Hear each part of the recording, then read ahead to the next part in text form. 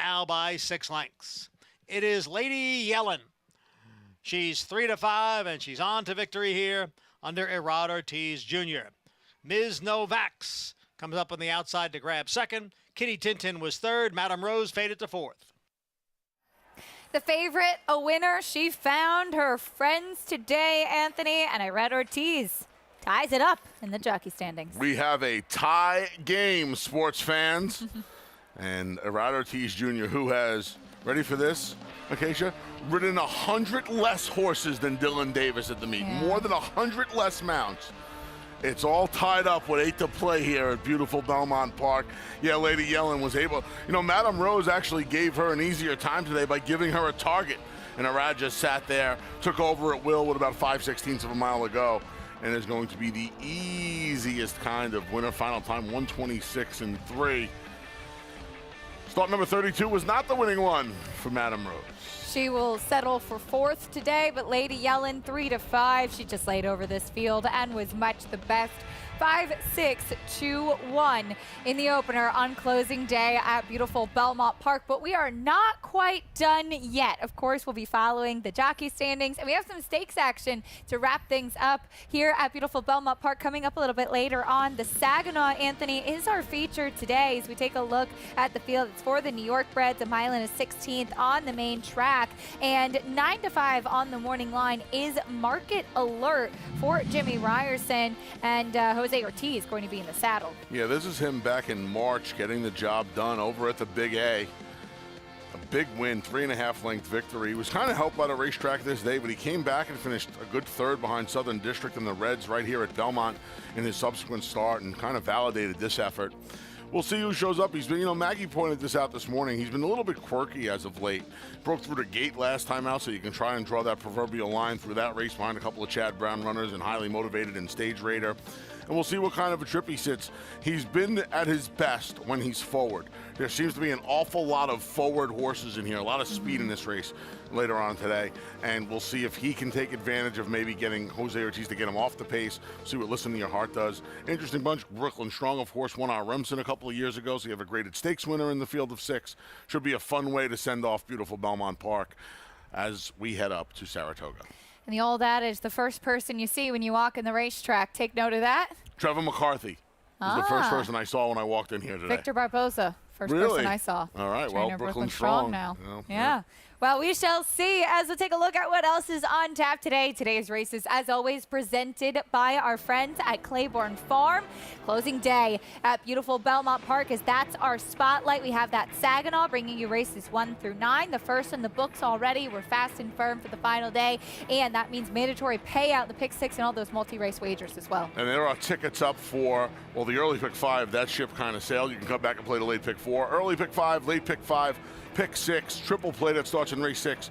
Tickets galore over at NYRABets.com from yours truly. Let's try and send Belmont off the right way, and let's try and load this NYRABets account up for opening day this Thursday at the Spa. And you could do so by signing up for an NYRABets account with a $200 deposit match bonus. Use promo code MATCH200 and earn up to a $200 deposit match after your first deposit.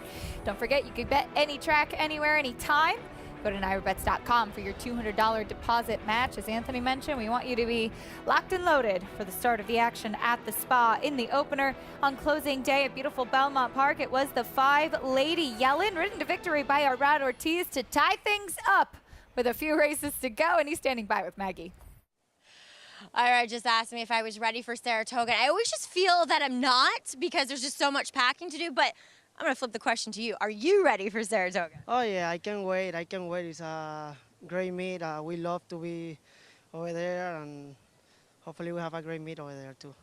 All right, has it been like nearly 10 years of riding up at Saratoga for you? I feel like I remember working a horse with you when you had the bug up there. Yeah, for Leah, maybe you used to work for Leah by that point. Got a good memory. It's been a long way. A lot of hard work and a lot of dedication. My agent did a great job. I got a big support from the owners and trainers, so I can be more happy than that. I mean, 10 years ago I was here trying to do my best of me, and thank God today I can't complain. I'm doing great, winning some races and enjoying, living my dream, honestly. And you're now tied for leading rider to pick up potentially your 19th NYRA meet title. A Saratoga one would be nice. But you mentioned your agent, Steve Rushing. He was obviously the longtime agent for Ramon Dominguez. Talk about your relationship with Steve. He's kind of a very quiet guy, but he definitely gets the job done. Honestly, he's great. He's a great person, humble guy. I cannot be in a better hands than Steve. Honestly, he got a great connection with the trainers. They, they, they respect him. He respect them as well, and he's great. He's great. I can't complain about him. He's been doing unbelievable job for me, honestly.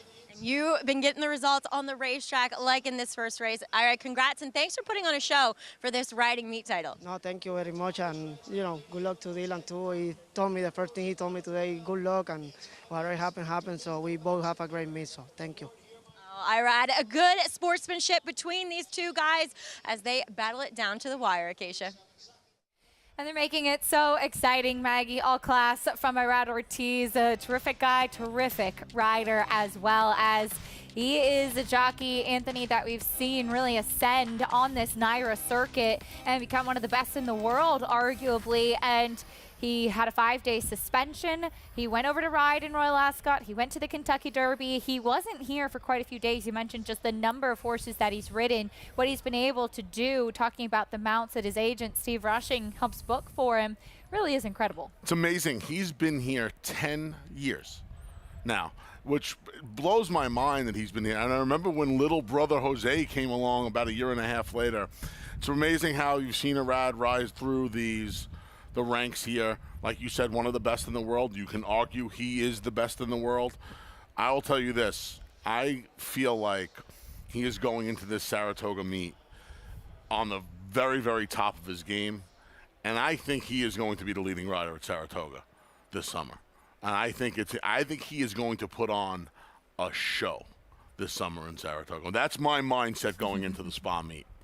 Well, he's going to have some stiff competition with that world-class jockey colony that we do have here in New York. But Irad Ortiz, Dylan Davis tied, moving into the final day of racing. Irad Ortiz won one of the big ones yesterday, McCulloch in the Belmont Oaks for Chad Brown. We'll recap her effort as well as Classic Causeway, making a lot of noise in his first start on turf in the Belmont Derby. More after this.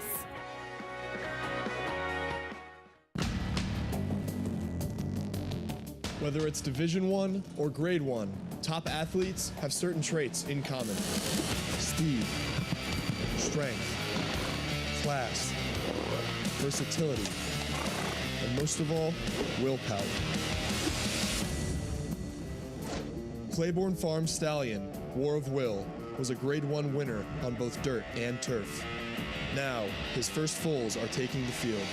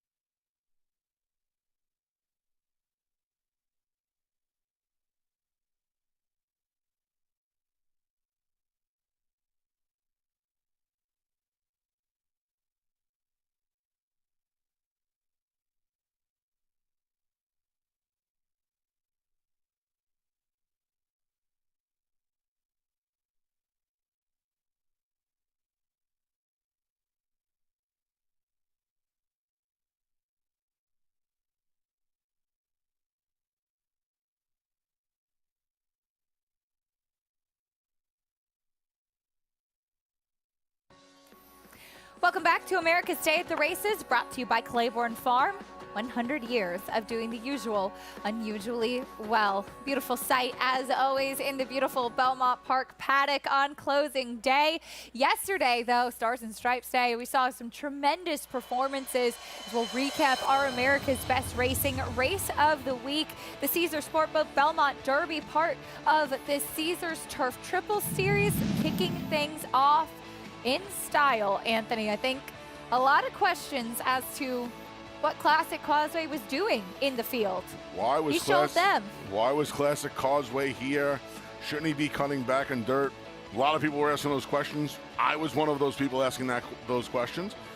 And Ken McPeak and Julian Leperoux had an emphatic answer. He had 550,000 reasons to be in the Belmont Derby. That's what he earned yesterday afternoon by taking him gate to wire. Emmanuel came out, and it made his job a little bit easier. Emmanuel would have been chasing him. He's just a faster horse. Julian Leperoux put him on the front end, and good things happen when you're aggressive. And he had an accordion. It looked like an accordion behind him, Acacia. But he was the one playing the sweetest music and was able to get to the wire about a length and a quarter ahead of those 5 you could have threw a blanket over in that place photo. What an effort. And 5 top-class horses that were running at him, too. Royal Patronage actually did put some pressure on him early on, but Classic Causeway in his turf debut, coming out of tries in the Kentucky Derby, 3rd in the Ohio Derby last time out. It was just his 2nd start for trainer Ken McPeak, and getting that big effort under Julian Leperoux. There is pedigree top and bottom for him to like the grass, and he did just that, and wiring the field using that speed, again taking a little pressure early on, but Julian Leperoux giving him a terrific ride. And you think back to a horse like Heart to Heart that Julian used to nurse along on the front end. And Maggie, you got a chance to catch up with Julian right after the race too, and what a performance, what a ride with Classic Causeway yesterday. Well, he didn't get to necessarily ride him, I'm sure, the way he wanted going back to Kentucky Derby. And, you know, a lot has been thrown at this horse that hasn't necessarily stuck or gone to his favor. But switching to the turf, being a son of the late, great Giants Causeway, whom is an excellent influence on the turf. He looked like a turf, or looks, I should say, like a turf horse. And 2, he was the clear speed. And so often when horses get to go further, especially on the turf, they can really extend their speed a bit more. And yes, I will say that this race came up a bit slower than the Oaks, as we'll get to that next, Acacia. But I do think Classic Causeway found a new home on the green stuff.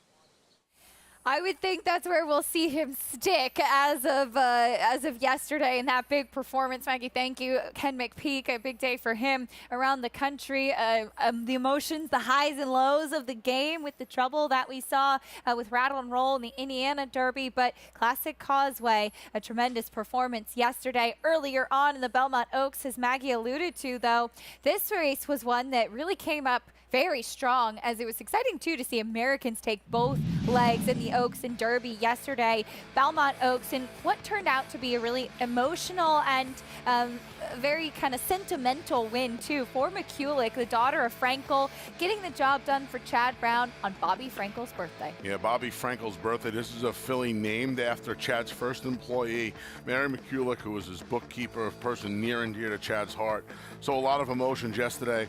She was a filly, Acacia, that looked like the added ground was going to be her friend as opposed to her foe. She'd come off the quirky turf course down at Churchill Downs, and she got the job done in a big way yesterday. This race was really over right around the 3/16 pole. She was starting to move, and you could tell she was taking big strides coming up to those horses on the front end, and she was going to get the job done yesterday. And Arad kind of takes a look at the tote board, sees that it's well in hand, and she gallops out strongly through the wire. A big effort for a filly who they've had high hopes from day one. And you see Chad Brown on the end of the shank, walking her into the winner's circle. McCulloch, a special horse from him, and into the winner's circle. He said, "I've got a good story for you." And Maggie, it was really special to see that emotion, see how meaningful McCulloch's win was, and she really took a big step forward yesterday too. And she secured a significant 4th win in the Belmont Oaks for trainer Chad Brown. And it did feel as though Chad certainly had a pretty heavy hand when it came to the abilities of his 3 fillies. But certainly McCulloch proving to be the best, getting away from the Churchill Downs turf course and getting the right kind of trip as well beneath Irad Ortiz, who was reunited with her from riding her as a 2-year-old. She gets back up to Saratoga. You would have to think next time out in the Saratoga Oaks, of course, that she's proven on already, and it looks as though she might have a big summer for Chad Brown. And as well, they ran 3rd with Consumer Spending, a filly that also has a lot of promise, and I think, you know, it only builds more intrigue and interest to the second leg of both of these respective Turf Triple Series.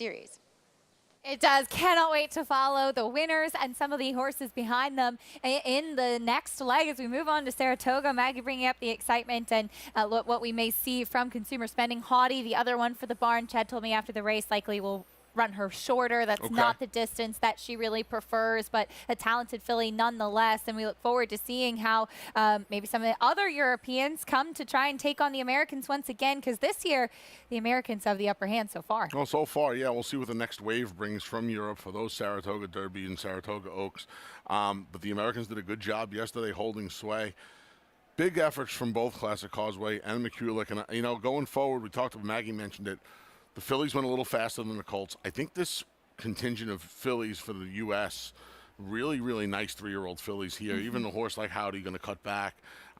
I think the fillies are going to have a tough time coming over from Europe, but maybe the colts can do a little more damage. Well, it was a tremendous day of racing from start to finish yesterday. Hope you enjoyed it nearly as much as we did. As we turn our attention back to the present, today we have race 2 coming up next at beautiful Belmont Park. Here's a look at the field going 7 furlongs on the turf. It's a $32,000 claiming race for 3-year-olds and upward. A couple of horses at 5-2 right now, including the number 2 Rue for trainer Christophe Lamont and Joel Rosario, as they have teamed up for quite a few wins together. The barn with 33 wins coming into today in the final day of the meet, second in the trainer standings, and of course a team that's had a lot of wins together.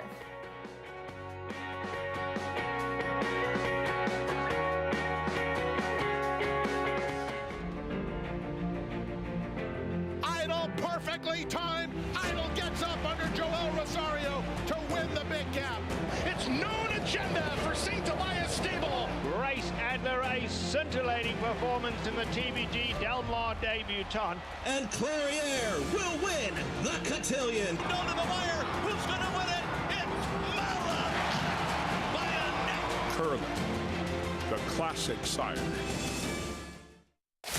Who you betting on?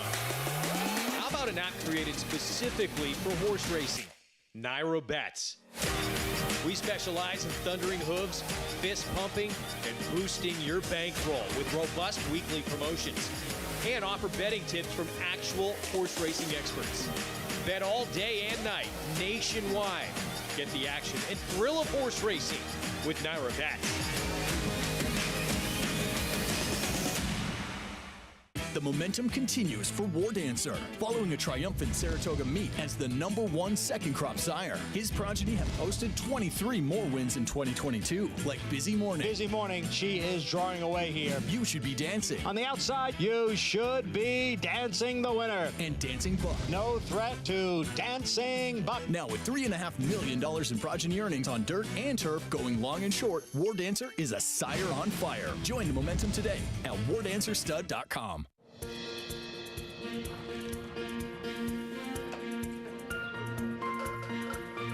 We take pride in what we do. I'm an assistant trainer. Carpenter. I'm a peace officer. I'm a jockey. I'm a gardener. I'm a groom. I love what I do. We are New York Racing. New York Racing helps support my small business. It's extremely important to the New York economy. This is like a big family. We are New York Horse Racing. America's Day at the Races continues on Naira Bets, on FS2, I should say. You could be watching on Naira Bets as well. Our program brought to you by Naira Bets. I was just so excited to tell you about the wagering platform? I know you are. Get started at NyraBets.com. If you haven't, what are you waiting for? I think you love the expert picks section the best, right? Yes. There's a certain someone. What's his name? The Big A. Taking a look at the horses in the paddock for race 2, 7/8 on the turf course. Rue, currently 5-2 right now, has been disappointing in his last couple of starts. He seems like such a tricky horse to ride, and hopefully with this drop in class, we'll get a chance to see him maybe relax a little bit better. Joel Rosario going to be aboard once again. You know, Acacia, I think there are 2 instances on the card today. One, I'm hoping I'm right in both instances. One positive, one negative. This is the positive for me. There are a few drop downs in this race. This was a tough handicapping puzzle. I'm looking forward to seeing what Maggie had to say. Rue, to me, getting back on firm ground is going to be key. His last 2 races here in the U.S. came on good and yielding ground. His first race here would absolutely crush these horses. Mm-hmm. And you're not going to get firmer ground than we have here at beautiful Belmont Park than you're going to get right now. So if this is not the elixir for his last 2 subpar efforts, and I mean they were subpar efforts, I don't know what is. Between the class relief and getting back to firm ground, today could be the now or never. I'll spare you the Elvis impersonation, but today could be very well be now or never for Rue. Did you see the Elvis movie yet? I have not. I heard the young it was man. Great. I heard he was fantastic. Yeah. I really want to go. Meanwhile, Rue, you brought up a good point. The first race was terrific, and this was a horse that I actually thought this year coming back in that June race, he's gotten a little bit more athletic, did have to face Yes and Yes, who was on fire, came back to win again with another 96 Buyer speed figure, awkward out of the gate, got a little headstrong. He just seems like a little bit of a tough horse to get settled, and you would think that a race off the bench would benefit him, not to mention the course surface. That's ordinarily how the barn works too. The barn's having such a great meet though. They've actually had horses fire at first asking off these pretty long layoffs. We'll meet the rest of the field, starting with the one not far now, Manny Franco up. Much like Rue, his race 3 back makes him a player in here, but the last 2 efforts, there's really not much of an excuse for him. He drops in for the 32 today. He is co-second choice at 3-1. Here's your tepid favorite, Rue.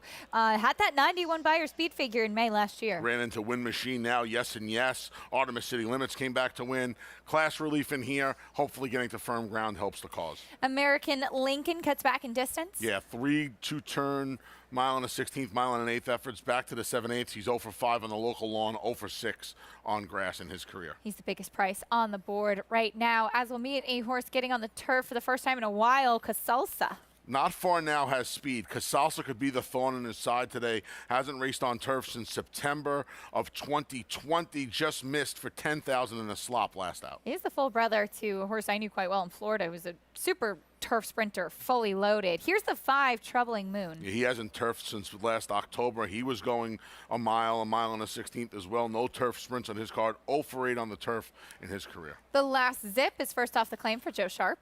Blinkers come off. He claims this horse. Joe does off his mentor, Mike Maker. This horse hasn't turf sprinted either. He has some backlash. He was 3rd in the Secretariat a few years back. He's a little interesting at a price in here. Hasn't raced since February, and you would think the main contender versus the favorite, Duress. Surprised this horse isn't taking some more money right now. He has a smidge of back class. He really hasn't found his good races, though, since the layoff last year from November of 20 to June of 21.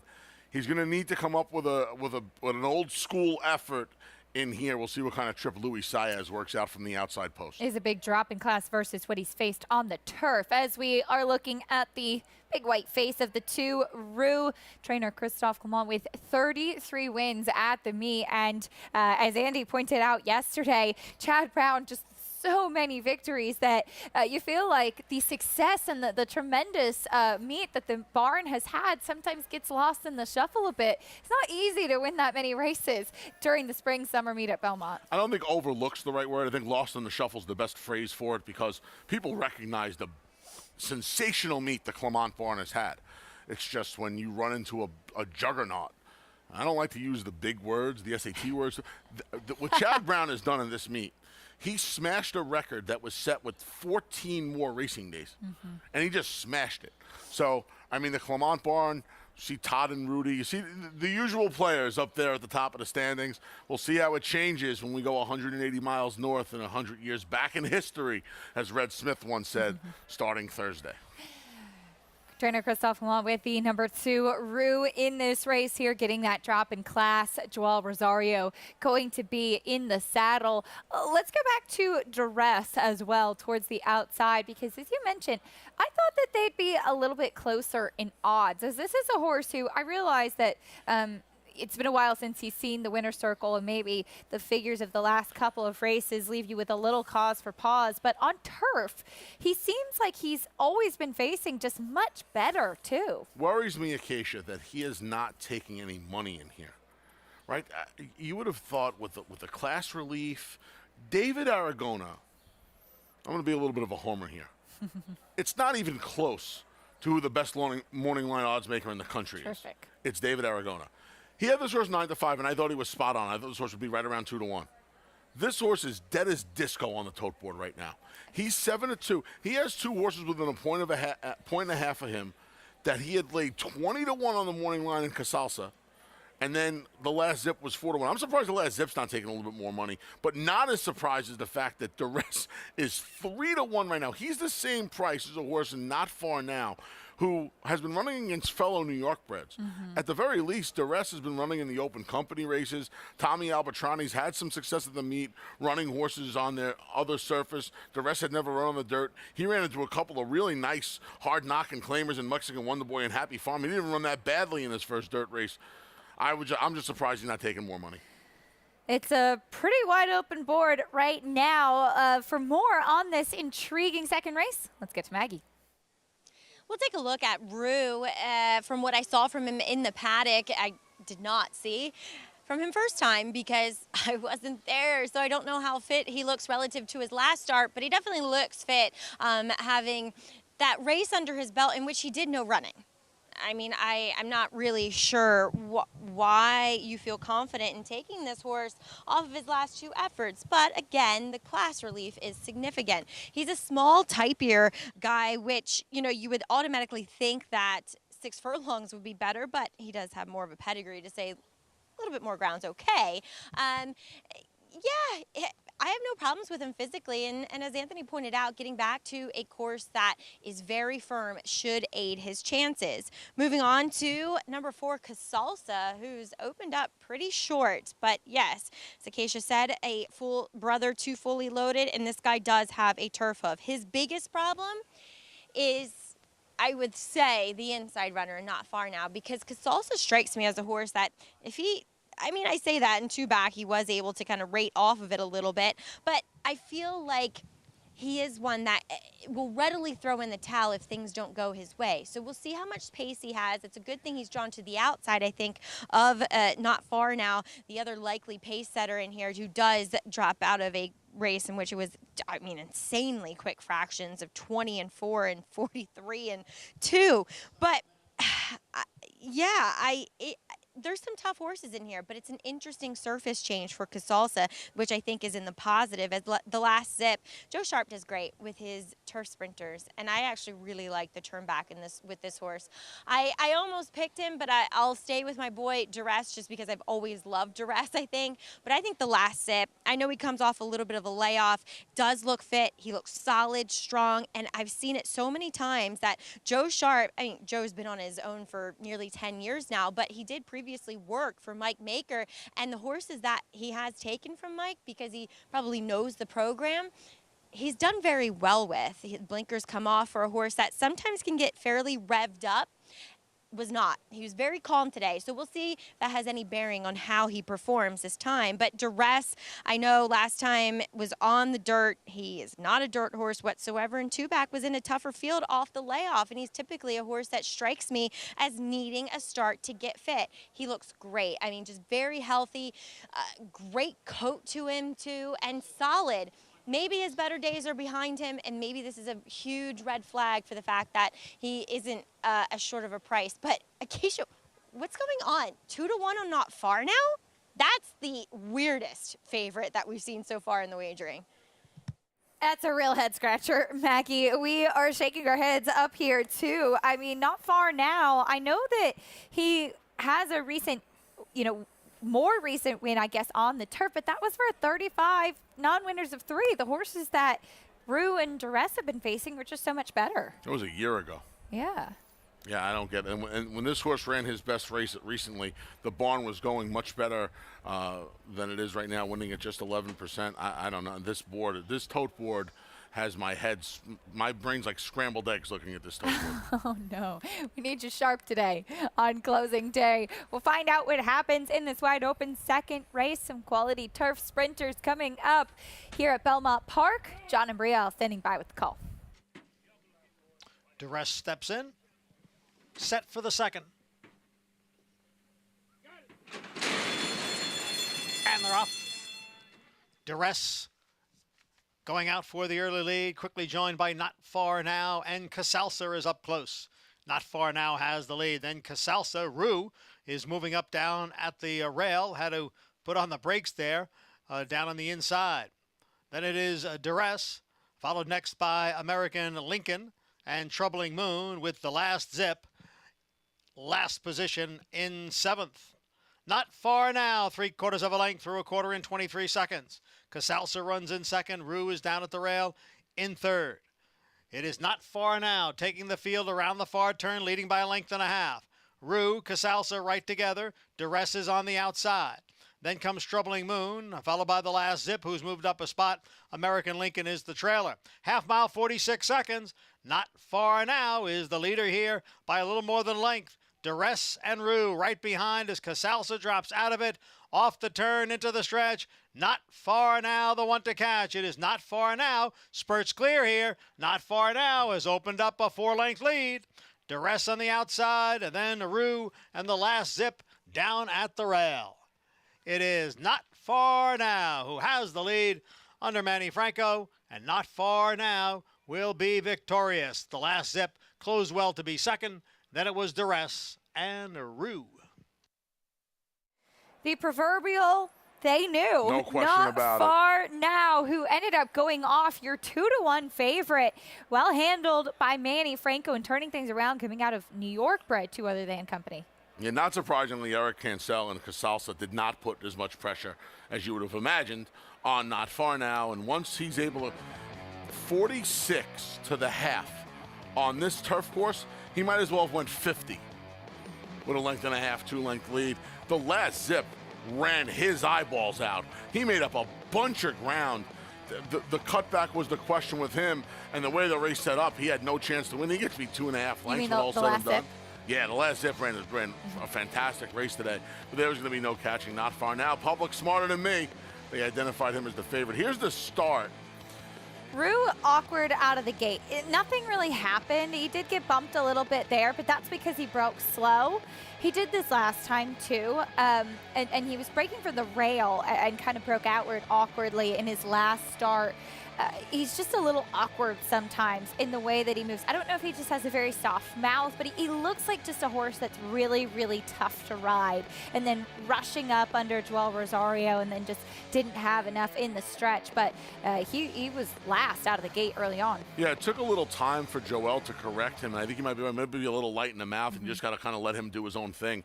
Looked like he resented it a little bit. But, yeah, Not Far Now. Manny Franco. Manny has had a great meet.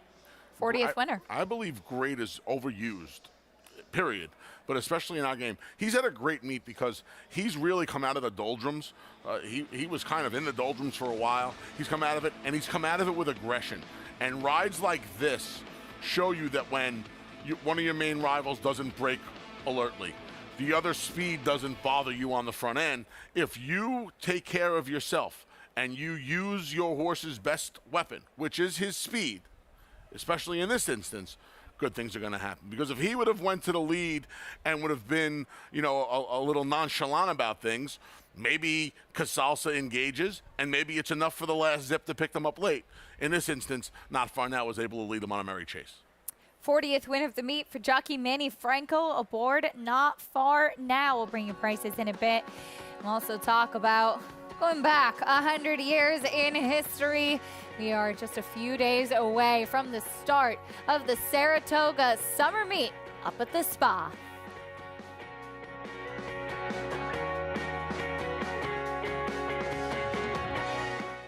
Introducing a stallion, as top class as they come. In 22 career starts, he won or placed in 12 graded stakes, competing in 15 grade ones, earning over $1.7 million.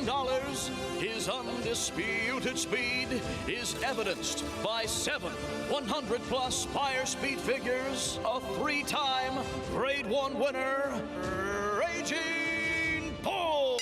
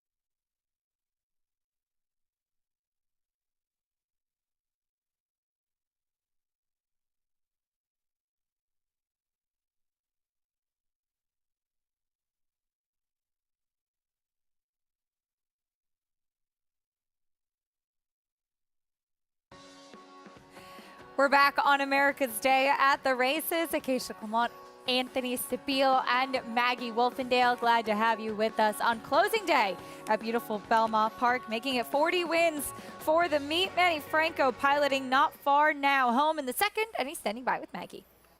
Yeah, Acacia, we've made so much of Rudy Ortiz and Dylan Davis fighting it out on the front end. Manny quietly stalking them in third right now. You really had an excellent meet here at Belmont. Yeah, I'm really blessed, and I want to say thanks to all the owners and the trainer for the opportunity that they've been giving me this meet, and during my career here in New York. I just blessed to be on the top 5 of the standing.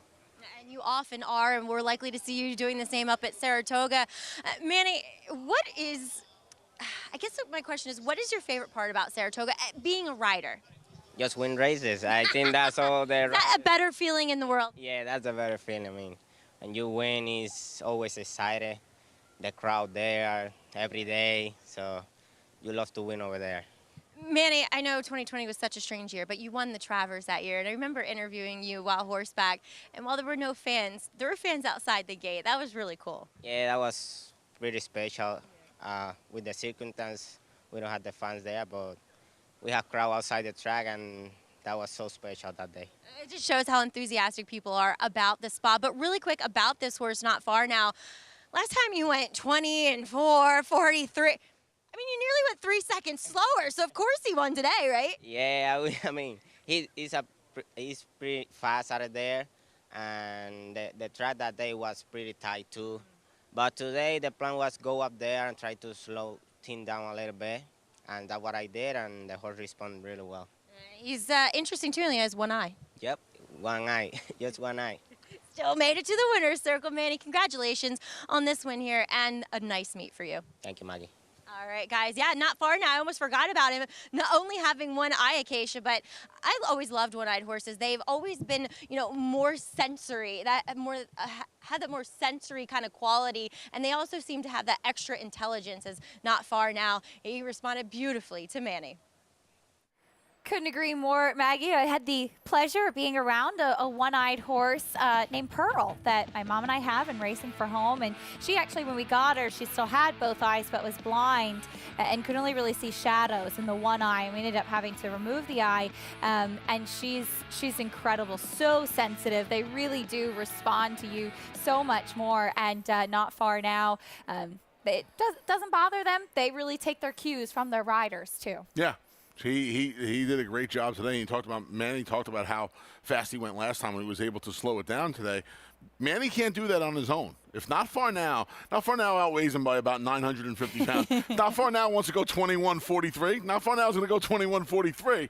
Manny and Not Far Now did a good job just nursing it along on the front end today and being able to just spurt away off the turn. Manny Franco with a terrific meet, and we'll look to continue that momentum going up to Saratoga, as well everybody else, as we take a look at the opening week stakes schedule. How excited does this make you? I'm ready. Well, I don't know what else I can say. Wednesday morning we get in the car, we get in Lil Kim, and we head north, and I just want a little bit more energy from you. I don't know. Listen. I talked about this with Maggie earlier. I'm a warrior, Acacia. I'm ready. I promise you I'm ready. I'm just trying to keep it all pent up so it just comes out on Thursday. Don't you get it? All right, sounds good. As we see the opening week stake schedule, of course, the first grade one of the meet will be that Diana on Saturday, but as traditionally is the opening day feature, the Schuylerville for the 2-year-old fillies. Taking a look at the field of 9 that will go postward. It'll be race number 9, and if you didn't see on social media or checking things out, the past performances are out for the first 2 days up at Saratoga as well. Summer Promise will break to the outside for the coach, D. Wayne Lucas. It'll be fun getting to see him back up in Saratoga, as this filly was really impressive on debut at Churchill. A perfect name for opening day at Saratoga. Summer Promise. And here she is getting the job done. She was drawn inside in her debut. She will flip-flop to the far outside post 9 in here. New rider in Louis Saez for the first time. And yeah, daughter of Uncle Mo was very impressive on debut, getting the job done at $8.40. Figure she'll be right around the same price. A nice wide open field of 9. Rail runner Jess Cindy, daughter of Justify, Triple Crown winner in 2018. She took a ton of money on her debut. She got the job done. Should be a fun opening day feature. As Wayne Lucas will look for his 7th win in the Schuylerville. Wow. Just remarkable, isn't it?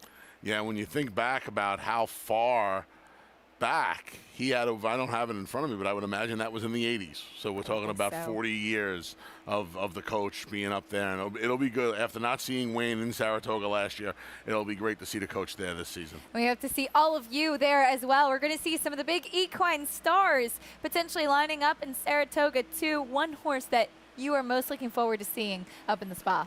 I'm looking forward to seeing Jack Christopher. He provides, I think, the most intrigue. Chad Brown has 3 really, really good 3-year-olds in Zandon, of course, Preakness winner early voting, and this guy, undefeated. I love how people talking about Flightline and Jackie's Warrior and Life is Good, all of the more impressive and the top one-turn horses, if you will, in the country, and they're willing to throw his name into that mix. They're willing to throw Jack Christopher's name as a 4-race 3-year-old into that mix. I don't disagree with it. I think, we say use great and sky's the limit. The sky's the limit. He's the one, though, that has the most intrigue, because we know that early voting can go long. We know Zandon can go long. We don't know how far Jack Christopher's going to go. I think he's the best of the trio up until a certain distance. Let's see if he proves that distance is not a limitation. If it does, you could be looking at not only the best 3-year-old in the country, but I think he's got the kind of talent where I think he is one of the, if not the best horse in training right now. And I know Flightline exists, and I know Life is Good exists, but in what he's done in 4 starts, it's pretty remarkable. We'll see. Maybe we see him lining up in the Travers. Maybe it's in a race like the H. Allen Jerkins. But one thing we know, we look forward to seeing Jack Christopher. Plans, it seems, would be Haskell as his next stop on the road to summer at Saratoga. Yesterday, we saw a big, exciting stretch battle in the Suburban as Dynamic won and First Captain threw it down. We'll recap that race after this on America's Day at the Races.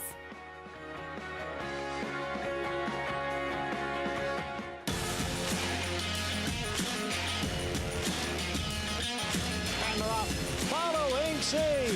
Pouring it on here in the stretch. Impressive to win the Grade 2 Vosburg. Following C. Smile Happy has kicked it into high gear, and Smile Happy with a powerful performance wins by 2.5. The Club champions Run Happy, standing at Claiborne Farm. The Jersey Shore's biggest race is the TVG.com Haskell Stakes, Saturday, July 23rd. Join us at Monmouth Park or watch and wager nationwide as the country's top 3-year-olds battle it out in the race where champions prove their greatness. Play our $400,000 guaranteed pick 4, $200,000 guaranteed pick 5. It's all TVG.com Haskell Day, Saturday, July 23rd, Monmouth Park Racetrack. Loose on the outside to take the lead. Audible by 3. Audible, no doubt about it. Audible on the inside, no confrontation at all. It's Audible to win the Holy Bull with style. Audible on the outside races to the lead. Audible wins by 2.5.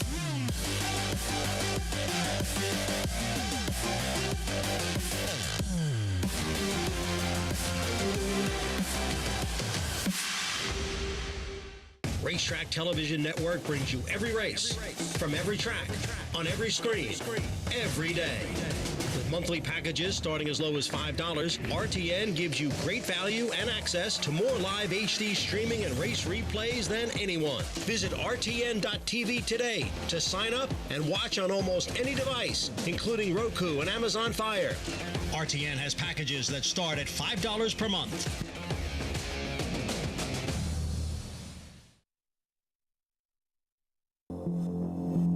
The centerpiece of the paddock is the Japanese white pine tree, which was present long before Belmont Park opened its doors in 1905. An image of the tree has been incorporated in the track's logo since the grandstand reopened in 1968. No one knows exactly how old the tree is, but according to historical documents, the white pine was planted around 1828. Located adjacent to the Secretariat statue, many of the tree's limbs are nearly 25 feet long. The white pine was actually supposed to be removed when Belmont was remodeled in the 1960s. The white pine serves as a source of shade and is a key component in the daily paddock ritual for fans, trainers, owners, and jockeys, just as it has for well over 100 years.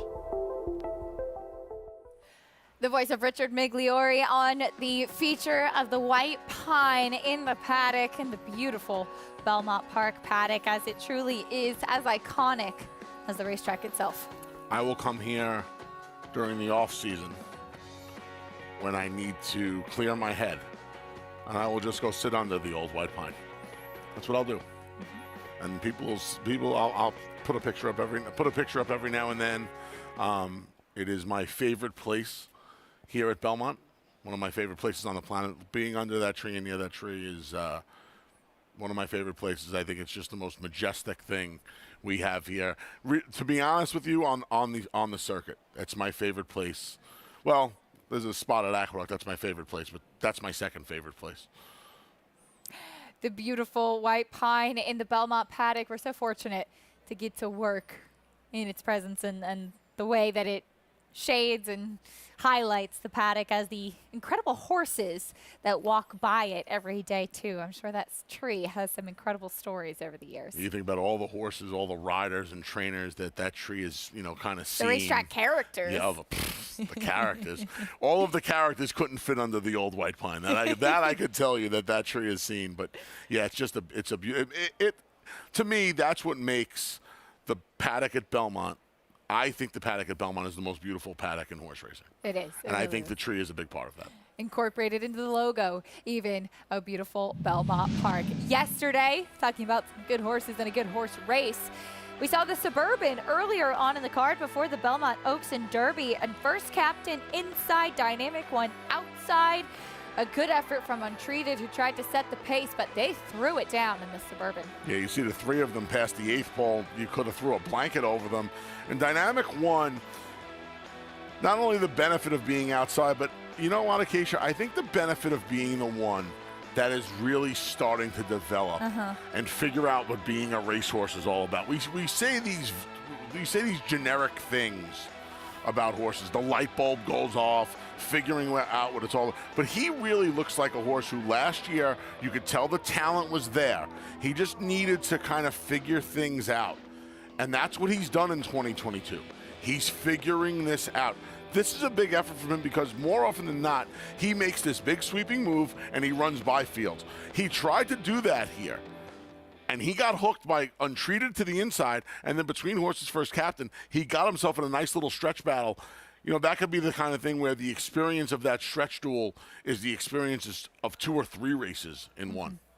And Maggie, we talked last week before the Suburban. Is this the year for Dynamic One? And with that effort yesterday, it seems like he's really taken that step forward we wanted to see.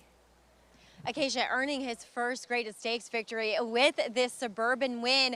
And also, I can't remember the last time I was this excited about the older male handicap division. Each time these horses have shown up on the racetrack together, we see, I mean, we saw a 98 from Dynamic One, but he's thrown his hat into the ring with all these triple-digit buyer speed figure running older horses that we've seen, including, you know, Frontline, Olympiad, Life is Good. I don't know if he's at their level yet, and he might be a horse that's truly that longer distance type, but this division is so deep this year that it's nice to see Todd Fletcher and the rest of the connections rewarded for having patience with this horse, as Todd has said that they kind of wanted to follow the same recipe that they used with Vino Rosso in letting him mature, letting time be his friend, and bring him along slowly. They're getting rewarded, guys. It's paying off, that for sure. Of course, Vino Rosso, Breeders' Cup Classic winner. And I loved what Maggie said, too, about the excitement for this older male division. Yeah. There are such good horses, both going the longer distances and more the one-turn horses. I mean, we really, I think, in the second half of the year are in for some big treats. I agree.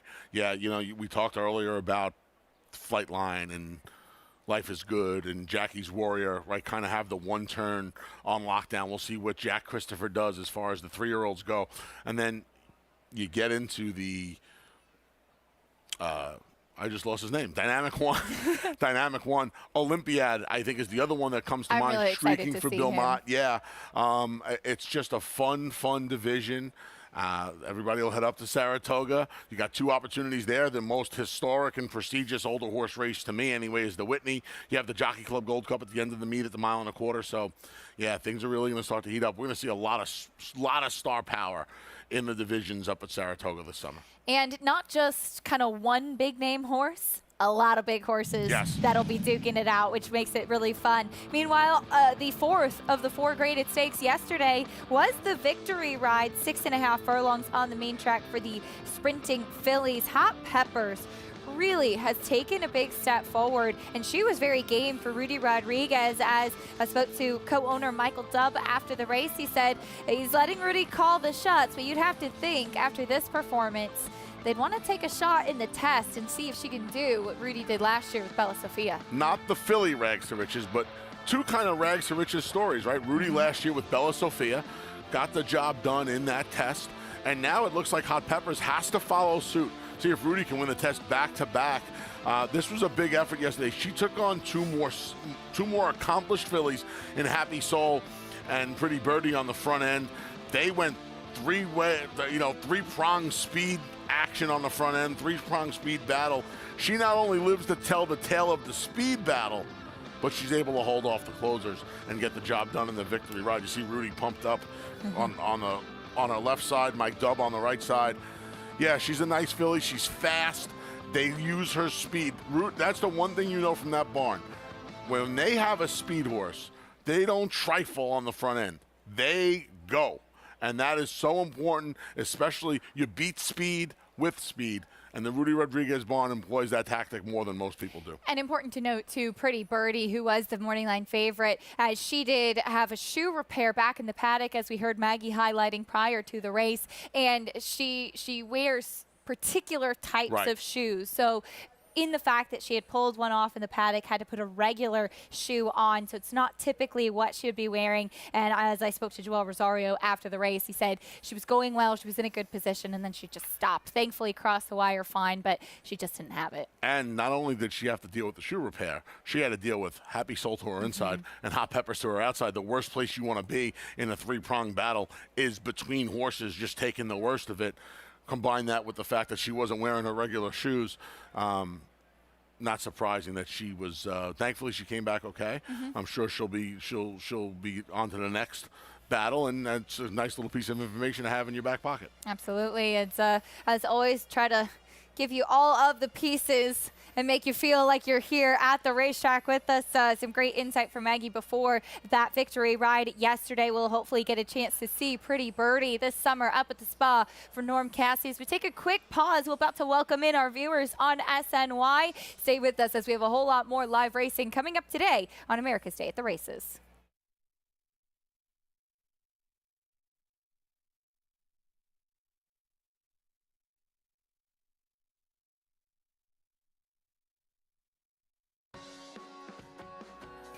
Welcome back to America's Day at the Races. If you're just tuning in on SNY, we're glad to have you with us. Acacia come on alongside Anthony Stabile, Maggie Wolfendale with us, as well as its closing day at beautiful Belmont Park. We are getting ready for race 3 here at Big Sandy. It's a New York bred maiden claiming for $25,000. We'll meet the field, Anthony, starting with Patrick the Great. Cuts back from the mile, drops all the way in, showed speed last time out. We'll see what Arad does. He tries to take the lead in the jockeys race. Arad Ortiz currently tied with Dylan Davis, both with 46 victories at the meet. Here's the 2, Barone Marquise. First time off the claim for Orlando Noda. First start in 2 months as well. Kept at the level he was purchased for last time out.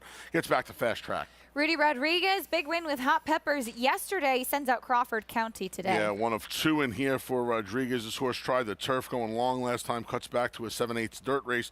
Was 3rd last 2 starts back in these conditions. Here's the 4, Uncle Water Flow. Javier Castellano aboard. He's made just 1 start on the fast track. It was back in March. He finished a good second, beating just 3.5 lengths. He has seen dirt and wet dirt and turf since. See if he can get the job done at a price. Here's Dennis. Dennis with 1 end, has not done much running in his first 2 starts. Maybe a second end would help his cause at 44-1. I don't know. Try anything. Here's the 6, Devil or Angel. What a great name. Second time Lasix. Good effort. Second off the layoff. Dave Donk is another one. He's had a tremendous spring summer meet here at beautiful Belmont Park. I like this name. Fair to Midland. Fair to Midland, great name as well. Mike Maselli, runner, showed some speed last time going the 7/8 in a very slow race early on. Fell apart late in the game. Going to need to improve dramatically. Here's the other one from the Rodriguez barn, the stronger of the 2, Eminency. Yeah, he drops down to the lowest level of his career. First time in a maiden claimer on the main track. He tried the turf last time to no avail. He's had an awful lot of chances. Could be now or never 2 for Eminency today. And big price to the outside. Here's first-time starter, Gentle Jack Frost. Yeah, Frost, son of Frost Giant, debuts as a gelding midway through his 3-year-old season. Work tab kind of slow. Barn not known for winning first time out. He's a big price. Here's what's still to come on today's program. We still have races 3 through 9 for you at beautiful Belmont Park. Fast and firm on closing day. Today's race is presented by Claiborne Farm. Stakes action is the Saginaw for the New York Breds. Mandatory payout in that pick 6 and all those multi-race wagers coming up a little bit later on. You could join Naira Bets today and play all of the action on our program, plus a whole lot more, while earning up to a $200 deposit match bonus. Sign up using promo code MATCH200 and earn up to a $200 deposit match after your first deposit. Bet any track, anywhere, anytime. Join now at NairaBets.com. Want you to have that Naira Bets account ready for this race coming up as we're taking a look at Jose Ortiz aboard the 6, Devil or Angel. Dave Donk, another one who had a very strong meet. Yes, this one dropped in for this level last time out. And you see Devil or Angel make up a considerable amount of ground.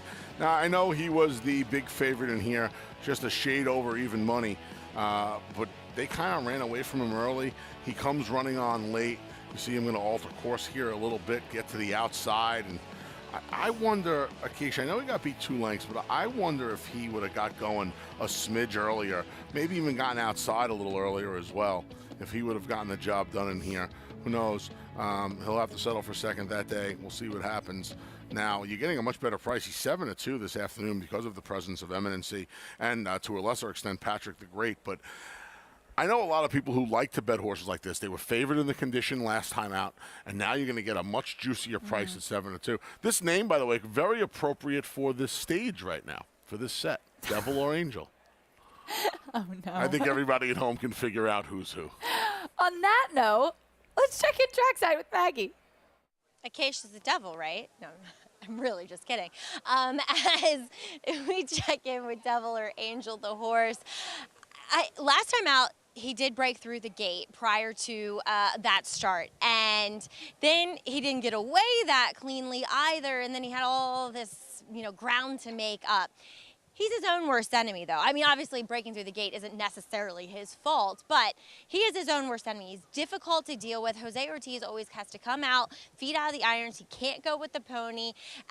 It's funny because actually my husband trained this one's half-brother, and you could not ask for 2 completely different horses, as, oh, my papa was big quarter horse looking individual, moved completely differently than Devil or Angel and acted differently too. And Devil or Angel is just that slighter frame that I always want to say turf with him, though his dirt races do make him competitive here.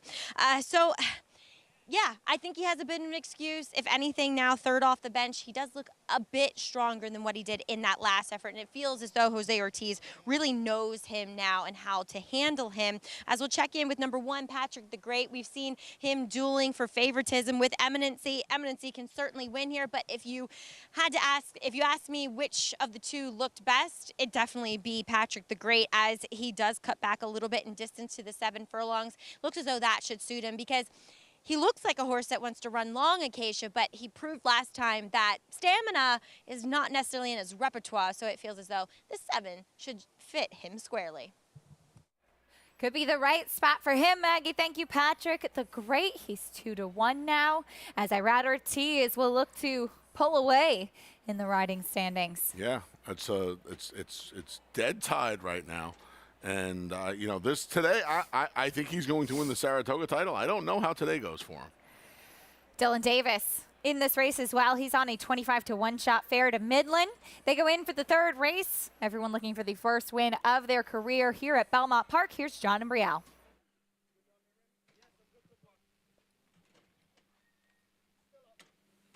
Waiting for Uncle Waterflow, Dennis, and Gentle Jack Frost. There goes Uncle Waterflow. And the final horse will be the first-time starter, Gentle Jack Frost. Getting ready for the 3rd here at Belmont on this closing day. And they're all in.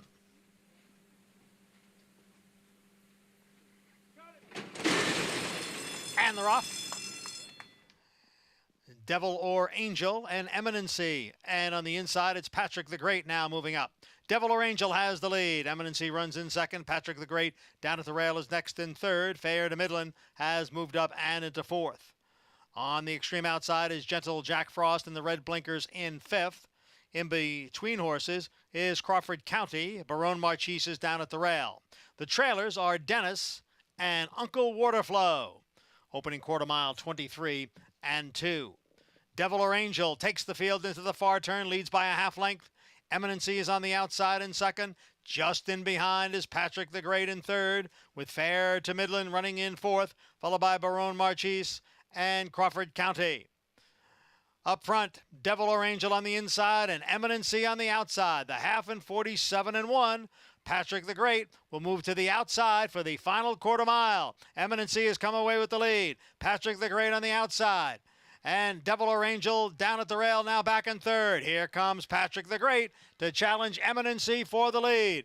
It's Patrick the Great and Eminency, and they are right together inside the 8th pole. Eminency on the inside, Patrick the Great all out on the outside. The two of them fight down to the finish. It is Eminency and Patrick the Great, and it's going to be a photo finish, and it's a photo finish too tight to call. Was it Eminency or was it Patrick the Great? That is a tight photo finish in the third race at Belmont Park between the one Patrick the Great on the outside and Eminency on the inside. Anthony, we talked about the strength of this riding colony, and when you see Irad Ortiz and Luis Saez dueling down to the wire, they put on a show. You want to talk about throwing it down? This is dead tight. This is literally a bob. I don't know where the wire is. I don't know where the wire. That could very well be a dead heat. I don't know who got the bob there. The camera's going to start to lean towards Patrick the Great. Now we went back to Eminency. Watching it on the simulcast feed, it looks like on the mirror. Oh, it's so tight. It's so close. It's really, this really close. This race did not deserve a loser. And there might not be one. There might not be one here. I think the knee jerk was Eminency held on. I thought Eminency held on, and then when you watch the slow-mo... Usually your first intuition on those kinds of things is right. I don't know if it is here. I don't either. I don't know if it is here. Right here, down... Where's that wire? I don't know where the wire is. It's the mirror, right? It's up. It's right Eminency. There. Eminency won it. Wow. Eminency, the number 8, able to hold on. As you can see, Irad Ortiz on Patrick the Great, looking up at the big board. He didn't even seem like he was sure of who got up in time. Patrick the Great got by Eminency. And Eminency, at the perfect moment, put his nose back on the money. And just, I mean, you're going to see this photo. This photo is, you want to talk about a matter of inches? This is a matter of inch. Because this is really, really close. And you just see, like you said, if you want to see how tough this colony is, these two guys are going to win 600 races between them this year. This is this is the bottom level of any race we will run here on the circuit. They rode this race like it was, and these are the same two guys who duked it out down to the line in that Suburban yesterday. They rode this race just as hard as they rode in the Suburban. Huge efforts from both riders and their mounts. Eminency able to just hold on. A heartbreaking defeat for Patrick the Great. Back in third was the 4 Uncle Walter Flow over the 6 Devil or Angel. Well, we talked about Todd Fletcher's dynamic one in yesterday's Suburban. He could have a big summer coming up as well. That Life is Good, amongst others, waiting in the wings. We'll talk more about it after this.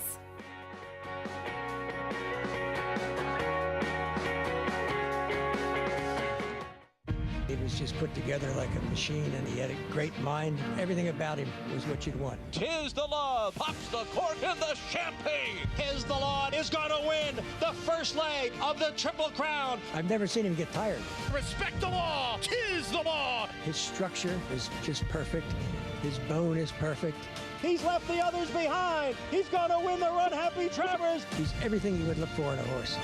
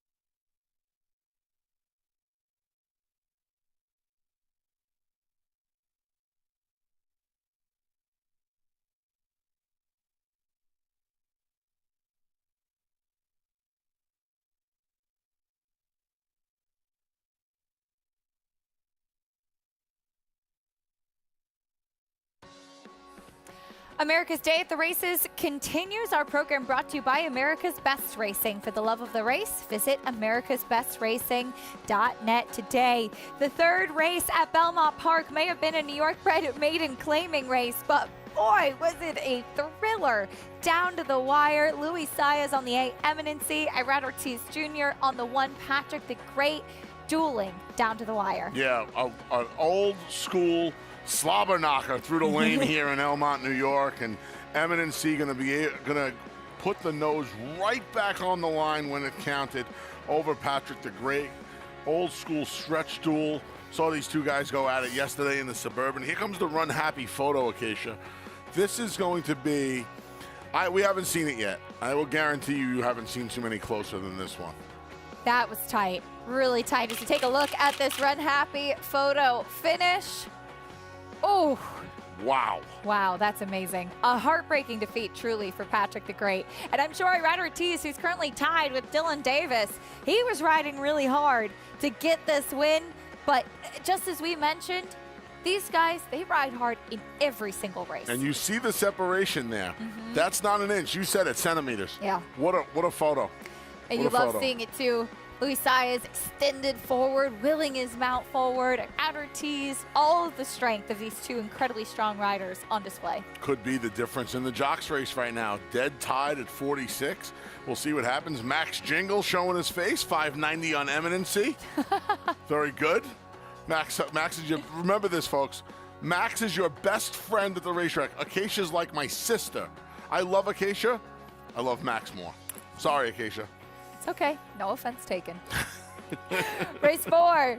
It's a maiden claiming for $40,000 on the inner turf, going a mile and a 16th. A good-sized field, a wide-open tote board, 3-1 on the 2. Media Sensation for trainer Tom Morley, as we will build off of that one in a bit. But trainer Todd Fletcher, as mentioned before the break, has had just an unbelievable run over the last couple of weeks here at beautiful Belmont Park, sweeping pretty much all of the stakes that we've had, including the iconic Belmont Stakes. For those close to trainer Todd Fletcher, however, and him becoming a first ballot Hall of Famer, it was never in doubt. We was at La Mesa Park in New Mexico, and he was 8 years old, and they had a horse sale there, yearling sale. Todd said, "Dad, this lady wants to give me a horse. Her husband bought this horse out of the sale for $800, and she's going to give it away." He said, "Dad, this is a nice little horse. He's correct. Can I have him?" We took him and we broke him, and the first time we ran him for $25,000 claiming. They claimed the horse. He won, and he had $36,000 in the bank. And I said, "That's a good start on your college education right there." I have never in my life been known except, "Oh, that's Todd Fletcher's mother." I have no identity. I'm just Todd Fletcher's mother. Todd Fletcher had the work ethic, he had the energy, he was articulate, and I guess I could say he's pretty handsome too. But the big thing was he was a damn good horseman. And Lucas must be proud of you people. I don't care how the relationship. He is. We all saw him here at Belmont, and you can see that he's sort of taking pride in the fact that most of the guys that have worked for him are doing pretty well. I used to say, "I'm going to have a name for you," you know, like all these big people have names, and, you know, Marvelous this, and this, Assessing, and this. I said, "You're El Duro." He said, "What does that mean?" I said, "El Duro is the person that is the tough one, the hardest one. The one that, like, if it's a group of people there and you point to them and say, that guy, he's El Duro." Obviously, he's a very unique guy. He's hands-on on everything. You try to go into the computer, believe me, it's not going to work. You know, Johnny and I were sort of coming along at the same time, so it just sort of evolved where Johnny was on the rise and our stable was growing. The shuttle, lights down. Uncle Mo, English Channel forward. Stay thirsty. Alice Malice. Quality road. Left bank, cross traffic. Lawyer Ron. Wait a while. And it's going to be a filly in the Belmont. To me, Rags to Riches was always the most exciting and funnest win that we've had. The Derby with Super Saver was almost like a relief. With Always Dreaming, we really felt like we had a huge chance, and it was extra special to win it with Johnny. After all these races that we had won together, he had won the Derby with somebody else, I had won the Derby with somebody else. It felt right. It felt really, really right. We've had a lot of starters in the Derby. I think we've had 59. But one thing I'm proud of is I think 29 of those have gone on to win stake races after the Kentucky Derbies. And it's a vintage performance by Vino. All the grade ones, the champion horses, the number of wins, the money earned, 14 training titles at Saratoga. And he's won 14 in 25 years. The Lucas organization instilled early on is it's a team effort. I've been fortunate to have staff that has been with me for a long time and a good portion of the 25 years that's taken to get to this point. Without them, you can't make it work. And I also appreciate that some of them who have worked for me have gone on to do very well on their own. So Wayne Lucas has a pretty impressive family tree. Our branch has done pretty well on its own also. The one thing I contribute to Todd's success is he's always known what he wanted to be, and Todd was a type that anything he set his mind to, he could do. The first text I sent to him was to Todd and Tracy, congratulating both of them, because it's an amazing team effort.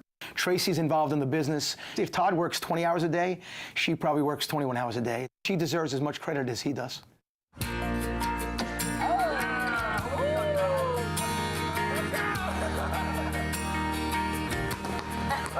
It's hard because it's a lot of time, a lot of effort, a lot of sacrifices. He always separates one with the other one. You know, his family's family and business is business. There's some games that I missed, and there's some parties that I missed, and there's some school events that I missed that, you know, I wish I could have back. But on the flip side of that, I think the one thing that we get in this industry is the family can also share in a lot of the stuff that's going on. So, you know, the kids were able to spend summers working at the barn, and they were able to come in for the Derby and go to the big races. You know, it's not too often that your kids can come to your job, come to your office, and then share some of the big moments as well. Hall of Fame trainer Todd Fletcher as we take a look at his Belmont Spring Stakes wins. That includes the biggest of them all, the Belmont Stakes with Mo Donegal. Just absolutely incredible what he's done. Yeah, that trophy that he's holding right there, that's the heaviest thing he's going to have carried around this meet at Belmont. And he goes to a place where you heard him, 14 training titles at Saratoga. We'll see if we do. You want a little known fact about Todd Fletcher? He is an absolute ball hog on the basketball court. When Todd was first coming up in the 90s, yes, we used to play a lot of pickup ball together. He is an absolute positive ball hog on the basketball court. Wow. You know, it's amazing when you get to know Todd Fletcher, too. He's incredibly intelligent, and he's got a very dry sense of humor. Yes. He's really, really funny and can catch you off guard sometimes. He can. Yeah. But he's still a ball hog. There's no hard feelings on this side of the table at all. Trainer Todd Fletcher, just incredible as we take a look at some of the horses pointing to the summer at the Spa. We saw Life is Good come back with his first race since trying the Dubai World Cup. Boy, did he look sensational when he just romped in the John A. Nehrude and was pointing now to stretching out his speed once again in this summer's Whitney. Yeah. It was an interesting spot for him to return. A good place to knock the Middle Eastern rust off, if you will. And man, he is just all kinds of horse flesh. He's already won at the 9 furlongs down in that Pegasus World Cup Invitational, and he's going to head up there for the most prestigious race for older horses in the country, really on dirt in the entire world. He'll have to meet the likes of Olympiad, but that'll be really fun to get to see too. Meanwhile, not only did Todd win the Belmont Stakes, sadly, Mo Donegal sidelined for 60 days with some bone bruisings. We likely will not see him in the Travers this summer. The filly that was second in the Belmont Stakes for Todd, Nest, pointing, you'd imagine, to a race like the Alabama this summer, and she made a huge account of herself facing the boys last time. The old handicapper comment, take some beating. If she moves forward off of her second place finish in the Test of the Champion, you'd have to imagine she's going to be ultra tough in the Alabama, which is essentially the filly version of the Run Happy Travers. And with Mo Donegal sidelined, it's a good thing Todd is another 3-year-old who has really stamped himself as a contender. Charge It absolutely dominated in the Grade 3 Dwyer with a 23-length score. It looks like he will likely train up to the Travers this summer, and a horse that ran in the Kentucky Derby off of little seasoning, but has really progressed out of that in a big way. Hashtag beast mode. That was some performance in the Dwyer. Yeah. I love the train up to the Travers off that effort. He's a son of Tappet. He shouldn't have a problem. He's not going to say he's not going to, but he shouldn't have a problem with the distance. And you could tell he's another one where the Kentucky Derby probably did him a world of good. It was lightly raced going into the Derby. He got roughed up a little bit, got a little bit of a lesson. Big effort in the Dwyer. I would imagine he's going to be on the top of his game for the Midsummer Derby. Back here today at Belmont Park, race 4 coming up next. The mile and a 16th on the inner turf. This maiden claiming event and a wide open board. Let's get a paddock report from Maggie. We'll check in with a horse trying the turf for the first time. That's number 1, Smart Joker, who was entered to run on the turf in his last start, which unfortunately was run off. And he's a horse that I've always kind of liked and thought that, you know, as he was progressively stretched out in distance, that he should appreciate it because he is a bit of a longer body type. And 2, he's fairly laid back, but he has a turf foot to him. There's some intention with wanting to run him on the turf and getting to do so here. Furthermore, while he showed speed going the mile and a 16th last time, he could not sustain that on the good, tiring racetrack. He comes back in with a 47-3 breeze over the training track, which is pretty darn good. So it feels as though John Kimmel is really tightening the screws on this horse. And as I mentioned, a lack of pedigree, though. If you go back a generation on the bottom side, the second dam, she ran a 103 Beyer sprinting on the turf once upon a time. So I think this horse is very interesting and could be the early leader here. We'll see if he's the leader late. As number 3, Left on Boylston, he turns back in distance after kind of having a hung to nowhere trip going the mile and 3/8. I like the turn back. You know, he ran fine in his first start with a really good trip over at Aqueduct, but I'm not in love with him, but it just feels as though, too, Michelle Nevin with her horses, they often need to race into fitness a bit, too, and he looks very, very fit this time around, and he's sharp, and he's lively for cutting back a bit and trip. Next, we'll check in with a first-time starter, Mr. Nobility, a son of Noble Mission out of Lynette Lady, who Christophe Clement trained, though could not get her to win a race. Now, the best sibling is Run for the Munnings, who is a very good dirt sprinter, though is half to a horse by the name Gray Seal, who went 2 for 19 on the turf while running shorter. This guy wants a distance, though. He's very long and rangy and just still kind of big lumbering type of animal. And he's appealing to look at, and he seems well conditioned heading into here. We'll see, though. He strikes me as one that is probably a little bit on the slower side. I don't think we'll see an abundance of speed coming out of the gate, but a lot of times with Christophe Clement, they're hitting their best speed late, Acacia. Maggie, thank you. Mr. Nobility, Trevor McCarthy going to be in the saddle. First-time starter for Christophe Clement, an intriguing prospect in this 4th race. When we come back on America's Day at the Races, we'll talk about the sequence, the $1 Pick 6 mandatory payout coming up next. A lot more live racing action to look forward to from beautiful Belmont Park. Stay with us as we are continuing on with our live racing and closing day. America's Day at the Races continues after this.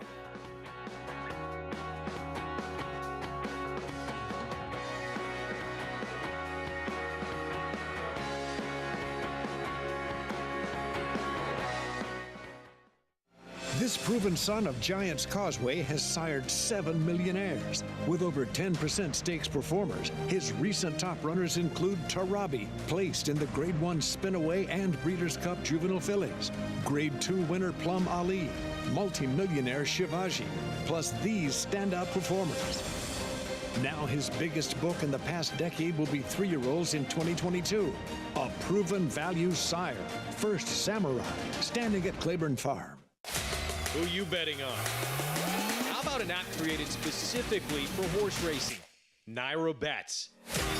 We specialize in thundering hooves, fist pumping, and boosting your bankroll with robust weekly promotions and offer betting tips from actual horse racing experts. Bet all day and night, nationwide. Get the action and thrill of horse racing with Naira Bets.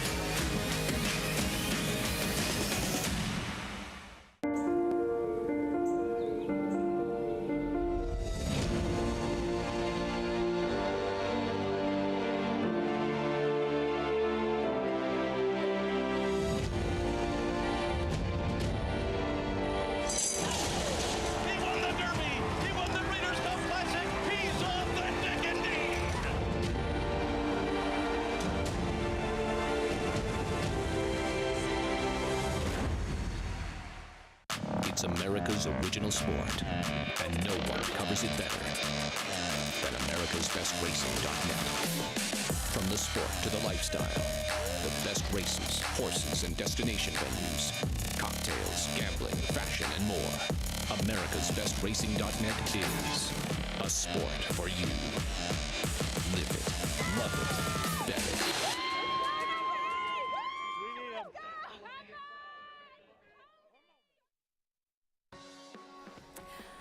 You're watching America's Day at the Races. Glad to have you with us. If you're just tuning in on Bally Sports Southern California, glad to have you with us. Acacia Clement alongside Anthony Stabile, Maggie Wolfendale with us as well as its closing day at beautiful Belmont Park, Anthony. And we are getting ready for the fourth race here at Big Sandy. We're on the turf here, though. The inner turf in this meeting claiming will meet the field, starting with first-time turfer Smart Joker. Yeah, the Practical Jokes have not really been doing too much damage on the turf so far. We'll see what this son of Practical Joke does. Bullet work for this for John Kimmel, whose barn is heating up. Here's the 2, one of the contenders, Media Sensation. Yeah, he got beat just 2 3/4 lengths from dropping into this level for the first time last night. Gets the rider change to Manny Franco. I would think the barn hopes there'll be a little more aggression from Manny with this one. Here's the 3 left on Bliston, who will drop back down to this level. Cuts back from 1 3/8 as well. Certainly looked like he just needed that last race. He's going to be ultra tough in here as one of the choices. Number 4, Splendid Summer, currently your favorite for trainer Todd Fletcher. First time at this level on turf. This I don't get. Taking all the money, Flavian Pratt winds up here. He did not do much running in either of his turf races. He did even less running in his dirt try last out. There goes my miracle, start number 18. Yeah, he's hit the board just 5 times in 17 tries, and last time he was on the turf, he was beat just 2 horses home in a sprint. Here's a phrase that many horse players have probably said before. Question my sanity. I do it every single day. Tries the turf for the first time. He was ringed off the grass last time out. He has been beaten a long way, double digits on all 4 of his starts on the main track. He's the biggest price on the board right now. We go to the number 7, Dylan Davis, aboard Lefty's War. Third start off a 9+ month layoff. He runs at the same level he tried last time out, where he was beaten by the one and only Bailout. Bailout, who finally was able to break his maiden. On the left side of your screen is the 7, Lefty's War. He's coming eventually. We're still on the 6. We'll try. We'll get there momentarily. Dylan Davis, though, will be on the 7, Lefty's War. He's currently tied with Irad Ortiz in the jockey standings. There he is, Lefty's War going by. Dylan gets a free chance here. Acacia has Irad Ortiz Jr. sitting this one out. He does not have a mount in here.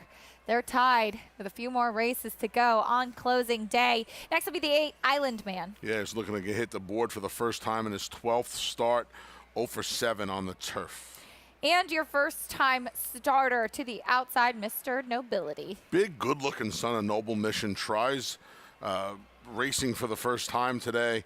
Solid, not spectacular work tab up at Saratoga. He's my pick in here. More of a default pick, if I'm being completely honest. Didn't like the horses with experience? I did not. I shouldn't say I didn't like them. I didn't prefer them. I will say this. I really didn't prefer Splendid Summer. So at 2 to 1, you can have that at your Naira Bets account, over 123,000 in the pick 6. It starts here. I have a ticket up at Naira Bets. I used the 2, 3, and 9 to kick things off. Well, welcome in for the first time today, Jonathan Kinchin with us. JK, as Anthony just mentioned, the pick 6 starting here. What are you looking at in the sequence? What are the keys, so to speak, for this mandatory payout day? Well, I just want to point out the key to the pick six in New York always, it's always a mandatory payout, which we kind of like. Obviously there's no, if there's a carryover, that happens, but you don't have those jackpot rules. So even though there is a mandatory today, every day is a mandatory basically at NYRA. I like the 7 Zayn Larab in race 6. Horse ran extremely fast last time after getting onto the turf for the first time. And there's been a couple of horses in that race that have come back to run faster numbers, which makes me feel comfortable that that speed figure earned was actually that fast. In the 7th race, the 8 Classic Colors, getting to go that mile in 3/8 for the first time. But looking at the past performances, this feels like one of those types of horses that will appreciate a little bit of added ground. I like the 8 Classic Colors. If it's not him, I think it's probably the other Christophe Clement trained horse. And then in race 8, the 4, Listen to Your Heart. Another key, I think, to this pick 6 sequence. Ran extremely fast last time. And then Prince of Pharaohs, who exits that May 14 race, came back and ran fast as well. So to me, that speed figure is real. I like the 4, Listen to Your Heart, in race 8. A fun little sequence to get us kicked off, pad that bankroll, because we all know the next 8 weeks can be a little bit difficult, but a whole lot of fun. Amen to that. As JK, his son Austin, they were checking out the grounds at Saratoga this morning as well. I saw that. Austin hustled me in some billiards last year in Saratoga. Did he? He did. He did. Again, no hard feelings. Not the first time, won't be the last.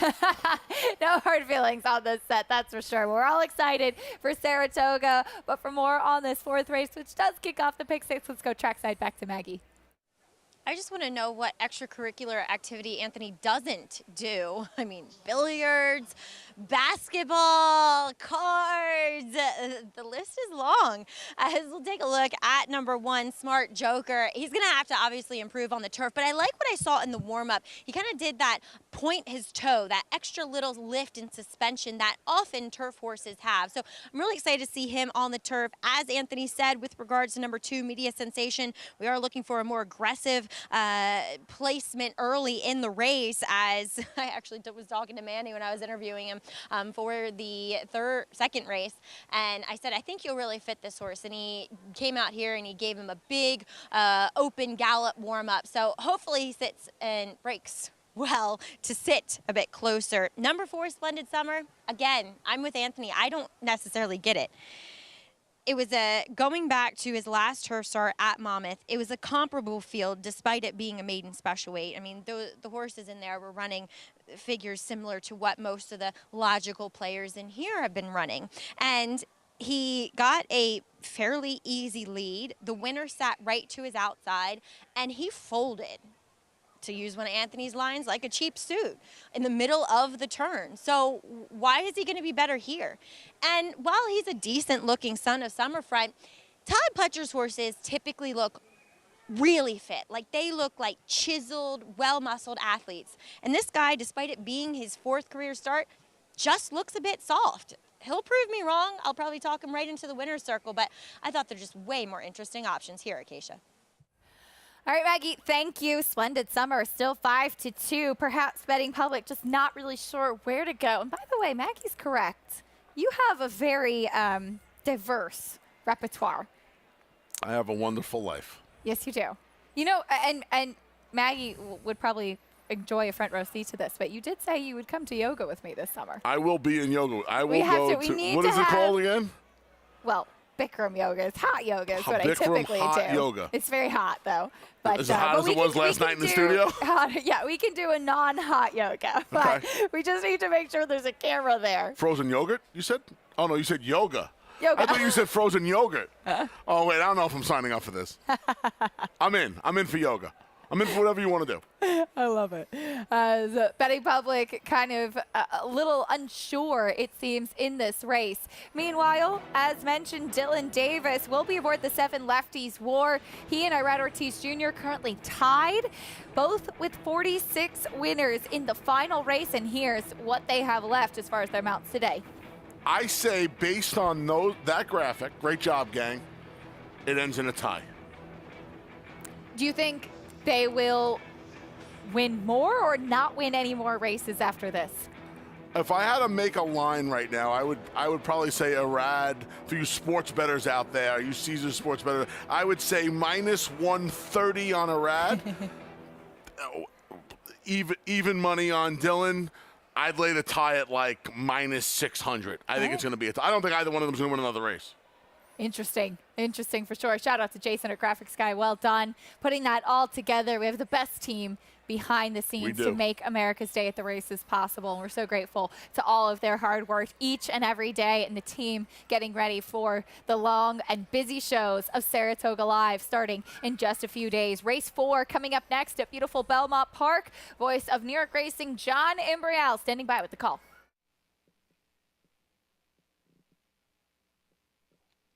And a few more still to load for the 4th race as we start this mandatory payout, pick 6. Splendid Summer has moved in. And we'll be waiting on the outside 3. Lefties War, Island Man, and first-time starter, Mr. Nobility.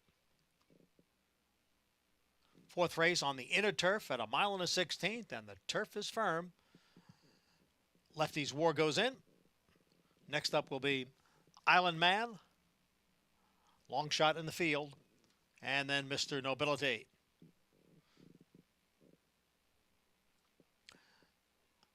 Now there's one out. Mr. Nobility to complete the field. The rider's off. Number 3 left on Boylston. Kendrick Carmouche now back on. Mr. Nobility, a little hesitant to go into the gate.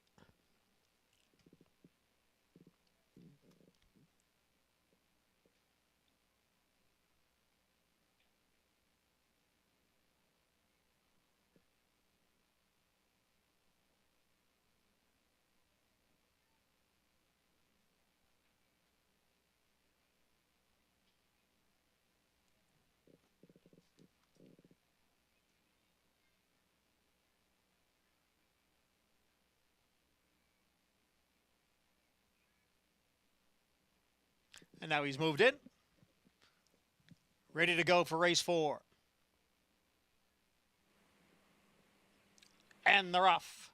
And it was a slow start for number 9, Mr. Nobility.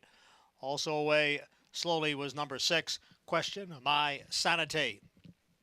From the inside post, Smart Joker is the early lead with There Goes My Miracle racing in 2nd. And moving up on the outside is Island Man from 3rd.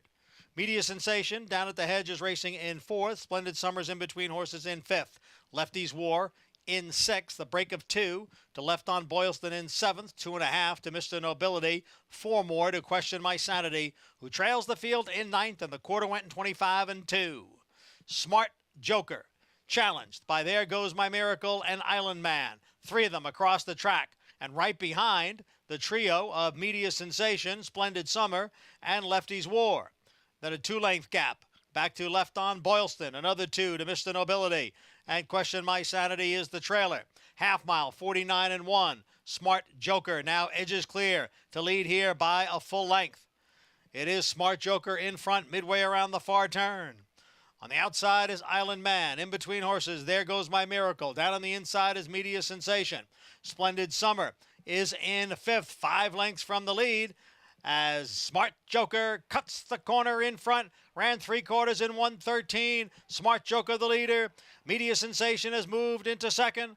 Splendid Summer is now on the outside in 3rd, left on Boylston, down at the fence, and then Mr. Nobility. Here's Media Sensation. Here is Splendid Summer. Media Sensation and Splendid Summer. Splendid Summer grabs the lead, and it is graduation day on closing day for Splendid Summer. Splendid Summer beaten by a long way, and all 3 of his starts so far finds the right place to get the win today. Best hops a drop, Acacia. This horse had never run for a tag on the turf. Didn't handle the main track last time. He got a good ride here from Flavien Prat, who saved a little ground with him and was able to take advantage. Pace was not that fast, but it was contentious. They were 3 across the track through that 49 and change half mile, and he's able to come pick up the pieces. Media Sensation and Manny Franco, he did a good job getting first jump, just couldn't hold off the class dropper. Splendid Summer and Flavian Pratt get the win for trainer Todd Fletcher, homebred for Waterford Stables. This colt, first time running in the maiden claiming ranks on the turf, as you do see the two media sensation who ended up overtaking Smart Joker first, and it was Flavian Pratt kind of making that final big run. Yeah, you saw media sensation. Once he made the lead on Small Joke, he kind of lugged in just a little bit. I don't think it mattered here. He gets to be 3/4 of a length because he didn't lose that much momentum when that happened, but a better trip for Splendid Summer, who gets the job done as the co-favorite at 5-2. 4-2, 3-1 in the fourth at beautiful Belmont Park. It's the first win of his career. Does Splendid Summer bring you prices, reactions, and preview what else is still to come? Hope that you're alive after the first leg of that pick six. The co-favorite, the winner. More after this on America's Day at the Races.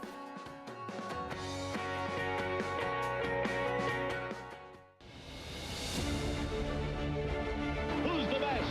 Who's top horse? Football gods, the most valuable trophy in American sports. The dream lives within all of us. When fueled by passion, patience, and perseverance, a spark of greatness.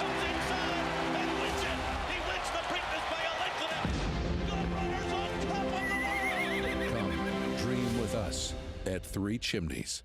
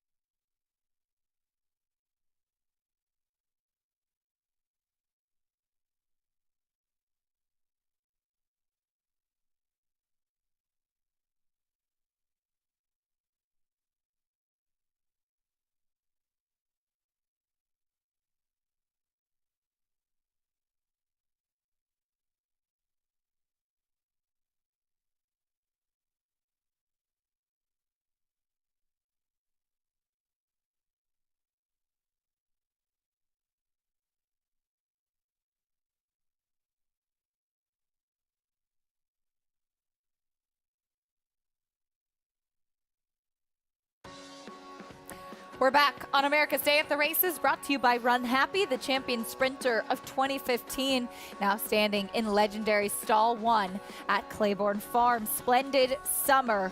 It's been a splendid summer indeed so far for trainer Todd Fletcher, as this colt gets the win, the first win of his career under Flavian Pratt. Did go off as your co-favorite, returned 770. Both horses in the top two finishers 5-2, as Flavian is standing by with Maggie. Timing it perfectly, Flavian, aboard this horse today for Todd Fletcher. One that the betting public had right. I didn't necessarily like, but that's okay. We saw him on the lead in his last turf race. Was it kind of by design to take him back and make that one run today? Not really. I was hoping to be close to the pace. He broke just okay. So I was not on the lead, but I was close to the pace, which was good. And he kicked home well.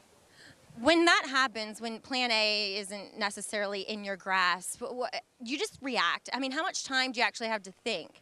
Well, you just go to plan B and hoping it's a good one.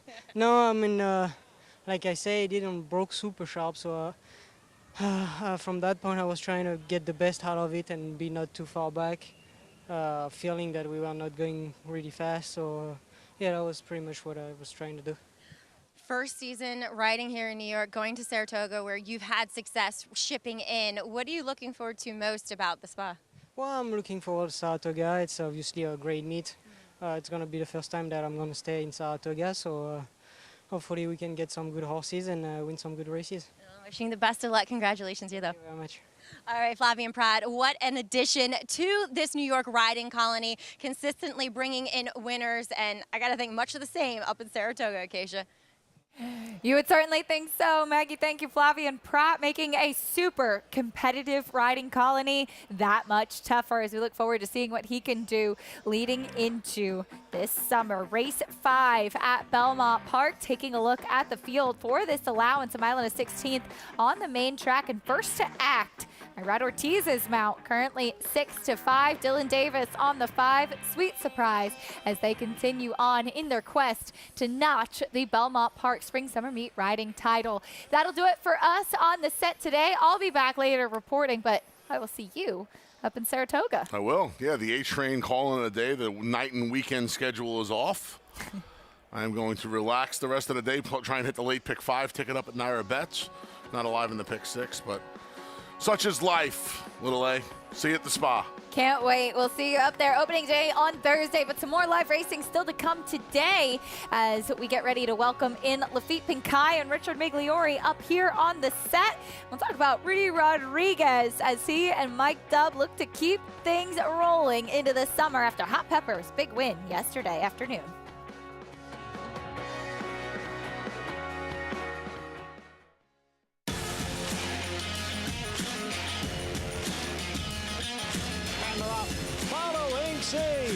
Pouring it on here in the stretch. Impressive to win the Grade 2 Vosburg.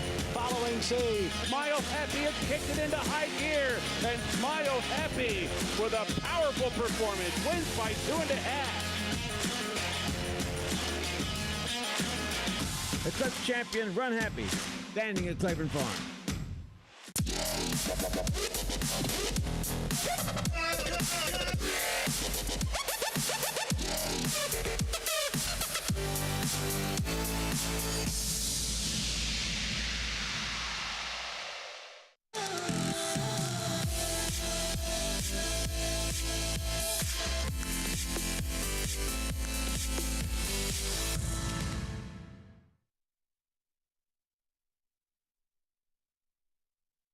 Spun to Run. In the Breeders' Cup Dirt Mile, he defeated a loaded field that included multiple Grade 1 winners Omaha Beach and Improbable. His brilliant speed figures were among the fastest of any 3-year-old at a mile or more. And he hails from the legendary Danzig sire line. Multiple graded stakes winner, millionaire, Breeders' Cup champion, Spun to Run, standing at Gainesway. Racetrack Television Network brings you every race, from every track, on every screen, every day. With monthly packages starting as low as $5, RTN gives you great value and access to more live HD streaming and race replays than anyone. Visit RTN.tv today to sign up and watch on almost any device, including Roku and Amazon Fire. RTN has packages that start at $5 per month.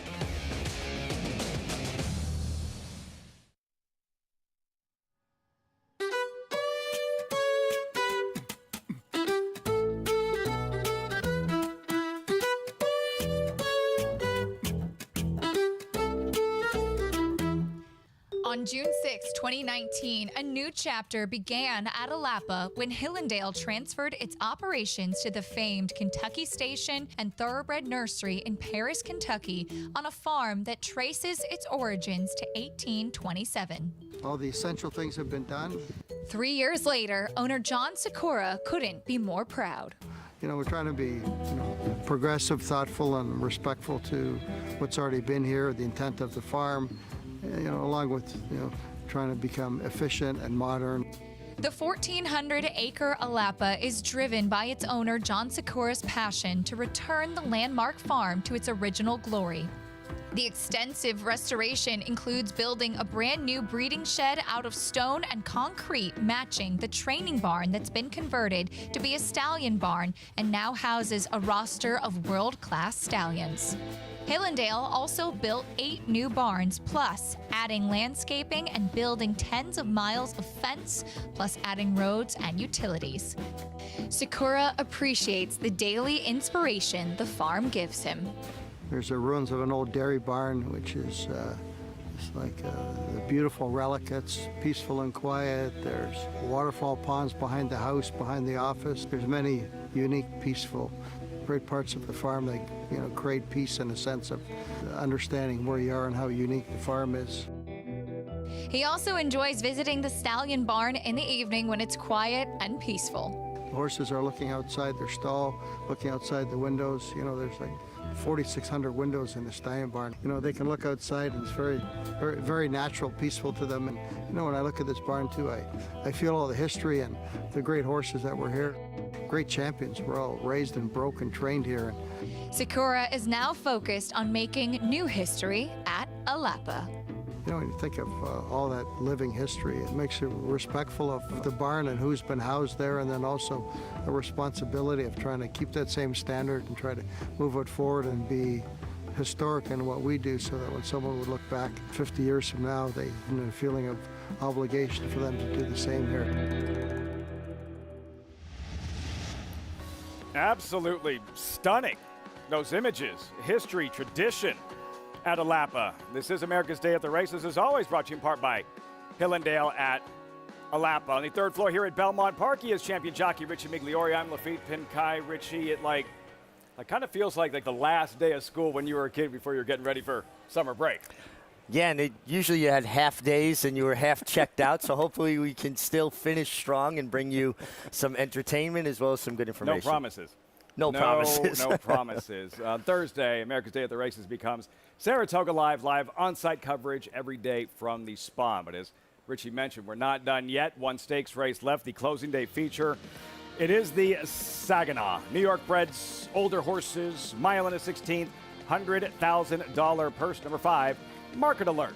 9 to 5 morning line favorite. Now he's lost 2 straight here, so let's revisit his last win, Richie, at 21 to 1. This 3.5 length stroll last March at Aqueduct.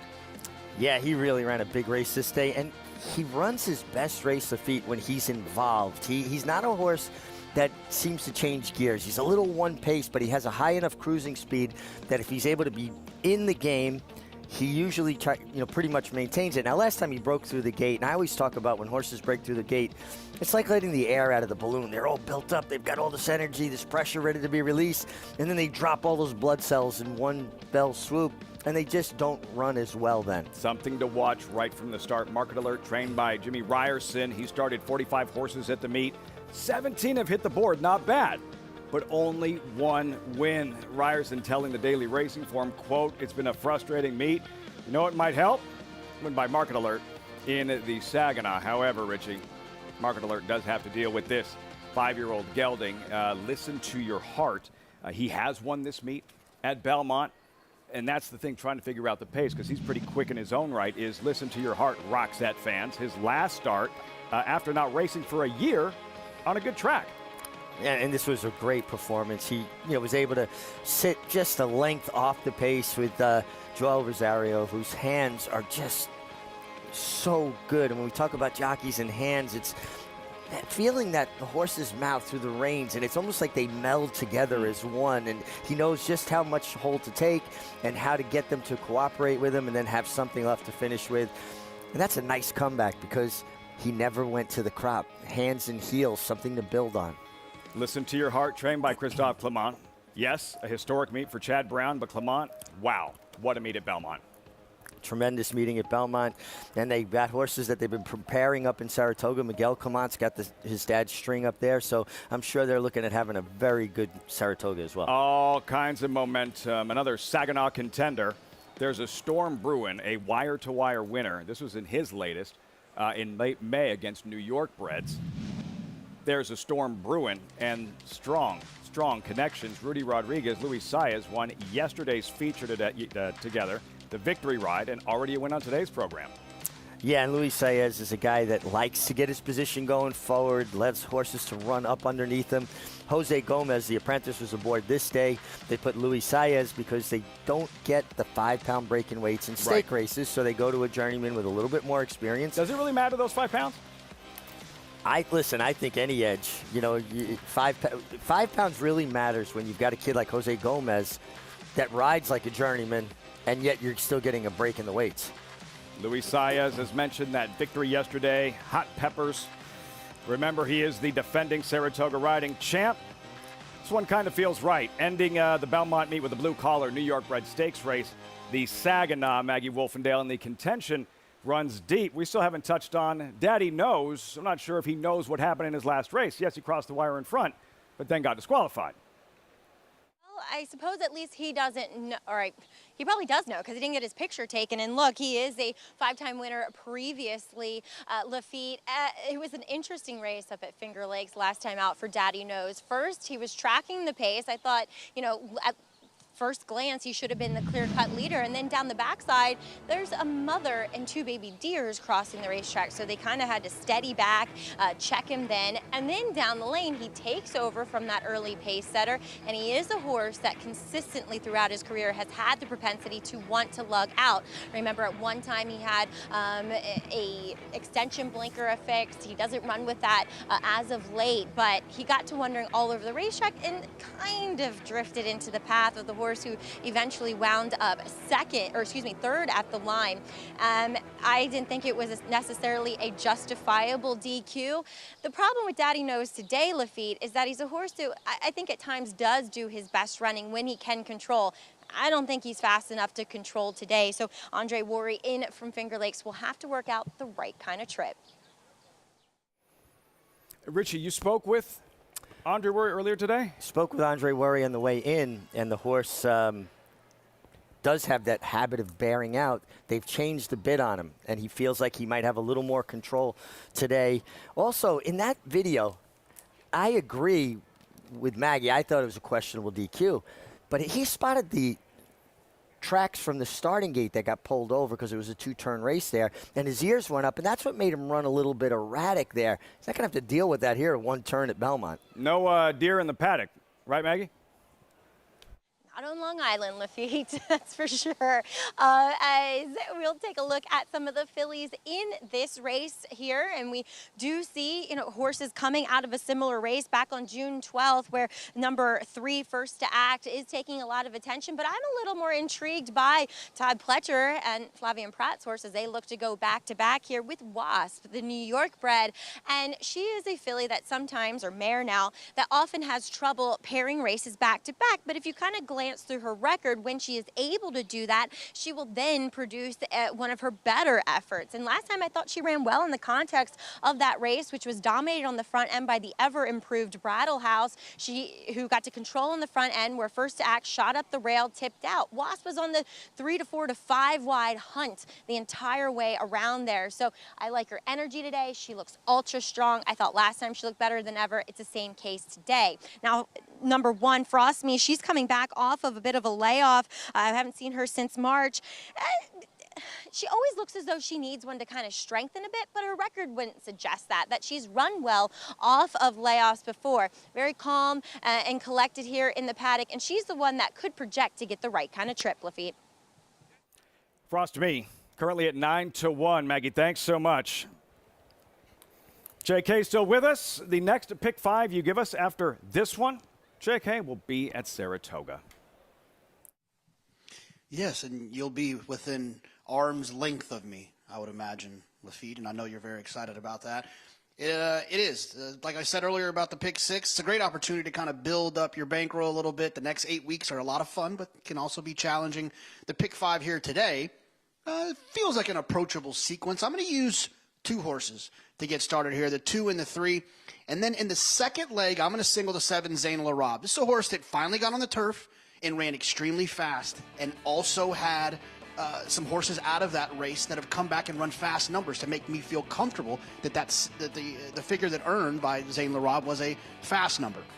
In the third leg, I'm going to use the 2 Christoph runners, the 2 Ilara, and the 8 Classic Colors. In the fourth leg, I like the 4 Listen to Your Heart. I almost singled there, but I wanted to have the coverage of the 5 Market Alert, hoping the Market Alert can kind of bounce back a little bit. And then the last leg, which so often happens to us at NYRA in the last, those maiden 40s on the turf are extremely hard. I'm going to spread here 5, 7, 8, 9, and 11. I thought the 9 Callaway Park was a little bit interesting on the drop. I was looking for a dropper in here that could really grab a hold of me, and I couldn't find one, so I had to spread in here. But hopefully we can hit this pick 5, and then we'll just try to hit as many pick 5s starting next Thursday as possible. Opening day, Saratoga. Yeah, that nightcap, an absolute scramble. JK, $20 investment. Late pick 5 starts here. Best of luck, and everyone playing this late pick 5. Post-parade, there's Frost Me managing to squeeze in a start at Belmont before the end of the meet. Mashney Girl, Mashney Stable Homebred, Quick Filly. Quick Filly and's got good numbers. Comes out of the Critical Eye where she faced much tougher. Number 3, First to Act, 7-5 favorite, lightly raced 4-year-old filly. Lightly raced, Shug McGay's horses tend to get better with racing, with experience. She could probably take a step forward. Erad Ortiz would poke his nose in front in the chase for a Belmont riding title. Currently tied with Dylan Davis. Here's Flavian Pratt looking to go back-to-back with Wasp, who does look great. Well, I think if you don't use Wasp here, by the way she looks, you could get stung. Okay, she looks too good on the track. Very well done. Sweet surprise number 5, Maryland-bred 2-year-old filly. Originally cost $2,000. A bargain there. She's earned over $100,000 at this point, and the filly that should be involved early. She should lay up fairly close. Get Dylan Davis in that tie for the title, looking to secure it. Vienna Code, winless in 6 starts this year. Yeah, filly just would have to turn around from her current form. She does have races in the past that would put her in the frame. And finally, Baby Man to the outside, Rudy Rodriguez, capturing yesterday's victory ride with Hot Peppers. Yeah, adding more speed to the affair and get Jose Gomez, so you get in with 113. She's getting anywhere from 5 to 12 pounds from everybody else in the race. That'll work. That will work. Late pick 5 starts here, Belmont Park. The invitation still stands. Join us at Naira Bets. Get that $200 deposit match upon signing up after your first deposit. Bet any track, anywhere, anytime. Join now at NairaBets.com. Get involved with this closing day action. Opening day Saratoga on Thursday for the 154th season of racing at the Spa. Post time 4 minutes. Circle back to the heavy favorite here, Richie. In First Act. Erad Ortiz, again, tied with Dylan Davis, currently in the jockey standings. Wasp, Sweet Surprise, First Act, all exiting this June 12th heat. Yeah, where they all faced Brattlehouse, who just was so good on the day for trainer Polo Lobo. She just kind of ran them off their feet and widened at will. But yeah, this was a nice effort from First Act. She took a lot of kickback, a lot of dirt in her face. She came out, rallied gamely, no match for the winner. I don't think there's a lot between her and Wasp. Wasp was the one caught wider on a track that was definitely playing kind to inside runners. Yeah. And, they were about a length apart at the wire. Yeah. Nobody, as you mentioned, was beating a Brattlehouse. Hasn't raced since First to Act and Wasp. Back for more, currently 3-2. Wow. That feel about right to you?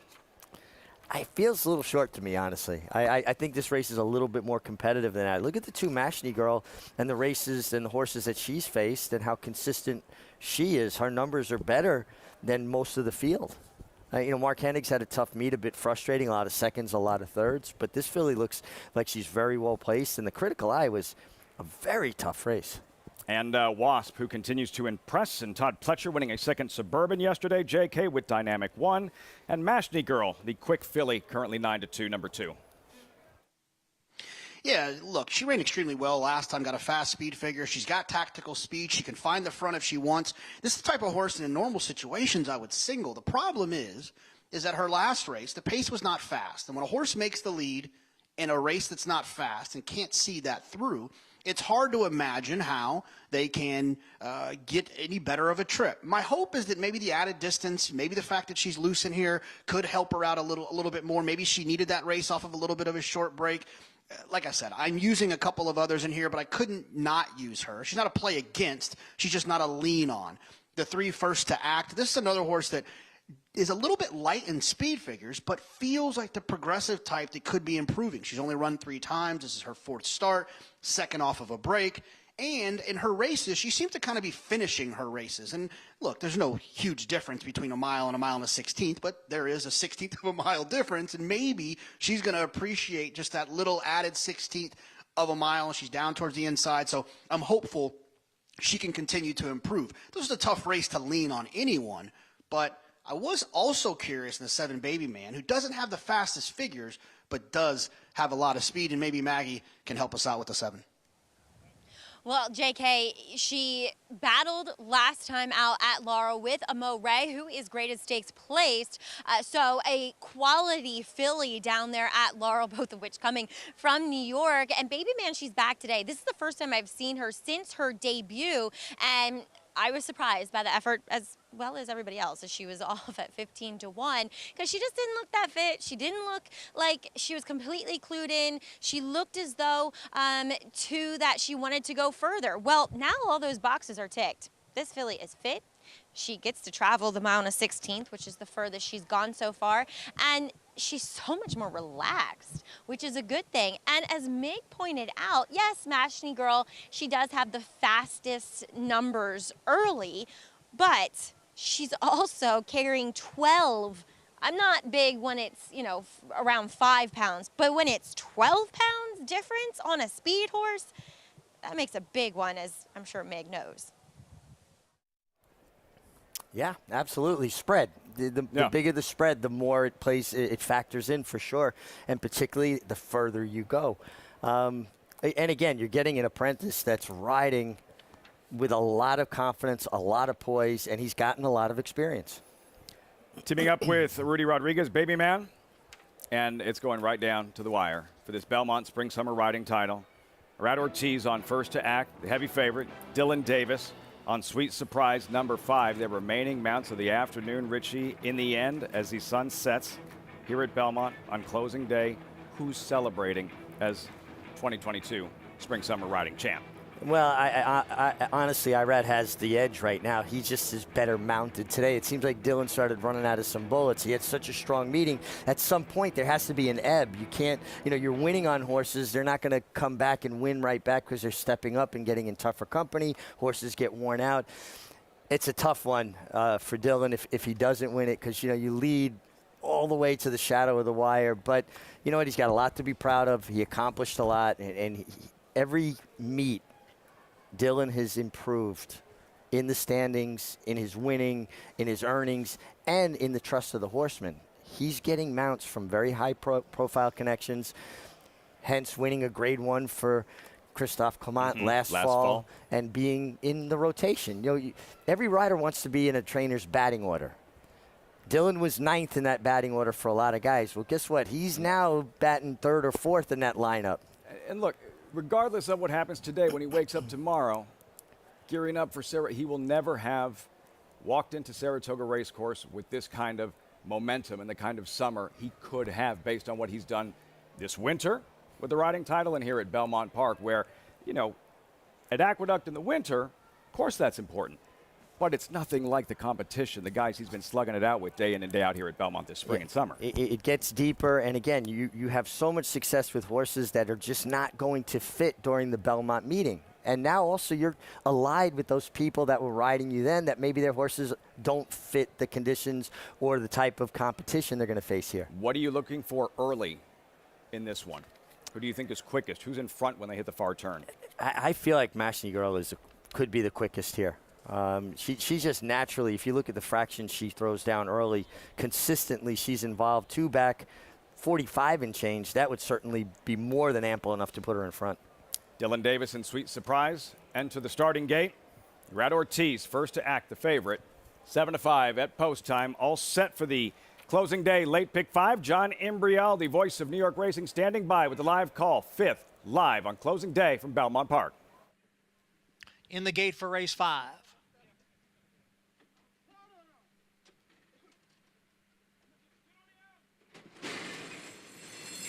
And they're off.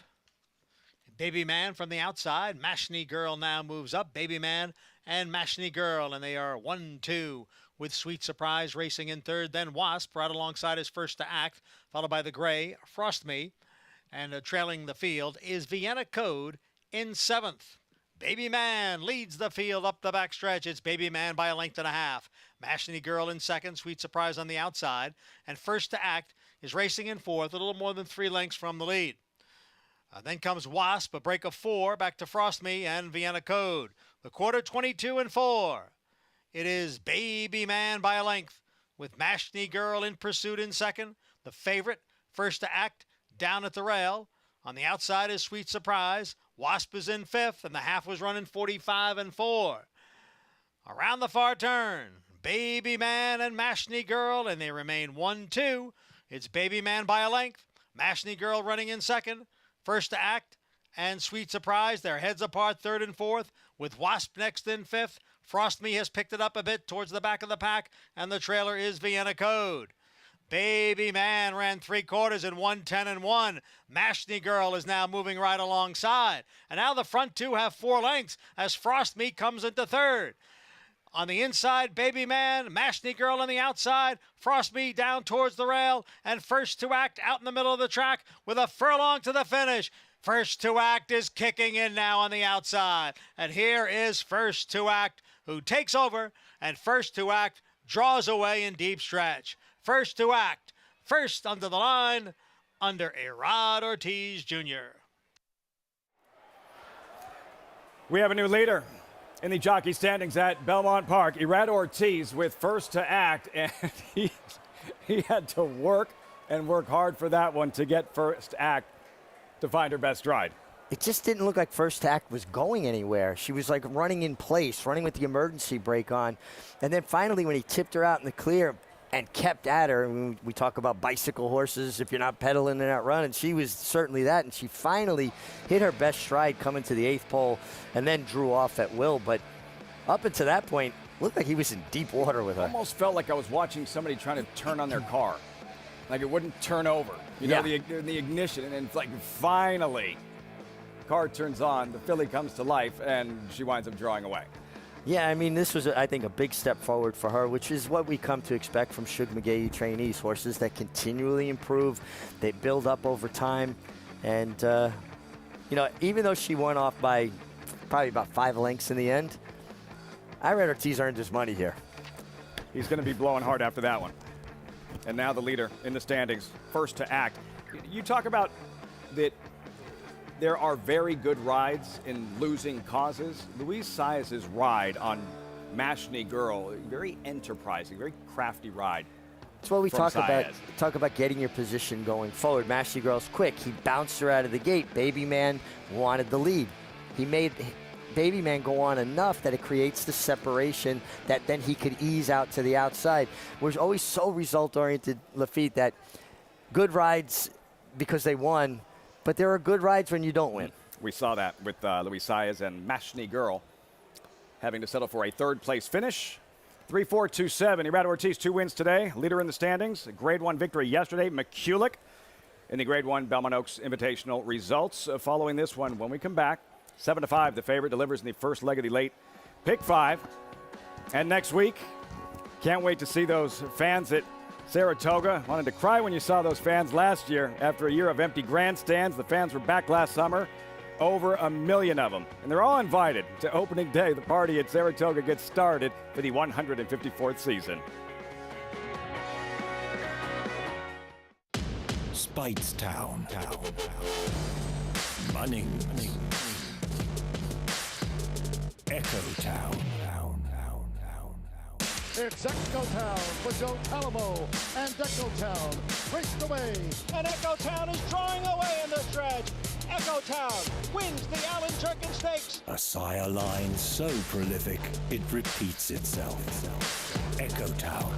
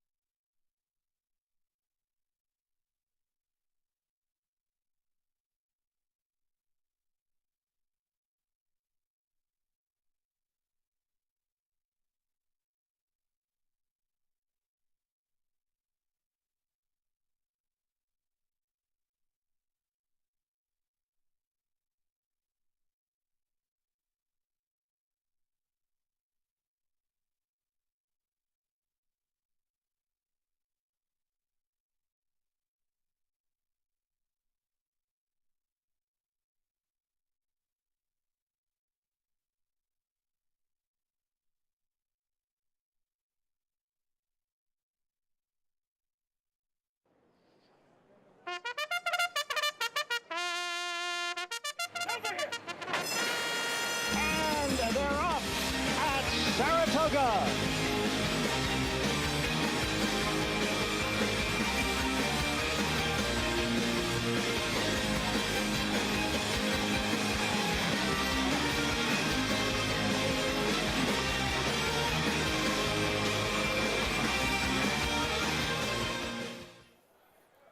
On-site coverage every day. Saratoga Live. As always, our coverage here on America's Day at the Race is brought to you in part by Naira Bets. But any track, anywhere, anytime with Naira Bets. Get started at NairaBets.com.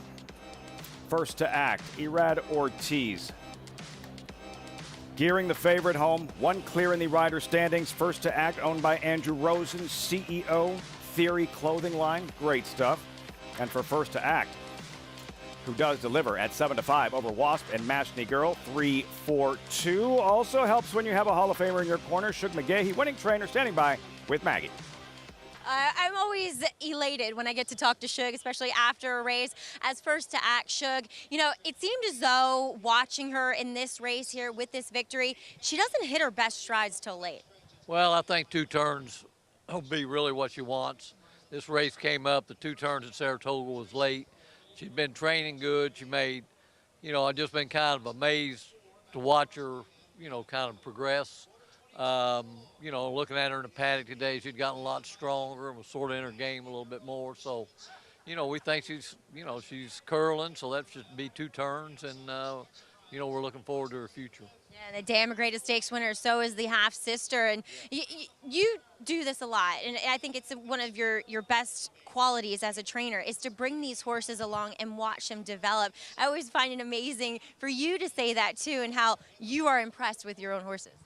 Well, I mean, Maggie, that's kind of what, you know, I program myself to do, to try not to overdo it too quick and to bring them along and see what they see what they turn into. I mean, this filly was, you know, she had problems when she was 2 and 3, and we didn't get her till this winter in Florida, but she kind of kept doing better and better and better. And her first race I thought was pretty good, and, you know, then she came back and won over the Aqueduct, and her last race here was really a good race. You know, we had an inside post and kind of lost, you know, contact a little bit, but finished up well. So, you know, I think that watching her run today, that her future's in front of her.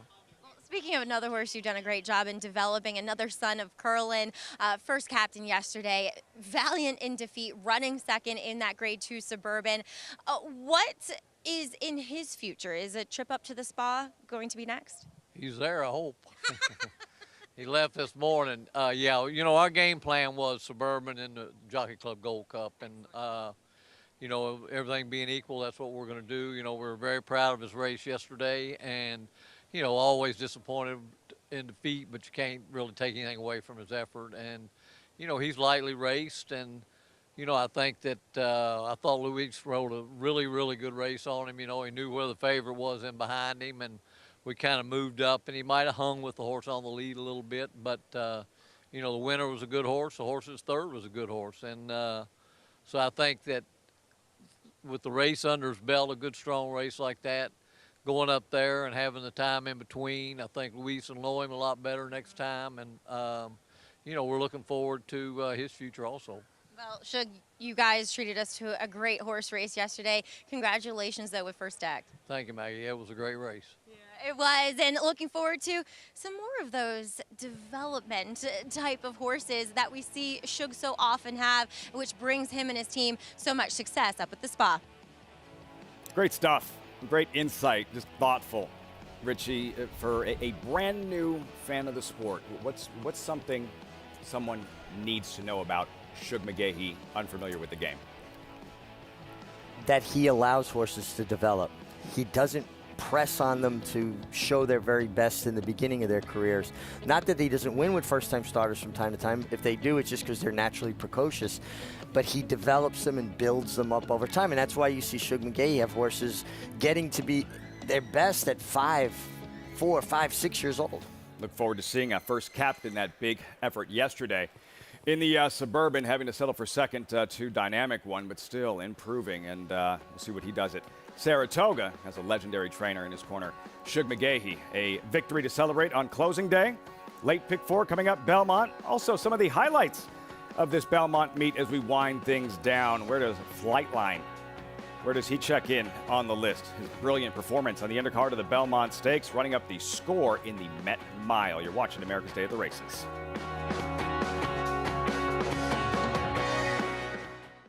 The Factor, a top 10 General Active sire in 2020. His progeny include Grade 1 winner Sistron, Grade 1 winner Noted and Quoted, Grade 2 winner Factor This, and Grade 2 winner Charmaine's Mia. With dozens of 6-digit yearling sales, he's a proven sire on the track and in the sales ring. The Factor, a leader of his generation, standing at Lane's End. Who you betting on? How about an app created specifically for horse racing? Naira Bets. We specialize in thundering hooves, fist pumping, and boosting your bankroll with robust weekly promotions. And offer betting tips from actual horse racing experts. Bet all day and night, nationwide. Get the action and thrill of horse racing with Naira Bets.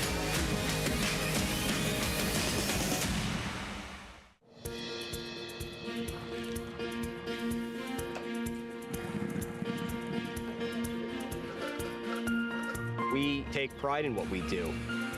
For me, it's more of a passion than actual work. I'm an assistant trainer. Carpenter. I'm a peace officer. I'm a jockey. I'm a gardener. I'm a groom. Clocker. Assistant starter. Trainer. ESL teacher. I love what I do. There's so many jobs that come together every day. It's a collective effort that really makes this ball go round. We are New York Racing. I couldn't imagine working anywhere else. For me, riding horses in the morning is the best thing I can do. New York Racing helps support my small business. It's extremely important to the New York economy. Like my dream come true. This is like a big family. We are New York Horse Racing.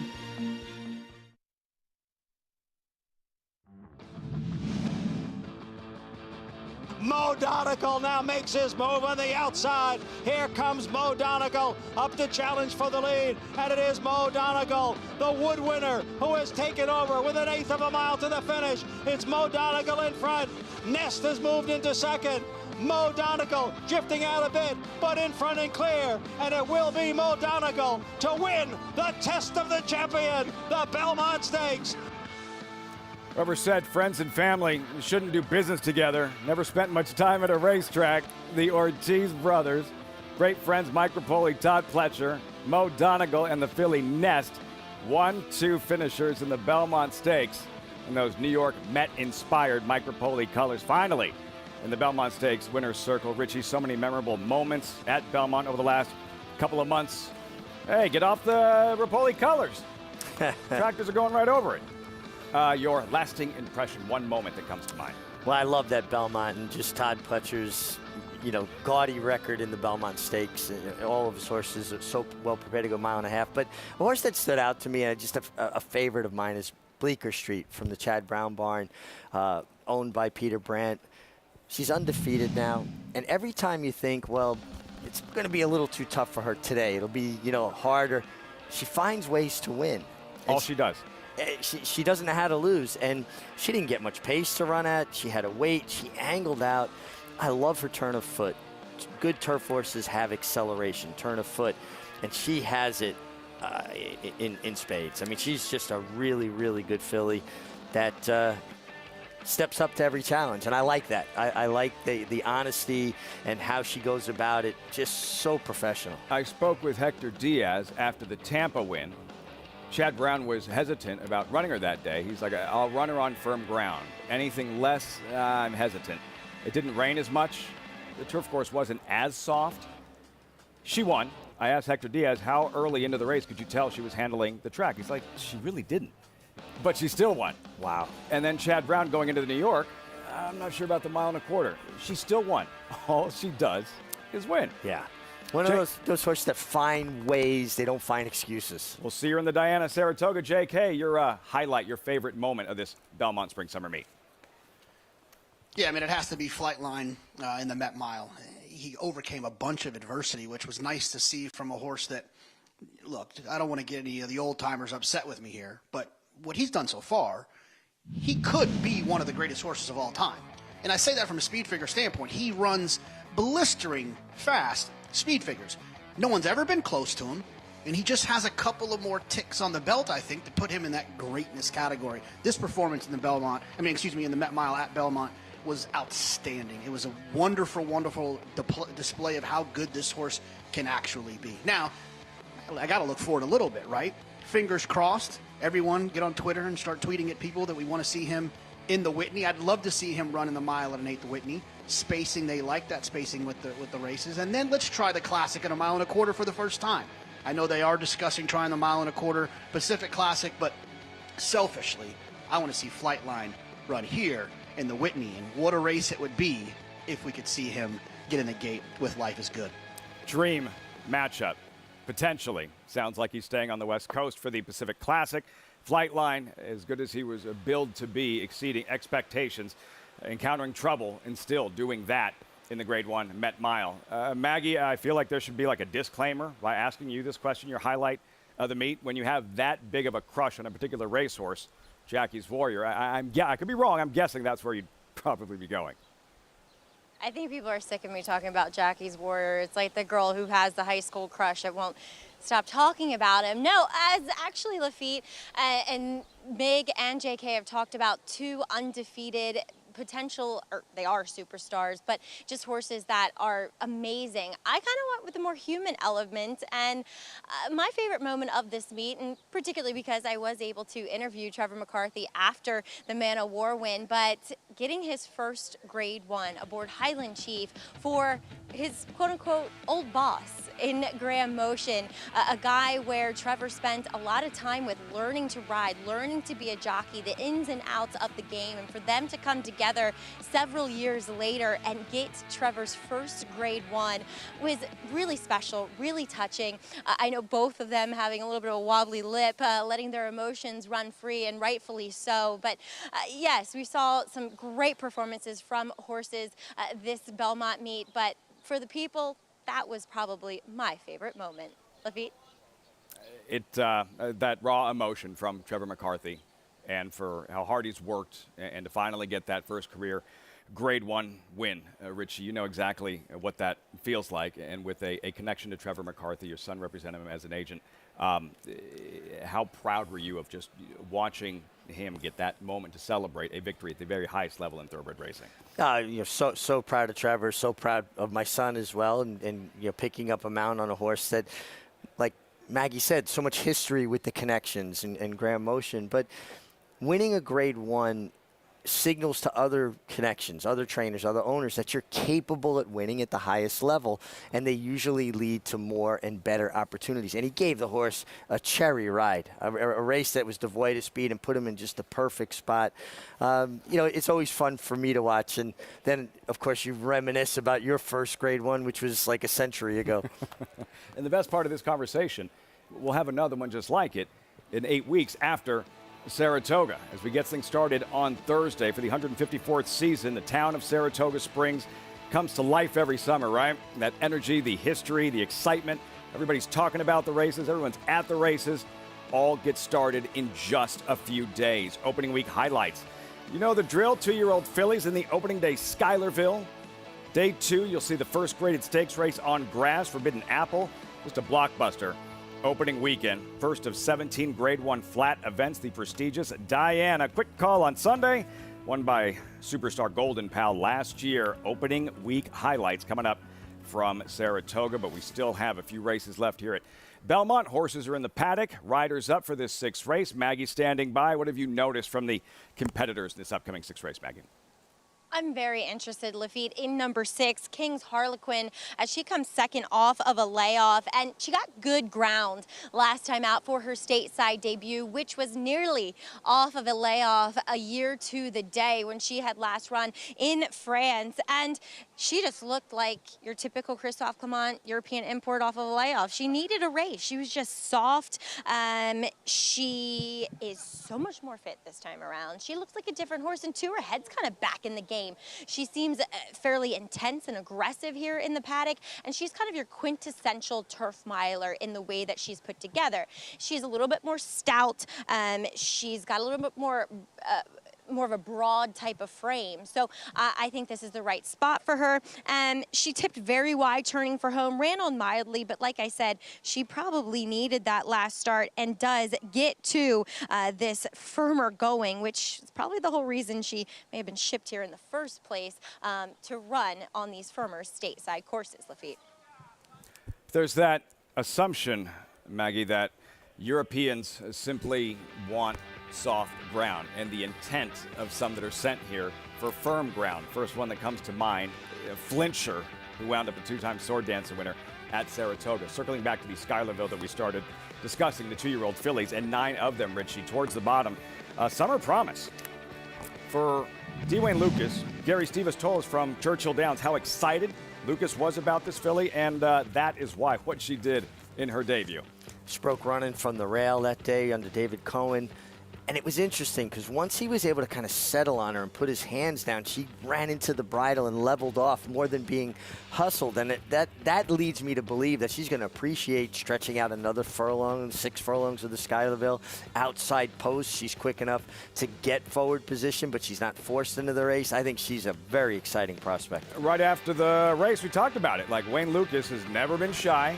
You know, maybe we'll see her in the opening day Schuylerville, and here she is, Lucas, who's already won the Schuylerville 6 times, from Sakawista in 1986 to Classic Elegance in 2004. Opening day Schuylerville. Post parade for this 6th race. Start of the late pick 4 there is Princess Fauja. Yeah, hard-knocking filly. Gets a good inside post. Kendra Carmouche, 2nd time off the Rob Atras claim. I think she's a major player here. 4-time winner on this turf course, currently 7-1. Nice long look at Princess Fauja. Number 2, Navision Sunrise. Leading rider, Irad Ortiz. Been a while since we've said that. Yeah, and she's got speed. She's going to be involved early. She's coming out of a very sharp-paced intercontinent sprint stakes where, you know, I think she's getting back to a more appropriate distance for her. Heavy Jets did everything but win her latest. She got to set such a nice, settled, comfortable pace. It feels like she was supposed to get it done that day. Number 4, Adelaide Miss, back in New York after a series of races in Louisiana and Maryland. Yeah, stretching back out after a couple of turf sprints. She should be forward also. When she goes long, she always shows some speed. King's Harlequin, 5-2 favorite. Maggie likes what she sees today compared to what she saw in her U.S. debut. Yeah, it's so important. You know, Maggie keeps such meticulous notes about these horses, and she looks very settled. And Joel Rosario, now having experience with her, I like when riders of this caliber get another shot at a horse. Number 7, Zaina Larab, $1 million Shadwell filly. Ran really big last time against Messidor, who's a real nice filly of Christophe Clements. That was a big step forward for her getting to the turf. Manny Franco looking for a 2nd win on this closing day program. Number 8, Boca Mucha, Kentucky Derby winning tandem, Flavian Pratt, Belmont Country House. Yeah, sometimes easy to forget, isn't it? It kind of is, right? Philly kind of deep close last time at Keeneland in April. Number 9, Lashara. She was 7-2, Richie, in the 2020 Grade 2 Lake Placid. 1 win since. You know, it's kind of interesting, too. She's basically changed her style. She's a filly that used to lay up close, and now she's turning into a bit more of a closing type. But she never really fulfilled that promise she showed as a 3-year-old. Field for the 6 of 9, closing day. Late pick 4 just moments away. Another look at Zaina Larab. Ever wonder what a $1 million racehorse looks like? That's it. $1 million Shadwell purchase as a yearling. She's earned a little more than 10% of that to date. Her turf debut, Richie, right here. Similar company. Zaina Larab and Irad Ortiz riding the hedge. Mr. Karis right there as well. Yeah, and you can see he had to kind of switch out, but he got a good run. I mean, he got the gap. The other filly, Messidor, had a little bit of momentum. Messidor's a nice filly, too. She's been very unlucky when she's been beaten. When she's gotten clean trips, she's gotten it done. But that was a nice run from Zaina Larab. Interesting that, you know, Chad Brown's got jockeys at his disposal, right? Everybody wants to ride for Chad. Of course. And Manny Franco Irad Ortiz rode Zaina Larab last time, and now he sticks with Navision Sunrise. You think it's his choice or did Chad pick it? That's always a question. And JK, part of that equation, because I know you expecting big things from Zaina LaRob this afternoon. Yeah, look, finally got onto the turf and ran a fast speed figure that day. And a lot of times when that happens, there's that kind of that outlier. You start to ask yourself questions. Well, are you sure the number was right? It's not an exact science with speed figures. It is a science I trust very much. But what you can do is look to see how horses out of that race have come back and run. And what I've seen is that horses have matched their numbers on that day that Zaina LaRob were talking about, the last race, or they've improved it, which makes me believe and trust the number that Zaina LaRob earned. So, like I said, that was my top choice in here. I singled in the pick 5, but I will say this: when it comes to a horse like the 6 Kings Harlequin, I think one of the things you have to do as a horse player, and especially the next 8 weeks, is you have to zig when you thought you were going to zag, and you also need to realize sometimes you could have made a bad decision. I singled here, leaving off King's Harlequin, but I love what Maggie said. Maggie said this horse looks better than last time, so you have to expect the horse is going to take another step forward. And if I look at the form, hearing what Maggie said, this horse is right there from a competitive standpoint. I will be playing a little bit on King's Harlequin to protect my investment. Maggie, I appreciate you. Oh, well, thank you. I appreciate you because I learned way more, not that I'm any good at it, but I learned so much about wagering from you, JK, and definitely you didn't win the NHC championship for not knowing how to do that. So thank you. But taking a look at Chad's other horse in here, I have no problems with Zaina LaRob. I was really against, though, Novesian Sunrise. I was about to call her Sunset. Based upon her last effort. And 2, I thought 2 back, she won, but she kind of got the run of the race and wasn't necessarily flattered when Seasons came back and didn't improve her figure, so to speak. So I like what I see, though, from her today. And I can see where Chad kind of had the thought of, let's try the Intercontinental at 6 furlongs because she kind of looks more like a 6 furlong horse, to be honest, but pedigree says that there's some stamina there. So she gets back out to a mile. She's certainly fine at that distance, as her record would suggest. And 2, going back to that race, she kind of got crowded and pinched back at the start, and then it made her angry, and then she wanted to take off on Arad Ortiz. So then she was wide, and it just amounted to a non-effort. I'd be willing to give her another look here upon looking at her. Like I said, I was against her on paper, but watching her, she has this beautifully animated stride that just indicates to me that she's doing well despite not running well last time out. Moving on to a little bit of a price. That's number 8 in here, Poca Mucha. She's only been on the turf 2 times prior to this.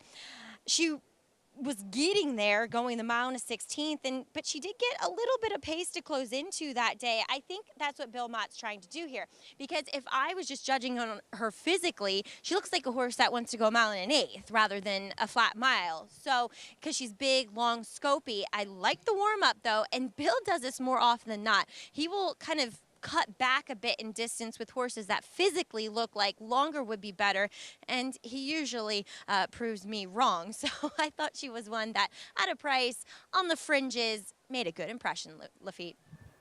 Poca Mucha, Flavien Prat looking for a second winner on the afternoon, about to spend his first full summer at Saratoga. Let's get back to Princess Falja, Mig's top pick, trained by Rob Atras, saddled the winner yesterday.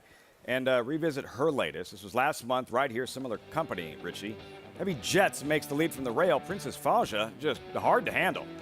Well, yeah, because there's no pace on. They go the first quarter in 25 seconds, and now she gets into a fight with Kendrick Carmouche and, throws her head about. That's not good. And just lost position and lost any chance. The fact that she even finished it all, and this is why when I talk about Heavy Jets, the pace she got to set feels like she was supposed to finish the deal. Princess Falja is trying to close into no pace whatsoever, and they're streaking home. They're coming home as fast as horses can finish. Princess Falja turns back a bit in distance now. I see more pace signed on in here. I think she gets a real comfortable trip from the inside instead of that fighting the rider kind of trip. And I also think Kendrick Carmouche, having that experience with her, will have a better handle on how to handle her. When do you know to stop trying to impose your will? At what point? Because you're going to try to guide a horse into doing something that you want them to do. When they're fighting you, when do you, okay, this isn't going to work?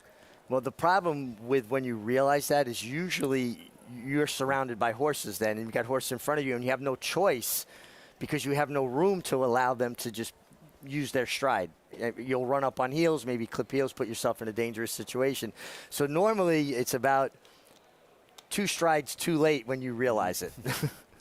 That and the head went straight up in the air, and good things in races rarely follow when that happens. So about how far off the pace would you like to see Princess Faja today? I'd love to see her have that coveted pocket trip. You know, you get a Navizian Sunrise who's got some speed, who I think is probably the main speed. Evie Jets can be forward again.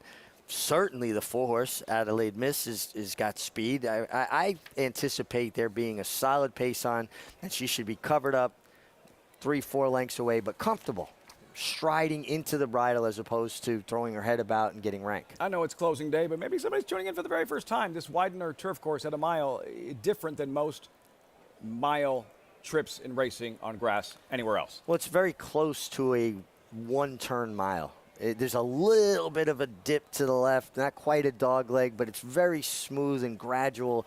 I still favor inside positions, and I like forward runners. Favorite towards the outside, King's Harlequin. 2-1 at post time. All set for the closing day. Late pick 4. Johnny I standing by.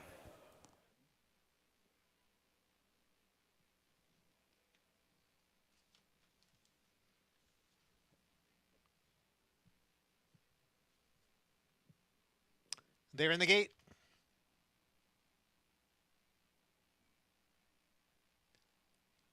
And they're off. Adelaide Miss and King's Harlequin go out for the early lead. Zayn Al-Arab is on the outside and Navizian Sunrise down towards the rail. Then it's Poca Mucha racing in 5th. Evie Jets is alongside in 6th. Princess Fawzia runs in 7th.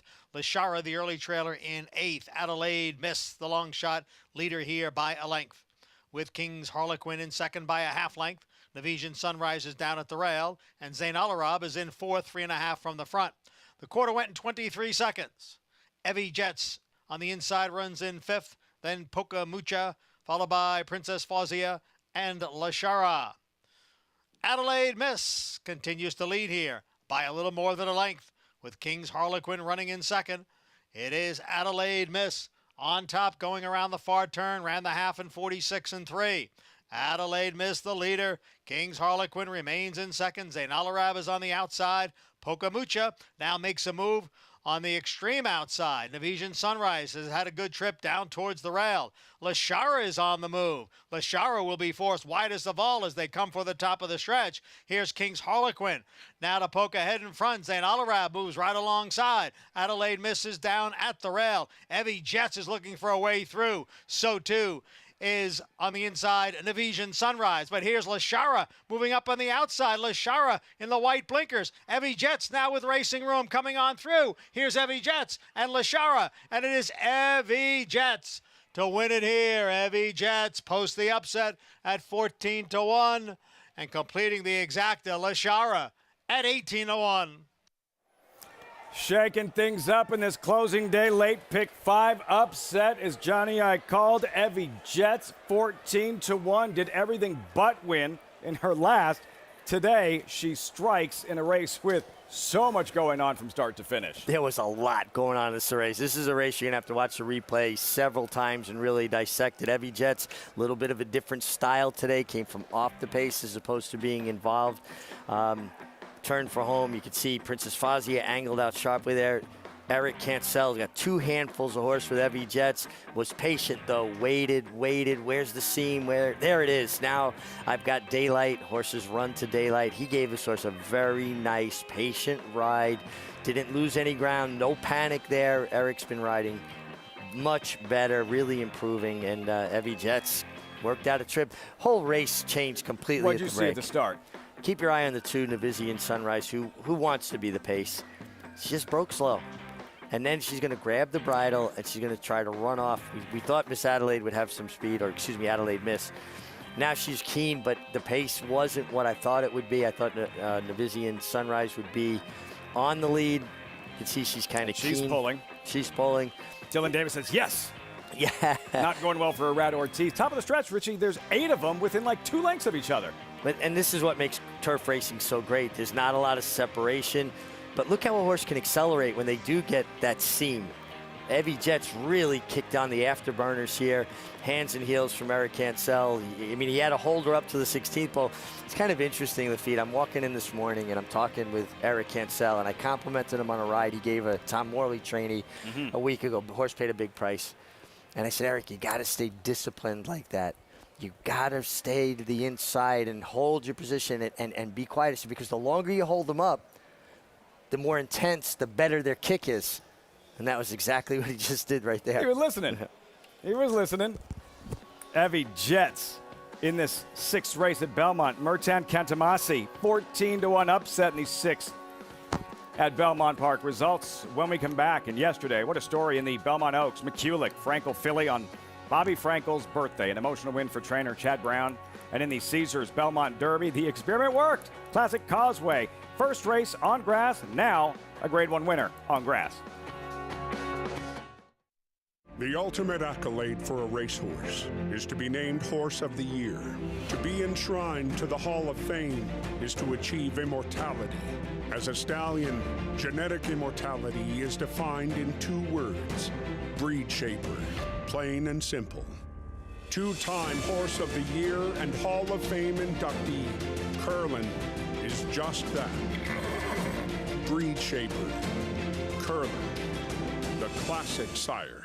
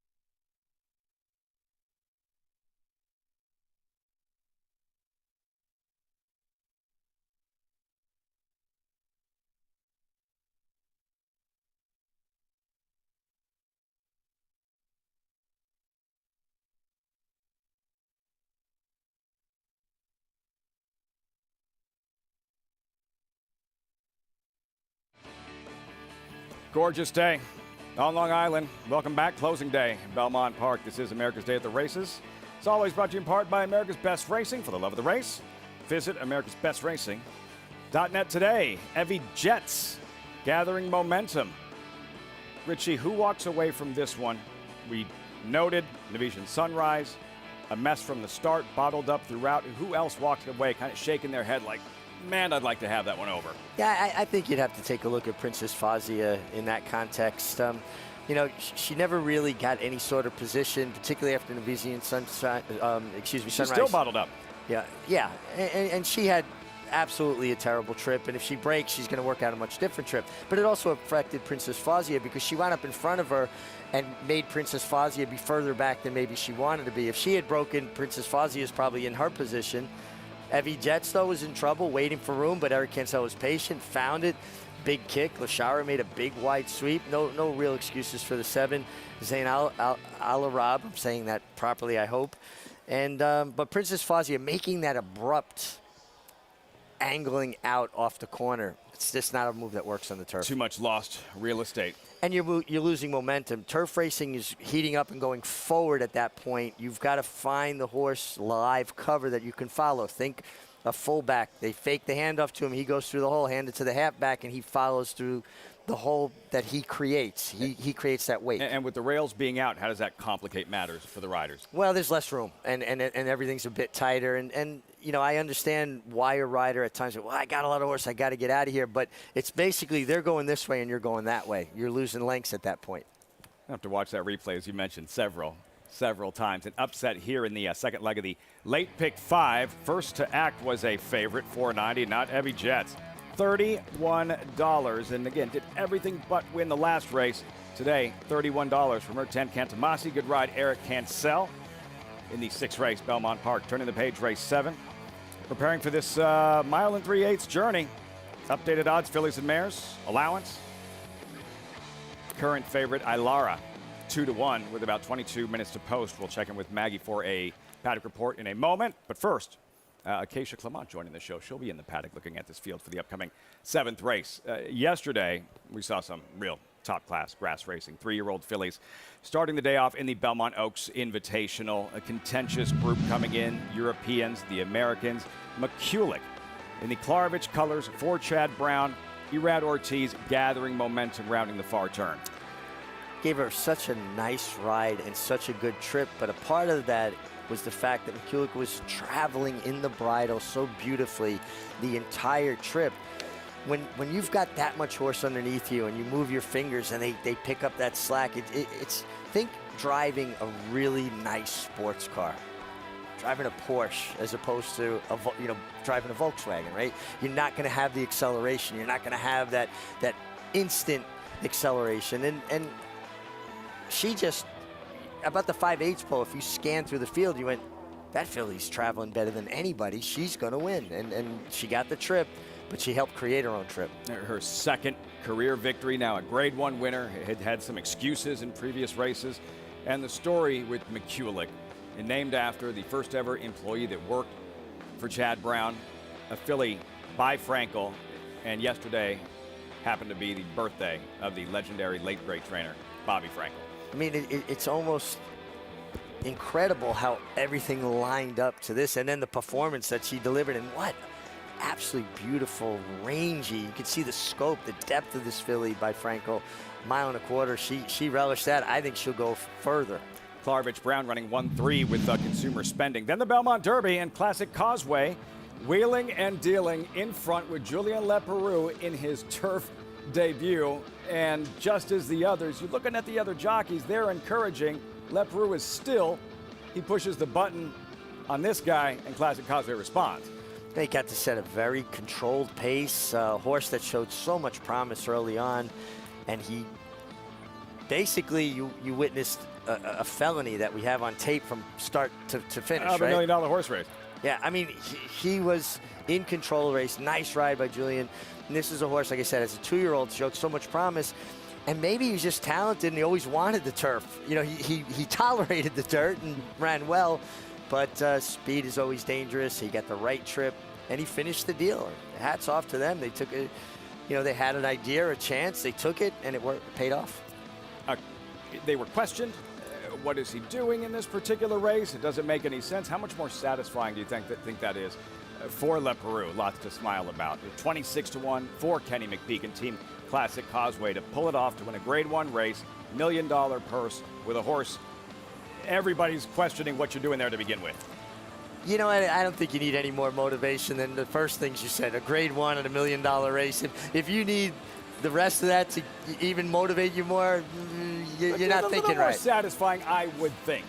Potentially. I just have been thrilled just to get it done. And, there were a lot of questions. And anytime you do something as visible as what we do here on TV, or a trainer or a jockey does, you're going to be open to questions. Julien Leparoux, Classic Causeway, Grade 1 winner on grass. We had 2 graded stakes races on dirt. The historic Suburban, Dynamic 1, first captain throwing it down. This was an exciting renewal of the Suburban. Yeah, terrific race. Dynamic 1, held off of a slow pace, got comfortable, but he's a horse that's got stride, hit the front with full momentum. And then first captain was like, oh, no, wait a second. I got something to say about this still. Untreated wasn't going away. This is one of the better editions of the Suburban. I go back to when Lord Ribot, Forgo, and Foolish Pleasure were 3 noses across the line. Now, this wasn't quite that, but it was reminiscent of that. And we talk about race riding all the time. Irad did a good job race riding here. He went down to first captain, but he held a tight line. He never went over the line. He never made contact. That's the art of race riding, those subtle moves, not those big, kind of drastic moves, if you will. But this was a great run by Dynamic One. I was speaking with Todd Fletcher last night. It looks like their plan is to point for the Jockey Club Gold Cup, just like Shug McGahee is talking about with first captain. And for Todd Fletcher, that'll work. The stakes wins. 4th Belmont Stakes victory, hoisting the hardware there. Charge It out of this world in the Dwyer. Can't wait to see him next, and eventually in the Travers. A huge meet for trainer Todd Fletcher, especially towards the end, and now arriving at Saratoga with a head full of steam. 4 graded stakes races yesterday, Victory Ride and Hot Peppers. Richie, new connections, and she's been real good for them. She has been really good. She's fast. She put herself right in the game. She was a part of that pace that some of the other horses, kind of wilted from. And then she faces a fresh challenge here from the outside. You think she's ripe to be picked off. She keeps Watch her dig. Watch her dig. Yeah, just she didn't want to be passed. You could see her demeanor.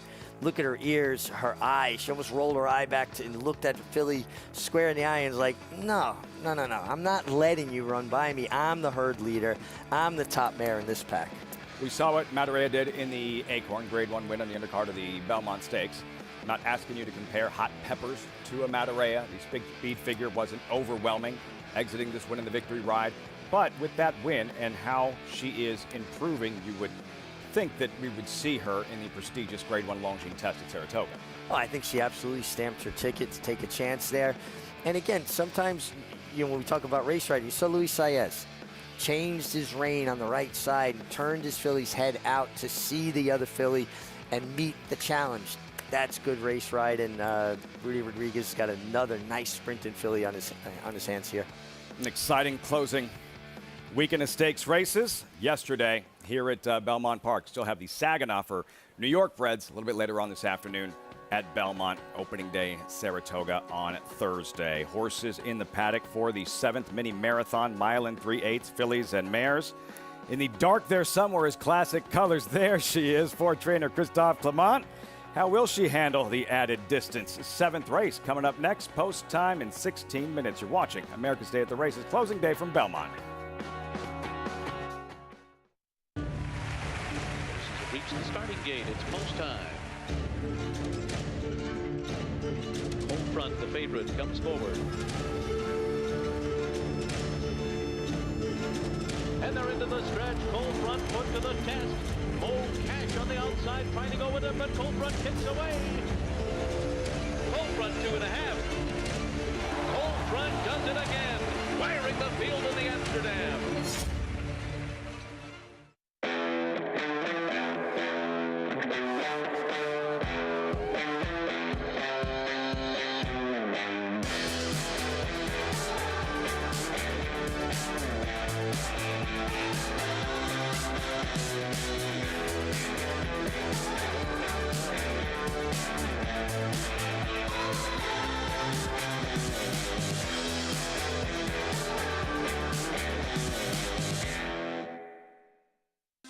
Difficult to get a sire that can upgrade your mares like this stallion can. This horse does produce runners, very talented runners, 3-year-old runners, Derby contending runners. This horse is priced where anybody can afford to breed to him, and if you're trying to improve your mare, he's a horse that's shown he can do it. There is no younger AP Indy that moves his mares up like he does. Racetrack Television Network brings you every race, from every track, on every screen, every day. With monthly packages starting as low as $5, RTN gives you great value and access to more live HD streaming and race replays than anyone. Visit RTN.tv today to sign up and watch on almost any device, including Roku and Amazon Fire. RTN has packages that start at $5 per month.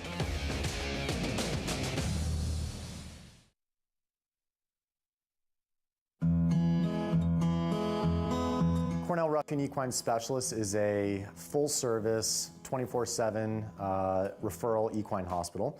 We're located directly across the street from Belmont Racetrack, and we service the thoroughbred population. We offer a number of different procedures and basically anything that we need to as far as to address the concerns and ailments and injuries of the horses across the street and the surrounding area. So that could be elective surgery, orthopedic surgery, arthroscopy, removing chip fractures and OCDs. That could be fracture repair. So this is the main part of our barn. We've got a number of kind of outpatient stalls, inpatient stalls, and then an ICU for the more critical horses. So we just got a research grant through the Harry Zweig Memorial Fund, which is a fund set up through Cornell University, but it's funded through the Handle with New York State Racing. It's set up with the idea of helping to fund equine research with the goal of promoting horse safety. We'll have a thoroughbred getting scanned today as part of our Harry Zweig funded grant, as part of a thoroughbred research project that we have going on, looking at different ways to help prevent breakdown. We have a high-speed treadmill that we can run thoroughbreds and standardbreds on at speed, and then do things like evaluate their upper airway while they're at racing speeds, and we get a real-time picture of the function of the horse's airway at speed. So this just shows you exactly how close we are to Belmont. So literally across the street. I mean, there's your own light, there's a gate over there, and with the help of Naira, any horse that's able to walk over, they can walk directly across the street and then get the care that they need. There's nothing more important than a horse that has a severe injury than getting them care as fast as possible. And our proximity to Belmont allows for these horses to have immediate care. That's the other benefit of this facility, is that we have the entire aspect of Cornell University at our disposal. In this breakdown project that we have going on, it is by far a collaboration. It's a real cutting edge time. It's extremely exciting, and it's for the best, ultimate goal, which is better and furthering horse safety at the end of the day. Horse safety, more important than anything else in the sport, Richie, and the technology, the ability to detect a problem before it becomes a serious one. And that's what I find so fascinating about what they're doing over there. You use the word cutting edge. It is cutting edge, and to be able to identify a horse that is at risk, or that this horse is going to have a problem, and again, catching it before it does become that problem. It's really fascinating stuff, and anything that makes it safer for the horses, we are all 100% on board. It's a whole different era in horse safety. Incredible. And right across the street here from Belmont Park, Acacia Clement is with us, and down in the paddock, she's been keeping a close eye on these fillies and mares coming up in the 7th race. Acacia, what can you tell us? What are you seeing before they prepare for this mini marathon? Well, as they are leaving the paddock here, Lafitte, we'll touch quickly on a couple of the new faces here to New York, at least, starting with the number 5, Queen Bourbon, in for trainer Ian Wilkes, with no turf racing at Churchill Downs. Of course, the meet over as of now, but had to run on the main track last time, and she ran fine, but clearly is a turf horse. I haven't seen her since February. Thought that day that she really just needed to strengthen up a lighter frame, narrow type of filly that was lacking a lot of muscle mass. She's built that up with racing and looks terrific, and looks like long on the turf is exactly what she wants. I would say the same, in fact, for the 7, Met in Miami. With being by Upstart, she has been proficient on dirt, and she actually 2 starts back in that 1.5-mile race, I thought ran okay, showing that she could handle A, the distance, and B, running on the grass. So the pedigree would suggest that she could be more of a dirt type. She is one that I think was forced to be a little closer, given the fact that it was a compact field and flattened out a little bit, but the winner just much best, and I thought that this was a horse who could be progressing, and certainly one that looks like the distance, Lafitte. At a price, 13-1, Acacia, Met in Miami. See her in the post parade. Hail 2 pictured. Woods Lane Farm, home red blinkers on. Big opportunity, Dylan Davis. Yeah, Dylan's still not out of it. Puncher's chance. Puncher's Chance by Kitten's Joy out of Dynaform Mare. Family all excelled at marathon distances. Number 2, Ilara, has not won since October of 2020. A long time between drinks, but her last race was good, and Flavien Prat keeps the mount for Christophe Clement. Ballymore Star out. Number 4, Stepper in second on an undercard race at Churchill Derby Day.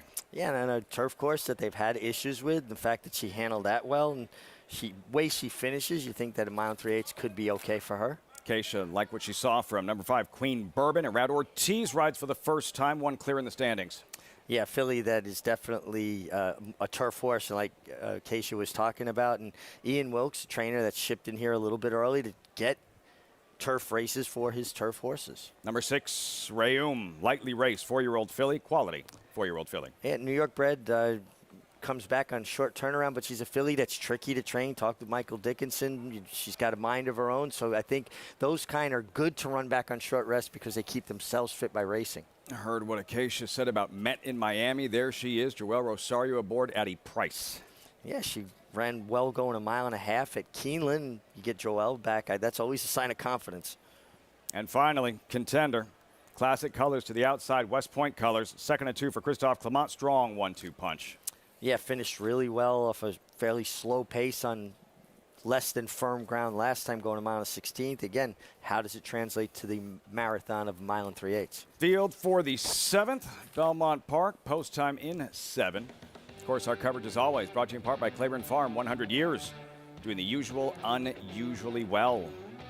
Claiborne Stallion Warfront represented in this 7th race. There's a look at Stepper, currently 5-1. Again, she won that race in the undercard of the Kentucky Derby at Churchill Downs and getting ready for her New York debut.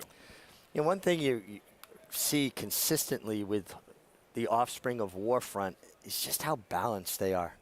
She's not very big filly, but she's just perfectly proportioned, and that's something that he consistently stamps his offspring with, that beautiful balance. Trained by Tommy Drury. See what Stepper does in her New York debut, 5-1.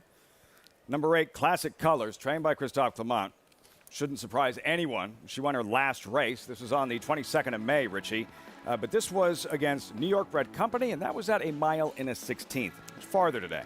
Yeah, it's 1 mile and 3/8. And listen, we see horses close, and I think people's minds gravitate to the fact that, oh, well, they closed fast going 1 mile and 1/16, so further should be better, and that's not necessarily always the case. This filly was very confidently handled by Jose Ortiz this day. You could see turning for home. He knew he was going to win. He was just taking his time about when he allowed her to hit the front. Very measured half length.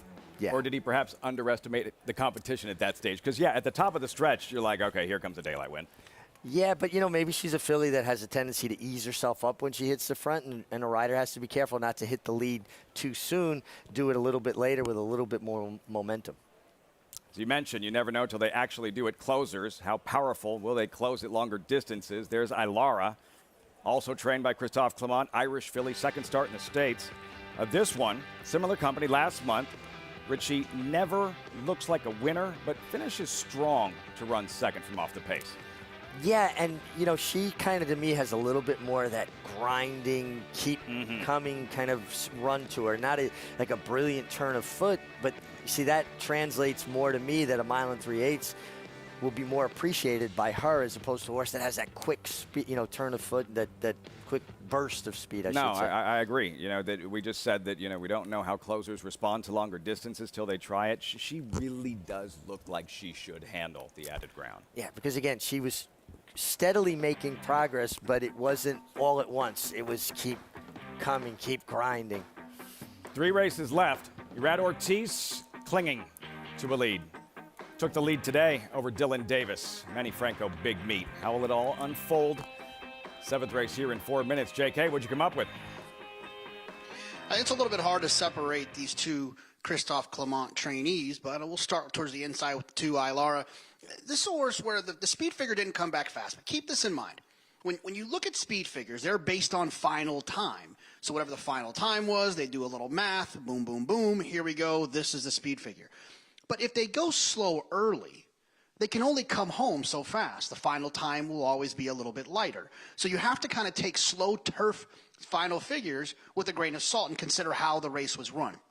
I thought the 2 Ilara ran pretty well, closing into that slow pace, and one of the types that I really like in these longer turf races with that turn of foot, the ability to overcome a little bit of the pace scenario. And then the 8 Classic Colors, like I said at the top of the show, this feels like the type of horse that's going to appreciate more ground.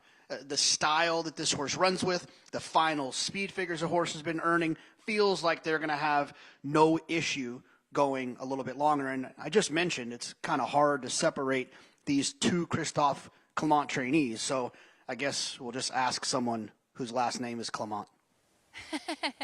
I will try, Jonathan. I have about as much insight on the 2 of them as you do. But going off of my notes from the last race to today, starting with the 2 Ilara, she was a horse that I thought 2 back would strengthen up after having a race under her belt. And then last time out, I thought it was almost as if she had taken that first U.S. race a little bit tough. She didn't really carry as much condition or muscle mass last time out as I would have necessarily liked to see. And she was beaten by her stablemate Community Adjusted, who just had a better momentum, whereas it seemed like Flavien Prat kind of took a while, or she took a while under Flavien to get going underneath of him. I do think given that running style, stretching out in distance should be okay for her, and she looks stronger today out of that last race, particularly behind the saddle, which is what I want to see. But I was blown away by what I saw from Classic Colors today. She's coming out of New York Bred Company into Open. And I thought it was worth pointing out that because she's a New York bred, she's the only one in the field with multiple wins, because given the conditions here in New York, she won the 2 other than New York bred allowance race last time off of the layoff and has the opportunity to run now in the 1 other than allowance against Open Company. Everybody else in this field has only had 1 win to their name, whereas she has 3, which I found really, really interesting. She does have to go the distance. That's my big question. Physically, she looks like she'll handle it. She's big, she's burly, she has a lot of good substance to her off the back of that win, and we talked about the tactics that she overcame that day. Yes, stepping up to face Open is a question and doing something for a distance that she's never done before, but she really wowed me back in the paddock and on track, guys. Classic Colors, Acacia, thanks so much. 3-1 with Jose Ortiz. Crossing over to the turf course, Richie, this 1 3/8 on the inner turf course. Some of the intricacies, some of the challenges for the riders, and what it takes to win these types of races. Biggest thing going, the further you go, the more you have to have your horses settled. You can't have a horse pull for a long time and expect them to finish with energy. So it's very important to get them as relaxed as possible, get them to run up into your bridle. I just think it's, to me, your horsemanship comes out more. You want horses to switch off. Kind of interesting, quickly we'll get back to the 1, Hail 2. It's full to Sadler's Joy, who got better with racing and got better with distance. This filly is finally getting to stretch out, and maybe she'll be like her brother. He was a war horse, long-distance war horse. Like the channel maker that you can count on being in like every long-distance graded grass stakes in New York, he was kind of the same. He was. I mean, he earned over $2.6 million, and he wasn't that good when he was young. He got better with age. Now, Hail 2 is still just 3, but she's finally getting to go further, and she's adding blinkers. I just thought she was an interesting long shot, and Dylan Davis is still not out of this. 1 shy of around Ortiz with 3 races left in this 2022 Belmont Spring-Summer meet. Woods Lane Farm homebred, Hail 2. Can she pull off the upset?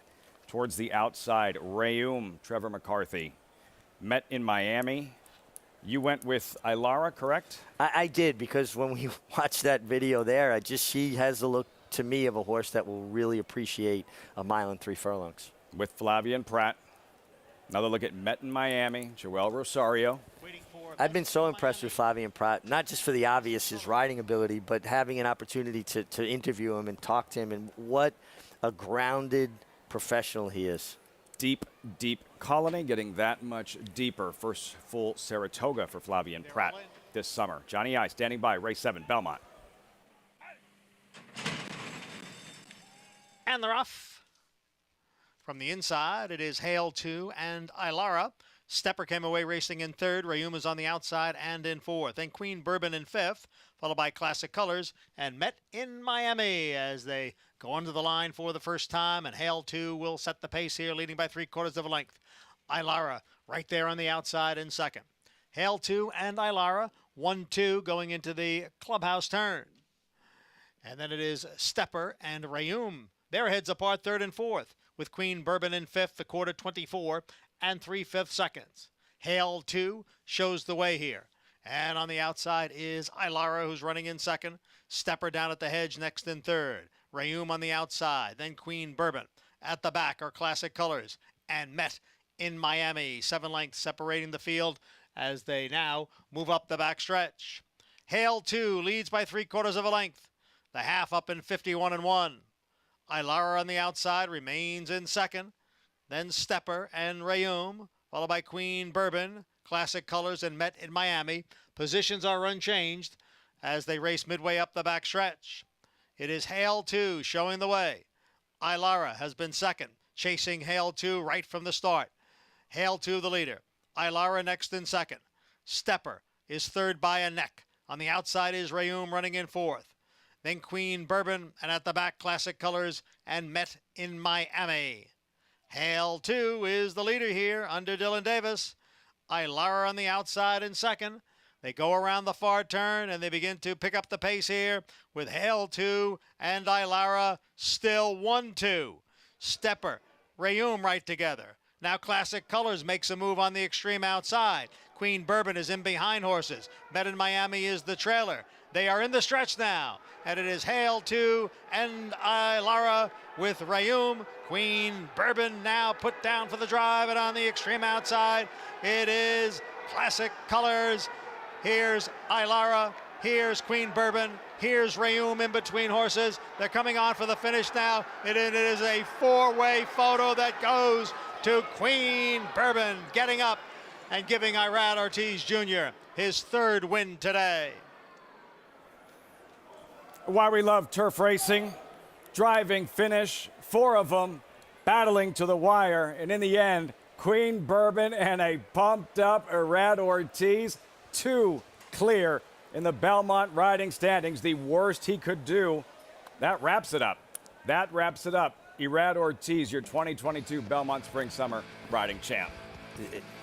Congratulations to Irad. Great job. Congratulations to Dylan Davis. A fantastic meet. He's got nothing to feel bad about. Don't hang your head, Dylan. This is all the process, and you've proven you belong at the top level. This was 4 riders within about a head of each other, and all 4 of them rode fantastic races. It's not just about who won. Irad gave a great ride, produced his horse, his patented strong finish. Rayum with Trevor McCarthy could not have gotten a better trip, produced her at the right moment between horses. Hail 2. Dylan Davis there. He can reach for the Nursed wire. her along and saved as much horse as possible, and she kept fighting. And Flavian Pratt on Ilara was always in the perfect spot, and she kept grinding. These were 4 riders that if you wagered on any 4 of them, no matter how it came out for you, you have to feel very satisfied with how good all 4 of these gentlemen rode. Look at Ortiz. Think this means a lot to him. Think this is important to him. Irad Ortiz in a 19th New York Racing Association riding title. The outside chance that in the next few minutes Dylan Davis picked up a mount in the featured Saginaw. 2 races left. He only has 1 mount. So much to be proud of, as you mentioned, and to be excited about heading into Saratoga. But today, Irad Ortiz, again, a 19th New York Racing Association riding title. Just incredible. 19 in a fairly short amount of time, really, if you think about the context of his career. And listen, we are so lucky in New York to have the depth of a colony that we have here. Every day you're going to come out and see some of the best riders in the world perform at the highest level, and that race was a clear illustration of that. I enjoyed it as a former rider and somebody that now covers racing when you see riders basically all rode perfect races. So exciting through the stretch.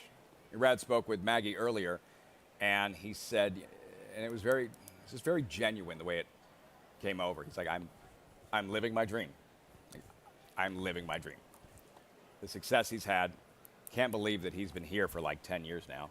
The multiple riding titles up at Saratoga. And another point that you brought up yesterday was that saying that one of his greatest strengths is also one of his biggest weaknesses. So competitive, so passionate, wants to win so badly that sometimes pushes the envelope too far. Yeah, he gets a little bit lost in the pursuit of that victory. And again, it goes from race riding to reckless riding. And I've talked to him about it. It disappoints me because you know he's better than that. And as he gets older, you hope he continues to modify that. Race riding's subtle. Maybe part of that is what makes him so good as well, though. No doubt. Riding that edge. Yeah, but you still gotta have a clear, concise idea of where that line is. Riding title at Belmont for Irad Ortiz, and the victory there, thriller in this 7th race at Belmont Park. As for Luis Saez, he and Rudy Rodriguez teamed up for a victory yesterday. Hot Peppers in the victory ride. They'll team up once again in the closing day feature with There's a Storm Brewing in the Saginaw. That's next on America's Day at the Races.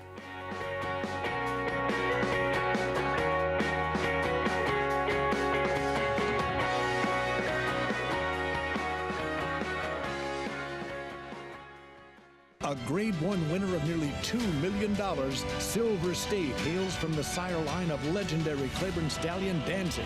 And his second dam is full sister to Kentucky Derby winner Monarchos. After winning the Oaklawn Handicap, Silver State defeated Knicks Go in the Grade 1 Metropolitan Handicap. On the board in 12 of 14 starts from ages 2 to 4, his career included a 6-race winning streak. Grade 1 winner Silver State, standing at Claiborne Farm.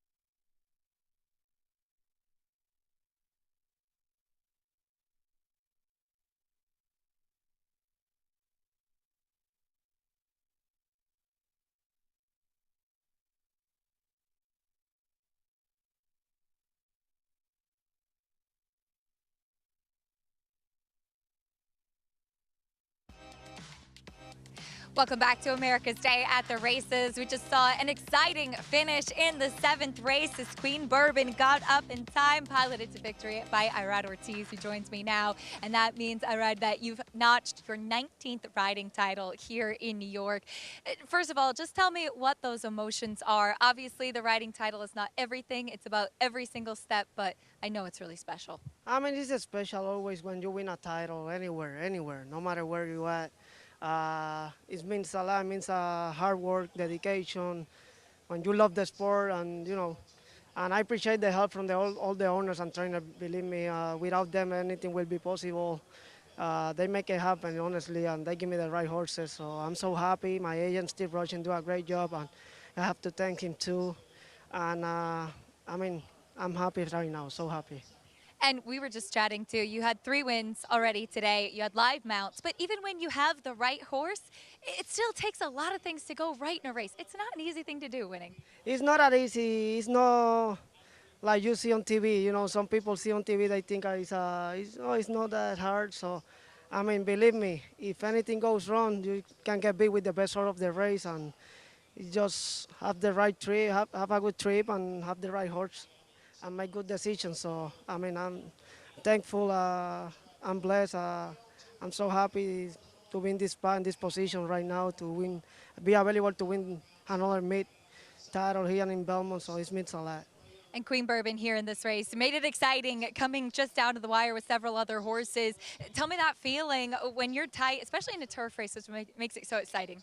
I mean, I have a perfect trip. I break good. I thought I gonna be forwardly placed, but they came out quickly. That's what I thought, and I just go to plan B and drop in, saving ground. I have a perfect trip, honestly, all the way. I wasn't behind Saez horse. I think it was life. Stayed there by my time. Quarter pole, I was available to tip him out, and the horse responded well. Iron Wicks, he do a great job, and thanks him and the owner for giving me the opportunity. Well, I read congratulations on the win here and on the riding title. We can't wait to see what you do up at the spa. Thank you very much. Irad Ortiz with another riding title here at Lafitte, and as he said, it's not an easy business, but I wouldn't trade it for anything. Living a dream, he said earlier today. Irad Ortiz, Acacia, thanks so much. Dave Grenning talking to Irad there about what this riding title means to him. And with Queen Bourbon for Bourbon Lane Stable, 6-column stable, trainer Ian Wilkes. Queen Bourbon, the big performance, and as you mentioned, a textbook performance from each of the 4 riders that put forth tremendous rides in the process. Yeah, it was fun to watch, you know, such good riders and all produce such perfect rides, and 4 heads on the wire there. Irad, congratulations on his meet, leading rider. Congratulations to all of these guys here. This is as tough a colony as you're going to find. Dylan Davis, Manny Franco, all tremendous Franco, meets. a huge meet. Huge meet. Momentum as well for him heading into Saratoga. Queen Bourbon, 750 in the end. Rayum right there, Ilara. And Sadler's Choice, little sister here, Hale too, with Dylan Davis, a huge effort as well, fighting, battling down along the inside. Yeah, she certainly appreciated the distance like her brother, although different running style. Brother deep closer, her back. more of a pace type, at least in a slow pace here. 2 left at the meets. That late pick 5, more than 720,000 in the pool. And the closing day feature, Saginaw for New York breds, $100,000 purse, mile and a 16th, older horses. Listen to your heart. Richie, 3-2 early on. Yeah, listen to your heart, getting all the money. I guess people were really taken with that first performance back, which was very good. Saginaw coming up here, the closing day feature, Belmont Park. At Saratoga, it's a stakes race every day. We touched on the 2-year-old fillies in the Schuylerville opening day. Day 2, first graded stakes race on grass of the meet. Big field, 13 deep. The Forbidden Apple with a $175,000 purse. Older horses, set piece is going to exit that dinner party, set piece. There he is, far back where he likes to be in those Juddmonte colors. Set piece, going to lose some ground coming off the far turn before unleashing that late kick.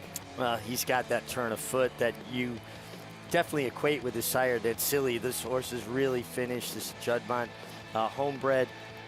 He's got to work out a trip. I mean, it's good that he's got the inside post because he's going to save all the ground on the first turn. And it's always been my belief, if you've got a horse of closing type that you're going to lose ground the second turn, you got to save all the ground on the first turn. So he should get that opportunity. Wolfie's Dynagos, public sector. How strong did you think the poker was overall? Well, you know, it was a very slow pace, and they really finished. Masson was good. People were, like, I think a little disappointed he wasn't more impressive, the winner. But they were coming home in 22-4, basically. Yeah. They were flying home. So you got to give public sector a lot of respect because he was further back and he was making up ground, where Wolfie's Dynagos, you know, was in the perfect spot on a slow pace. You know, racing luck and trip is going to be everything in this one with the field, you know, that big in the Forbidden Apple. I mean, just trying to figure out who's going to be where and strategically. This thing is an absolute scramble going in. Huge field, 1 mile on a 7-furlong turf course. We're leaving Belmont. Riders got to completely reevaluate and change how they approach races. It's a crush into that first turn. Wide open edition of the Forbidden Apple, first graded stakes race on grass of the meet at Saratoga. We have the closing day feature next with Market Alert back there somewhere, who is currently 7-2. The Saginaw is next. Riders up, post parade, Acacia's paddock report. That's all coming up.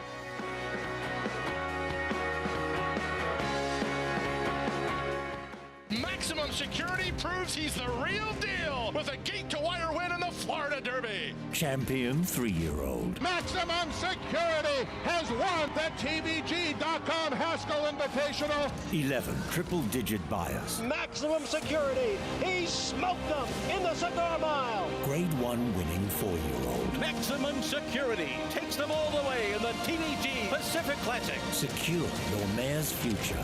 Maximum Security. Who you betting on? How about an app created specifically for horse racing? Naira Bets. We specialize in thundering hooves, fist pumping, and boosting your bankroll with robust weekly promotions. And offer betting tips from actual horse racing experts. Bet all day and night, nationwide. Get the action and thrill of horse racing with Naira Bets.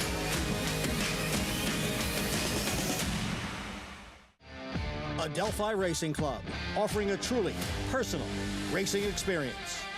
Looking to own thoroughbred racehorses and win at the highest level circuits? We're not just a syndicate, and our members aren't just investors. We are partners. Experience the Adelphi difference. Join the club today. Contact us to get a taste of the Adelphi experience and come hang with us this Saratoga meet. The July Selected Horses of All Ages sale, now featuring both horses of racing age and breeding stock. Since 2013, this sale has produced 28% stakes horses, no less than 60 stakes winners, and over $60 million in racetrack earnings.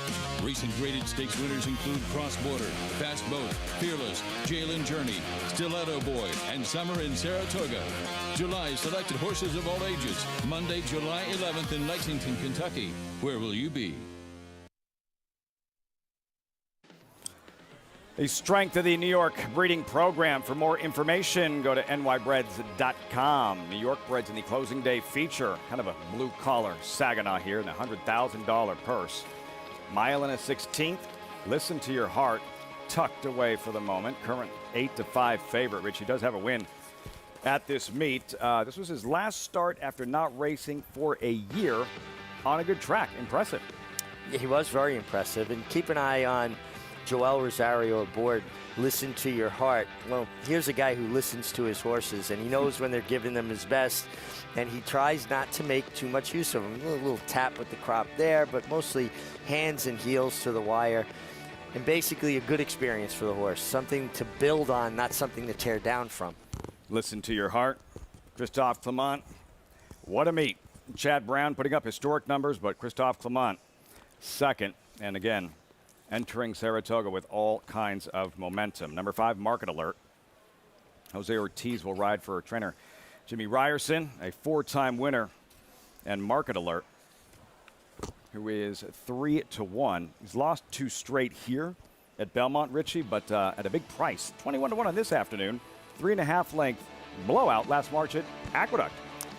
And again, a horse that I think does his best work when he's involved early. You know, some horses lose interest if they're not up in the fray. They get behind horses and they go, oh, okay, I'm okay back here. He reminds me of those kind of horses that when he's involved, his blood gets up and he'll continue on. I put a line to his last race. He broke through the starting gate, and I just think some horses lose all of their energy. They're almost electric, and it built up in this pressure, and then boom, they break through the doors, and all that energy leaves them. Something to watch for as they arrive at the starting gate, Acacia, for this Saginaw. What are you noticing in the paddock? Well, as we've talked about, there could be a pretty good pace in here, but a horse that showed that he had the proficiency and ability to rate last time out is Listen to Your Heart, who's been a tough one to keep on the racetrack. The fact that he did win last time out off of a big layoff, after a couple of big layoffs, in fact, and now comes right back and stretching out in distance and looks terrific in doing so. A horse that I wasn't in the paddock for that last race, but remember from notes from previous years that he was a little bit more of a competitor compact type of build. And now as a 5-year-old, at the age of 5, horses are physically mature. He's filled into himself. He has grown up nicely, which you really like to see. He's got a lot more length to his leg and to his frame as well. Of course, the stretch out in distance, doing something for the first time will be the question. And he's got pretty good energy here in the paddock, which I do appreciate off the back of that big win. He did things so easily in that last effort. He's a major contender in here, and we'll have to show that he can get the distance. Physically,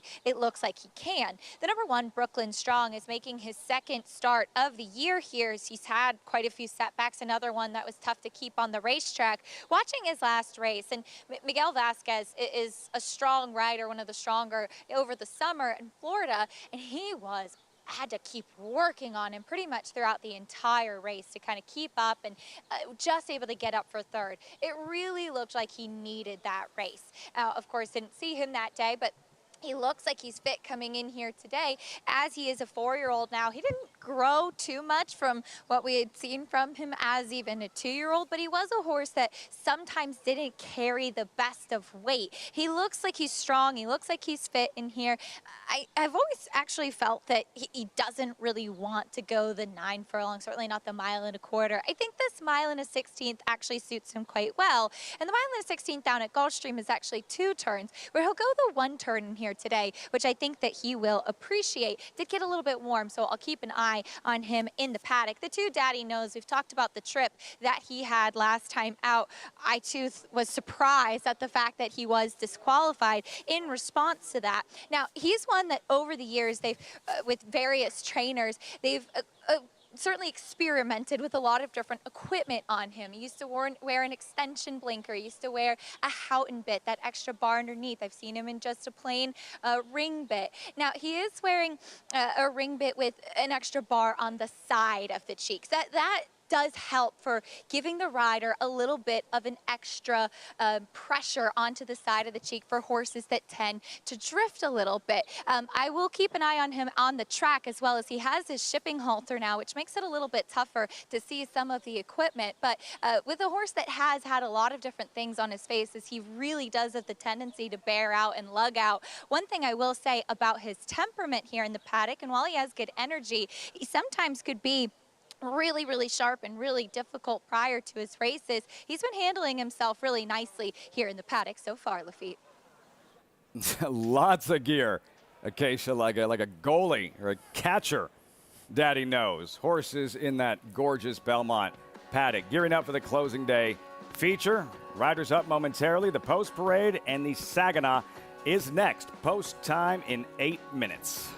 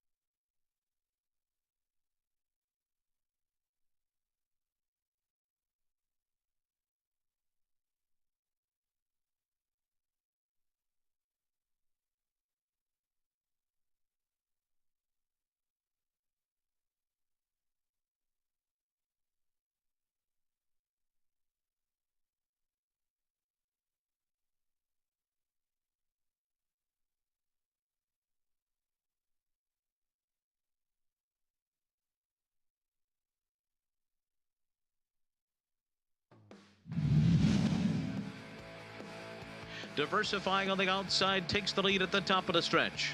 Fox Rules on the inside is second. Break of 3 to Gypsum Johnny, who's running in third and trying to put in a bid. And on the far outside, it's Papa Shot. Diversify comes by the 8th pole in front.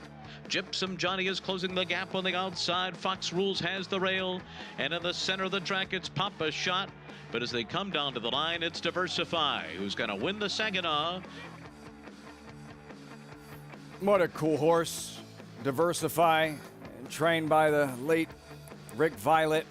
Diversify, and in that Saginaw, not his biggest moment, I'd say in the sunshine, but it was absolutely pouring the day he won the Whitney at Saratoga. Yeah, it really was. And yeah, Rick Violet, someone that's sorely missed and took up so many of the causes for the horsemen and the backstretch workers, as well as, much like Rick Schosberg, thoroughbred aftercare. Terrific horseman. Don't know how he ever found the time and energy to do everything he did. Sorely missed. Rick Violet. Diversify, eventual Whitney winner in 2018, taking down the 2017 Saginaw. Here's the field. Brooklyn Strong, perfect name for a Saginaw runner. Former Remsen winner at the age of 2. And to me, the only true closer in the race. This horse's style is to come from off the pace, where everybody else's style is to get involved. I think it makes him a major player. Daddy knows. Again, disqualified out of that Finger Lakes race in his latest 12-1. Yeah, a horse that has a tendency to want to drift, has different equipment today. Belmont Park, a little easier for a rider to manage a horse like this because you had a long run down the backstretch. Gemography, first or second in 20 of 36 lifetime. The horse that showed really good speed sprinting last time, can come from off the pace, but you would think stretching out from the sprint, he's going to be fairly close too. Saginaw favorite, 8-5. Listen to your heart, quick and dangerous. Joel Rosario, Christophe Clement. Man, good speed last time. You got to imagine stretching to the mile, he's going to have good speed again. I think he could be the main speed here. Market alert, 3-1 second choice. Still looking at Listen to Your Heart, 8-5. There's number 6. There's a Storm Bruin, Luis Saez, Rudy Rodriguez. Again, looking for stakes wins on back-to-back days. When this horse runs his winning race, he goes to the lead, and he's got Luis Saez, who we know is not bashful about being aggressive. 4-1 currently. Market alert out there somewhere.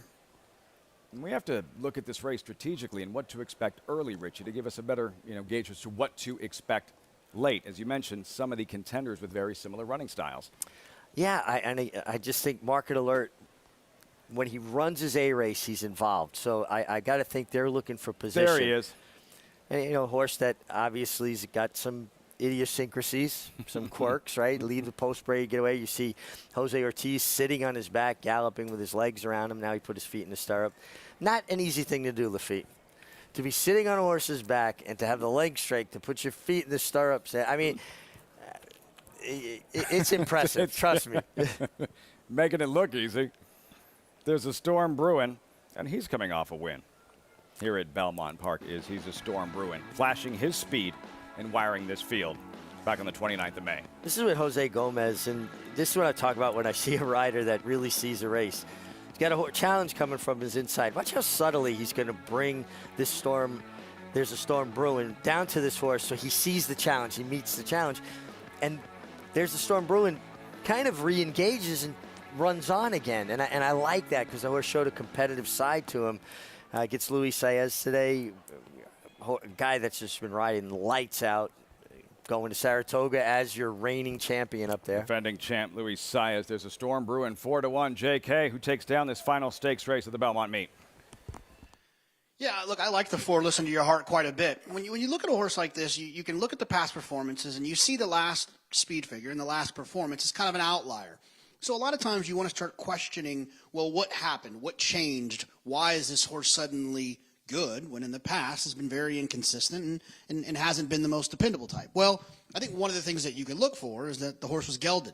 Came in off a 350-day break to give us the performance that we saw last time. If you look at it from a pace figure standpoint, this horse ran early, was involved early, ran fast early, and then still threw one of the best, if not, the best speed figure of his life. I just think this is a new horse now. Basically, I'm covering up everything this horse has ever done and pretending that he's only run one race, and it was the last one. And if he runs that race again, takes another step forward off a 350-day break, he's going to be extremely hard to beat. And like Richie said, I think he's going to find the front, which in dirt racing, is my favorite place for these horses to end up. So I'm going to go with the 4, Listen to Your Heart. I think he's going to be hard to beat. I singled. I wanted to single. I was a little bit concerned about the 5, Market Alert, because Market Alert does have some okay races, but didn't run particularly well last time, but with a little bit of excuse. Had some trouble at the gate at the beginning. Sometimes that can take a little bit out of them. And my biggest concern with Market Alert, but hopefully Acacia can give me some insight, is when they have those tricky times going to the racetrack and going to the gate, sometimes they can get a little nervous when they come back. How is Market Alert doing on the racetrack, Acacia? He's actually settled a lot now, JK, as this is a horse they brought into the paddock wearing a hood, covering his ears, which is something they've done in the past. And then, as you may have noticed, he was late leaving the paddock, went out accompanied by the pony. And I haven't been in downstairs in the last couple of races, but Maggie has said that he's been freezing, coming through the tunnel, just acting really, really tough. He, accompanied by the lead pony, left the paddock at a very brisk trot and really kind of jogged very sharply through the tunnel to get through it as quickly as possible, and then went the opposite direction of the rest of the field. And I asked Jimmy Ryerson's assistant, did something happen with the delay? And she said, too much happened. It's just better to keep him moving, and that's what they've done. The 2 Daddy Knows quickly. I spoke to trainer Jeff Engelhart. He said he used to wear a cage bit. They went back to the ring bit, even kind of a softer bit, because he was fighting the stronger bit in his last couple of starts. And he said Andre Worry feels much more confident in the equipment that he's in right now. Lafitte? Andre Worry on Daddy Knows. 13-1. Final thoughts, Richie, before the Saginaw? I wound up at Brooklyn Strong because I do think he's the most race shape legitimate closer in the race. And maybe he's just no good anymore. His last races leave, plenty to be desired. And I'm from Brooklyn. How can I not pick Brooklyn Strong? Come on. That's okay. How about Listen to Your Heart being drawn inside Market Alert? There's a storm brewing. What do you expect from those 3 leaving the gate early? I think it should be fairly contested, but I do think that Listen to Your Heart is naturally the fastest horse in the race. Final stakes race of the meet is Belmont Spring Summer 2022. Market Alert steps forward. There's a storm brewing. John Embrial with the call. The Saginaw live from Belmont. They're in the gate.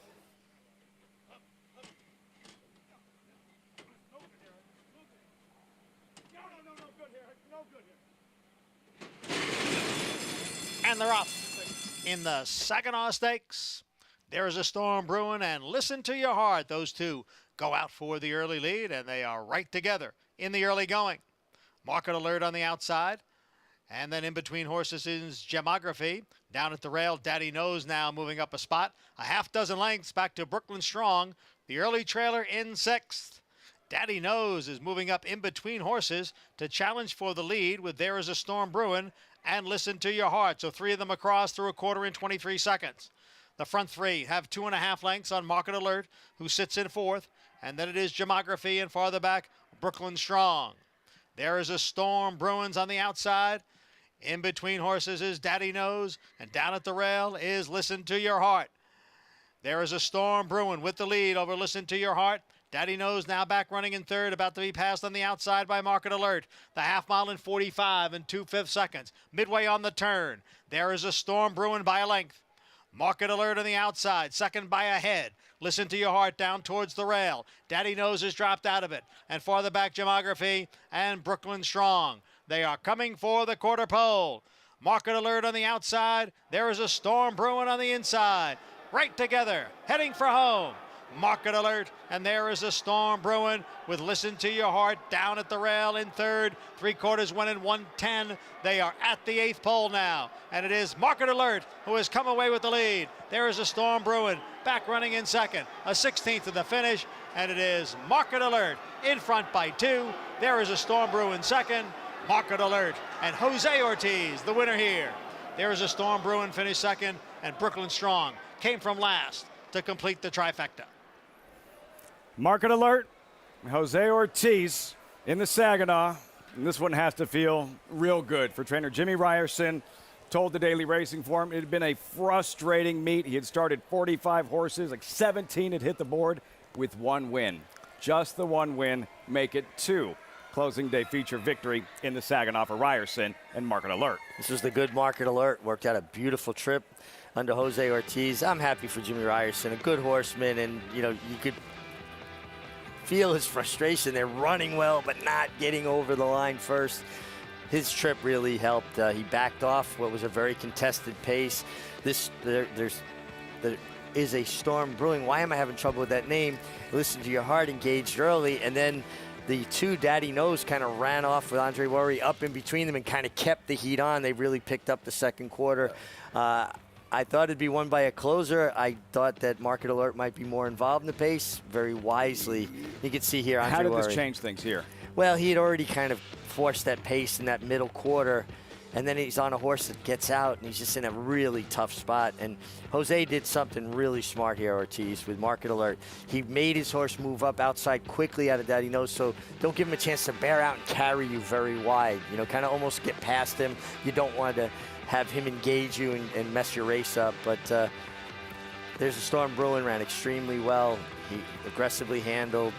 No real excuse, I guess, for listening to your heart. He was part of the same pace that There's a Storm brewing. I thought Brooklyn Strong would close a little bit better than he did. He maybe just isn't as good as he once was. There's a Storm brewing, digging, doing everything he can, but too much Market Alert. Jose Ortiz, and drawing away in the end a 5th lifetime victory. Market Alert, better again, a little fractions at the gate, but nothing like last time when he broke through the front of the barrier, and there's the result. And, you know, they school these horses so much in the mornings, trying to get them over these little idiosyncrasies and the anxiety of going to the gate. Sometimes it never works because it's just a different atmosphere. It's so much more sedate and relaxed in the morning than it is in the afternoon, but he was much better today. You saw kind of a stoic Jimmy Ryerson, but has to be so satisfying to get that second win of the meet in a stakes race. Jimmy Ryerson with Market Alert had him cranked up and ready to roll today. Takes down the Saginaw. How about the fireworks we saw yesterday at Horseshoe Indy? An actuator. That exciting stretch duel had to survive the inquiry/objection, and in the end, an Indiana Derby winner. That's next.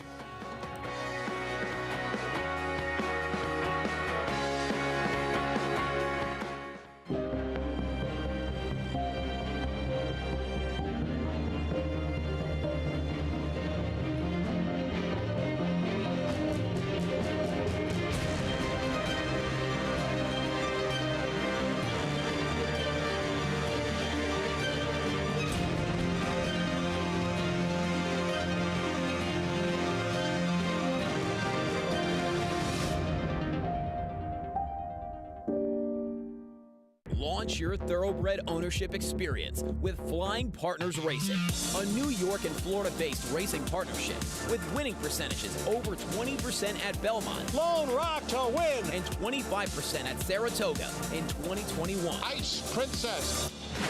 Limited opportunities available now, with yearling partnerships coming this fall. It is Tell Your Daddy. Meet the Flying Partners team at our open house. Visit flyingpartnersracing.com to learn more.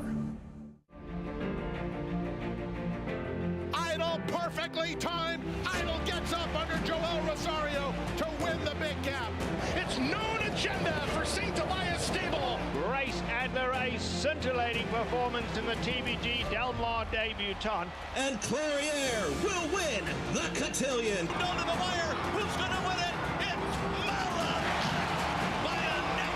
Curling, the classic sire. Now more than ever, it's time to get with the program because New York breds start with an advantage. New York breds run for serious green. At Belmont and Saratoga, New York bred maidens run for up to $75,000 and allowance horses for up to $85,000. And serious New York bred owners can collect awards of up to $20,000 per horse per race in open company. So get back with the program. Seriously.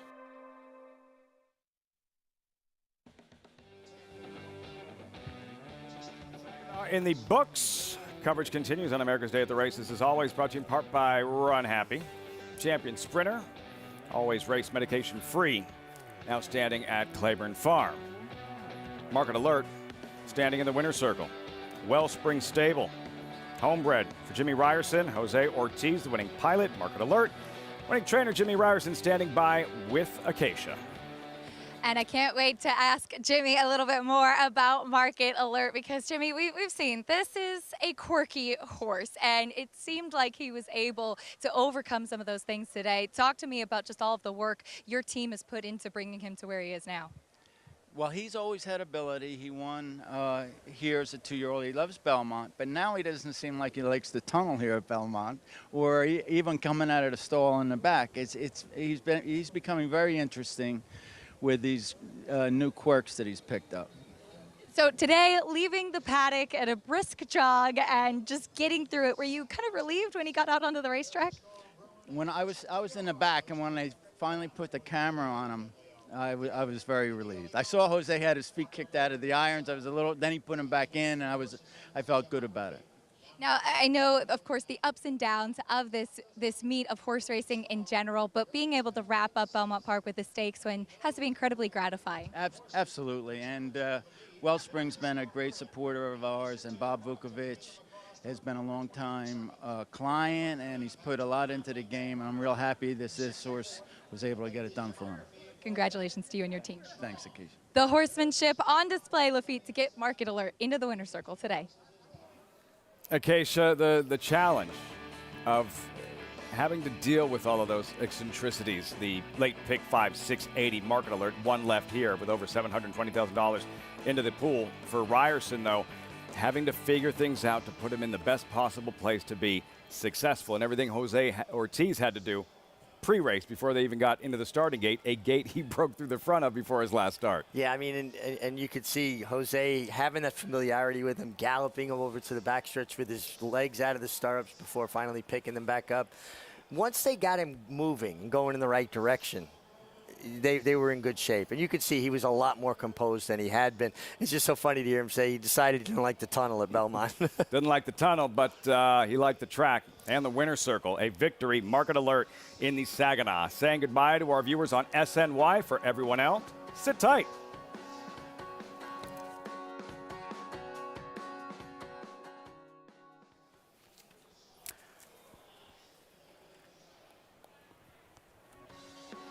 This is America's Day at the Races. One race left before we head up to Saratoga for the summer. Winding things down here at Belmont Park for the spring-summer meet. But racing yesterday across the country.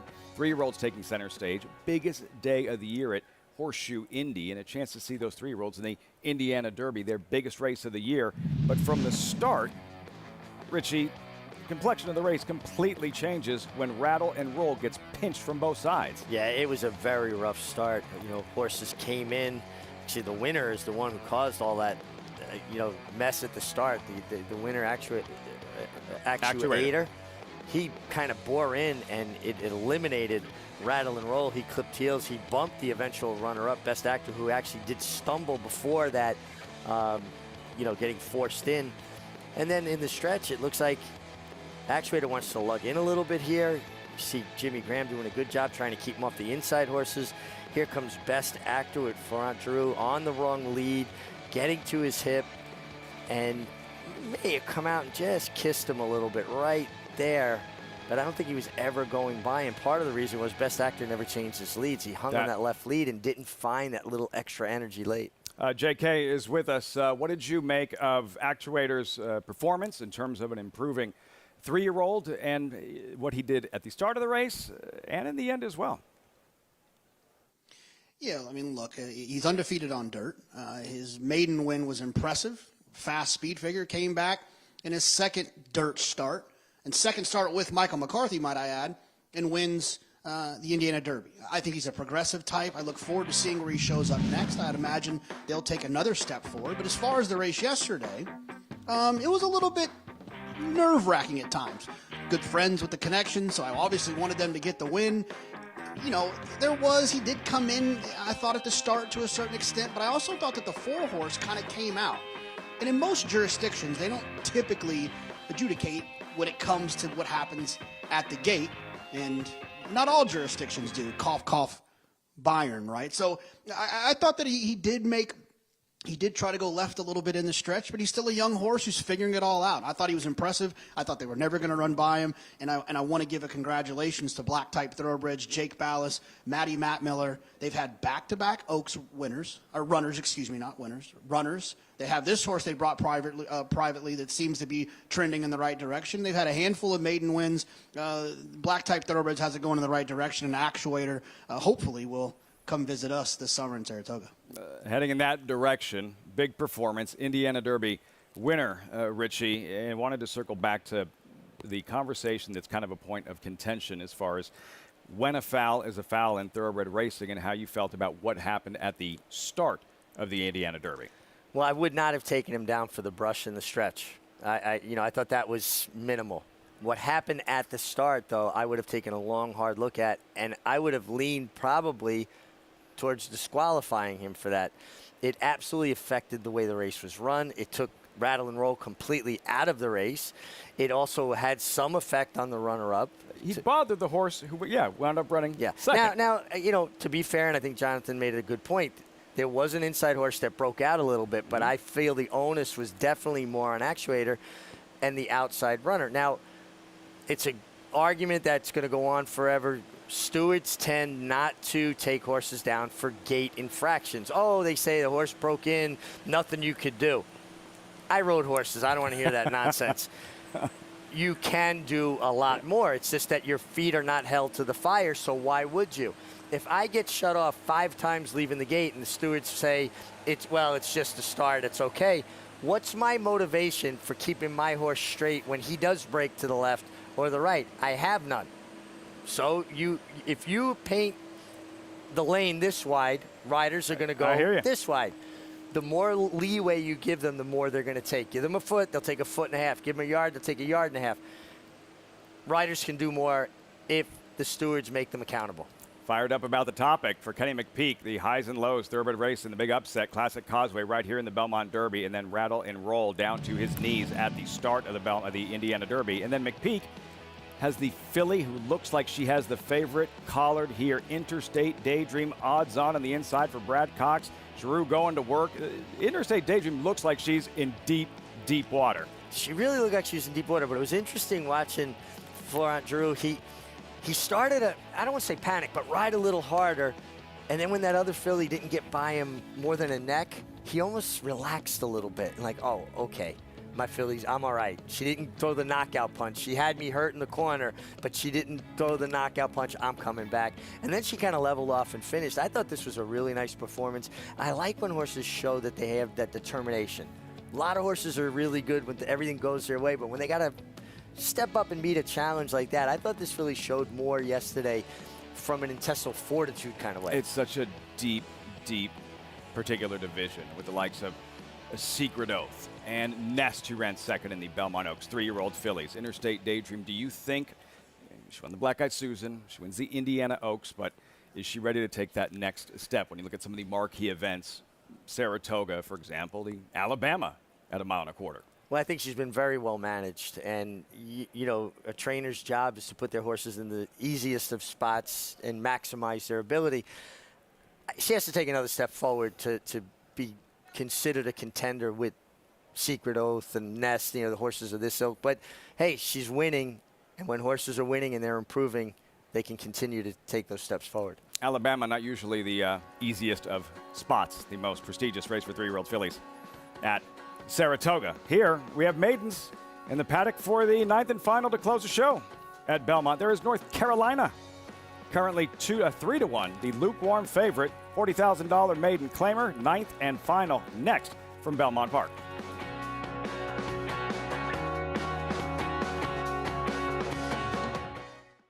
DeMarchelier offers breeders a rare opportunity as the only son of Dubawi standing in Kentucky.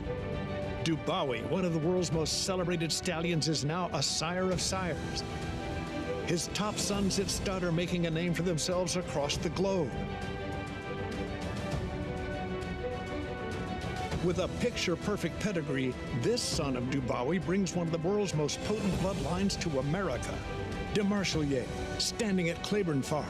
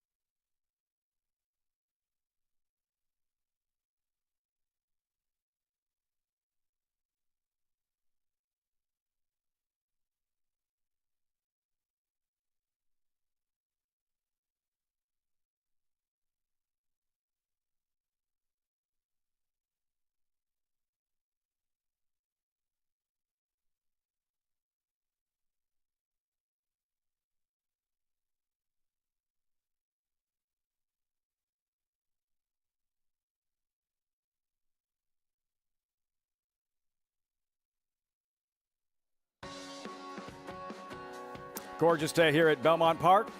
America's Day at the Races, as always, brought to you in part by America's Best Racing. For the love of the race, visit americasbestracing.net today. Acacia, great stuff from the paddock, all meat. Look forward to seeing you, of course, up at Saratoga for more of the same. But before we get this paddock report, want to get your highlight, your most memorable moment of this Belmont Spring Summer meet.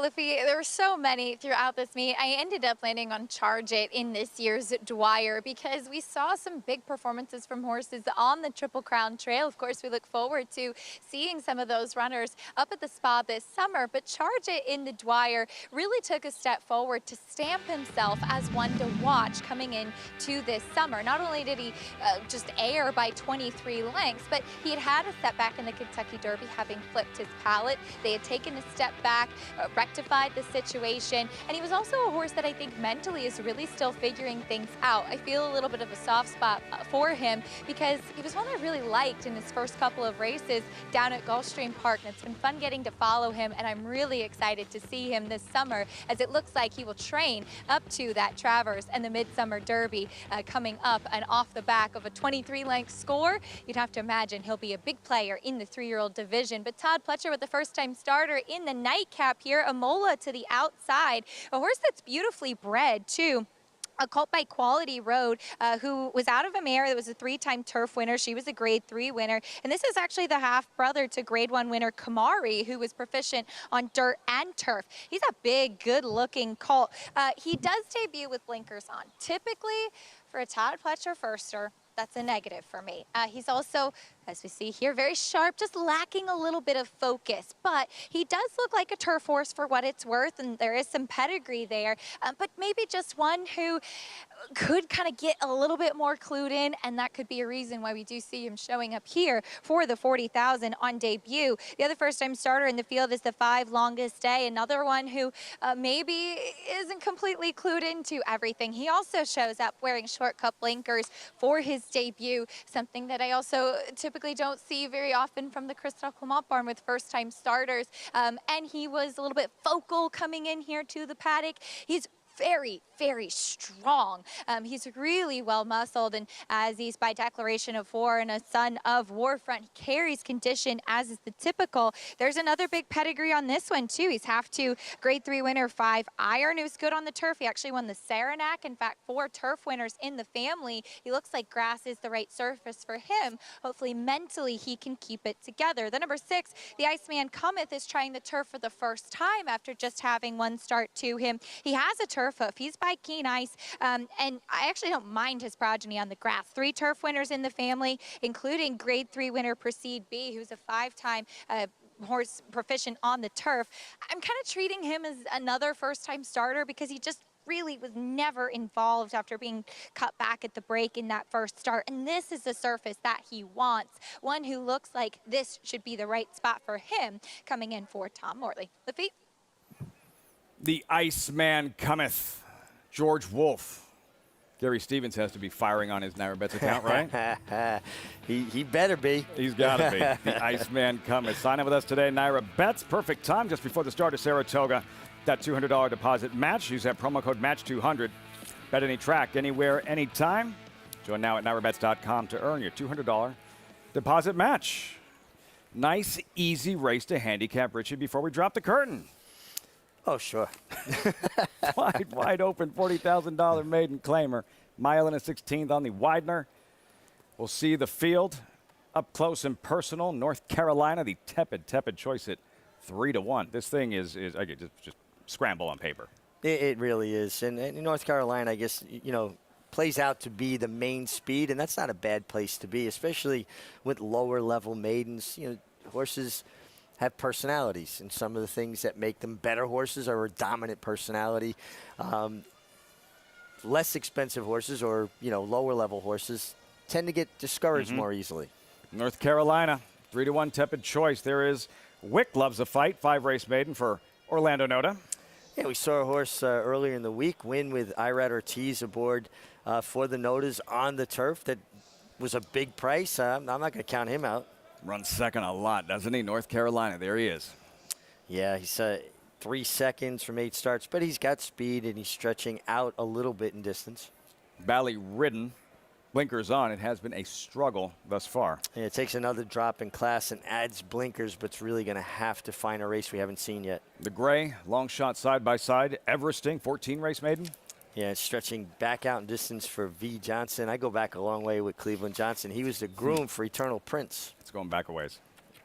That's going back a ways. Here's the West Point Thoroughbred first-time starter for Christophe Clement. Longest day. Well named for closing day at Belmont Park. Feels like the longest day. The Ice Man cometh. Fire away, Gary Stevens. Yeah, gets on the turf and love the name. For Tom Morley, race under the belt. Javier Castellano in the saddle. 6-time Travers winning jockey. Greg's Honor, number 7. 4-race maiden, 5-1 currently. You get Johnny Velasquez from Mark Hennig dropping down in class. I think he's a player. Greg's Honor, number 7. Number 8, Dream of a Day, 2nd in 4 of 8 to date. There he is. Dylan Davis aboard for Barkley Tag. Dylan, dreaming of the day. He'll be leading rider at Belmont Park. He was close. Very close. He was very close. Too shy of Arad Ortiz. Callaway Park at 13 to 1 off the board in his first 4 by the late great Arrogate. Dropping down to the maiden 40 level for the first time. Takes the blinkers off. Eric Cancel with a really good ride in a turf win earlier today. Union of Thoughts and Kendrick Carmouche. Yeah, trying turf for the first time. Works well on the dirt. Sometimes horses more meant for turf will work well on dirt, not run so well on it. Andy Mola, the big colt, Keisha mentioned, doesn't love it when she sees the blinkers on the Todd Fletcher first-time starters. Yeah, it makes you feel like they've got a little bit of focus issues or little idiosyncrasies. But, man, what a run Todd's been on. What a tremendous meeting. Getaway day. Off to Saratoga, opening day Thursday, and the final race of the meet. When we come back, this 9th race at Belmont Park. That's next on America's Day at the Races. Stay tuned.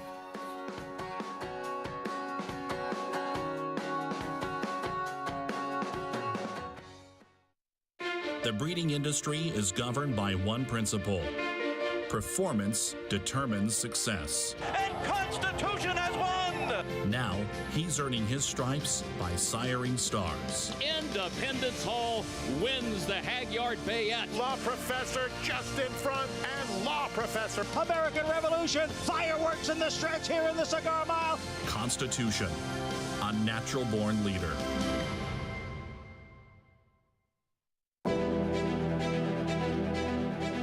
You don't have to be a multi-millionaire to get into this game. You can have a few $1,000s and have fun with it. But with the bonds, you're actually going to win. I've had the opportunity to win multiple races. In fact, this year I won 2 times in one day, which is almost unheard of to be able to do.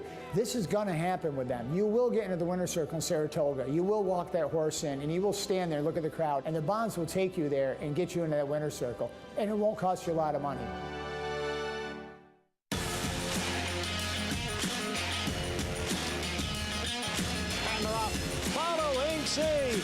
Pouring it on here in the stretch. Impressive to win the Grade 2 Vosburg.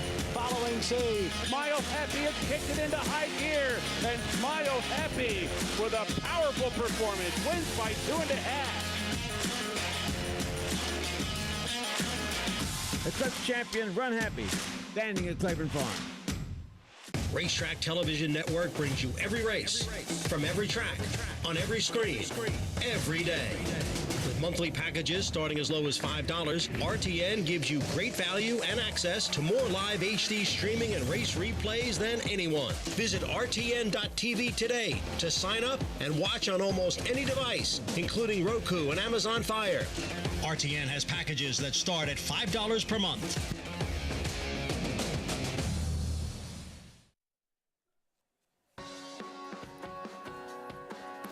Be filing into that starting gate very shortly for this 9th and final race of the meet. You see the pick 5 Will Pays, $40,000 maiden claimer. JK, send us out a winner closing out the meet. Lafitte, come on, man. You should have texted me. This is a hard race. I'm guessing, to be honest with you. These maiden 40s are always tough. And I'm going to pick the 9, but I think this is a wide open race. I wouldn't talk anyone off of any horse. What I will say about the 9 is that the 9 has shown some ability in some of the previous races. The last race wasn't great, but the 3 races prior to that, there was some ability shown. And maybe, just maybe, getting down here with their so-called friends, the 9 Callaway Pete, can kind of wake up a little bit and have a shot in a spot like this. You get a price at 11-1. I wouldn't take anything short on anything. I think 5-2 on the 2 is a little bit silly. I wouldn't take a single digit, I don't think, if I didn't, in this spot. It's just tough. I thought the 11, Imola is, this is a horse that Todd Fletcher drops. You get Luis Saez. This is a horse that's supposed to be shorter than 5-1 if there's any ability here. I feel like this is a pretty quick give up. Just go ahead and he owns part of the horse. Let's just see if someone will claim and try to have an extra stall for another horse up at Saratoga. That's just a guess. We'll see what happens. I'm hoping that Acacia can give a little bit more insight on how someone's warming up, and whoever she says she likes, that's who I like too. But I'm going to pick the 9 officially. I had such a tough time with this race at 2, JK. I will say that Mola looked a lot better on track. I think as far as his focus issues do go, he just doesn't really like the pony, which is surprising, as I'm sure he's been schooled with it in preparation for this race in Saratoga. I landed on the Iceman Cometh, but we'll talk quickly about your favorite in the number 2, North Carolina. One thing I will say is that he's never run this slow on the turf, so at least he has that going for him, though it's been a lot of tries. He's one that has always Markley Tag, when he had him, seemed to be convinced, wanted to go further. He'll get a little bit of a stretch out to the mile and the 16th in here today. And I will say his weight looks better than ever today. And typically Linda Rice's horses do carry really good condition. He warmed up well out on the track. I don't have any problem with him. I just felt it's really hard to trust him even in this spot. But maybe it's just a case, Lafitte, he might have found his friends today. You don't usually clobber your friends, right?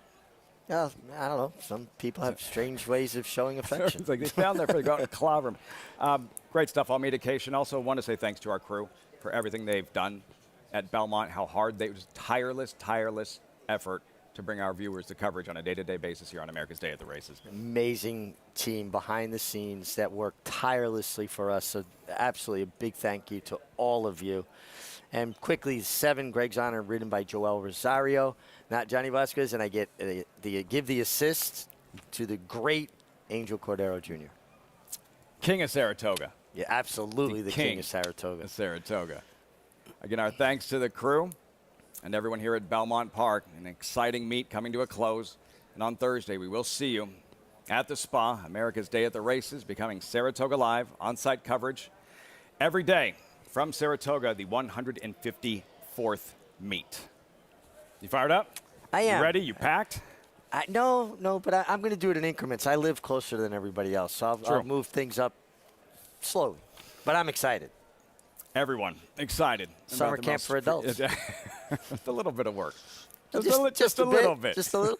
And a great job on the mic all meet as well with John Embrial standing by one final time for this call at Belmont Park, the 9th race. What's going on with the first-time starter on the outside? That is cold on the board, by the way, for a Todd Fletcher first-time starter, 5-1. Yeah, and it really is. And he gets a tough post, too, something you always keep an eye on. It looks like they're adjusting the bridle, something with equipment there.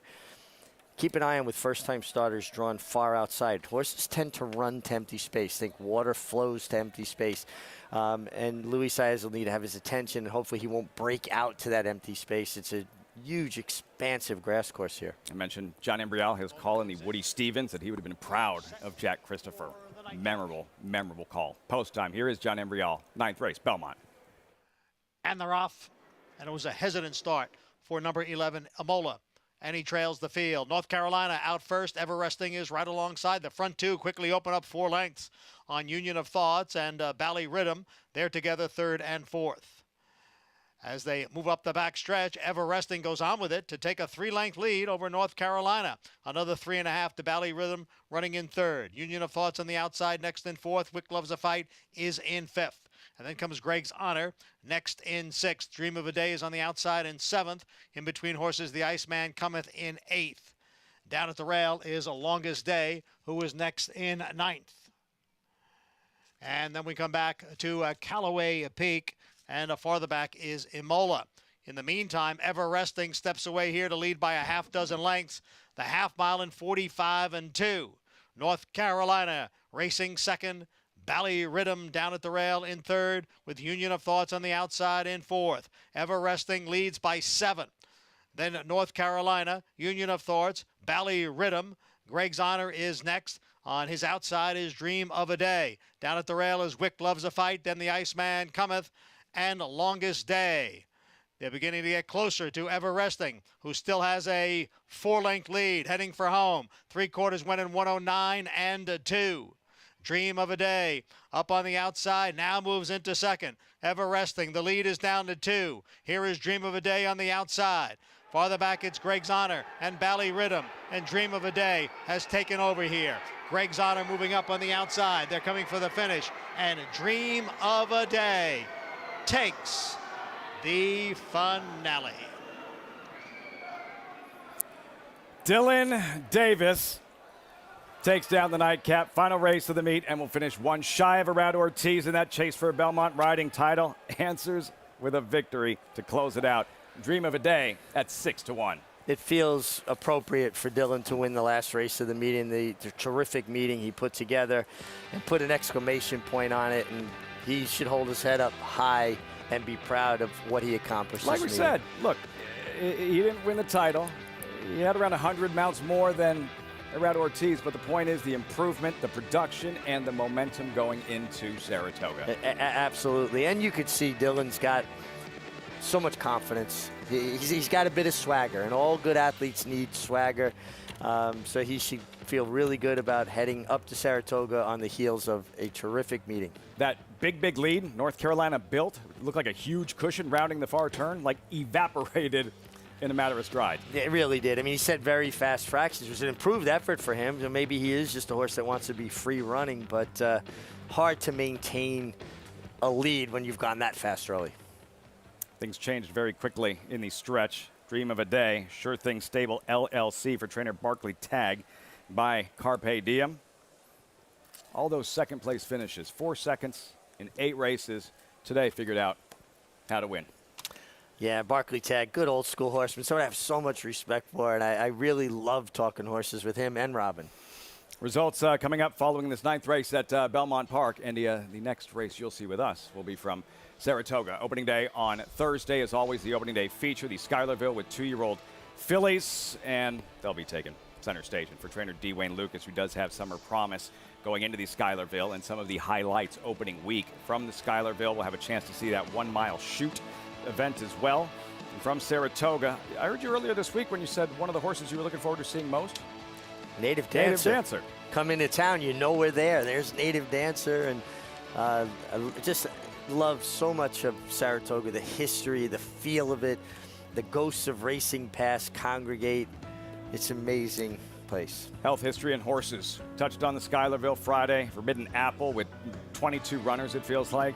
The first of 17 Grade 1 flat races. The Diana on Saturday, prestigious historic event. Same with the Sanford and 2-year-olds. Quick call on Sunday to close opening week. The 2-year-old fillies in the Schuylerville. Here's the field.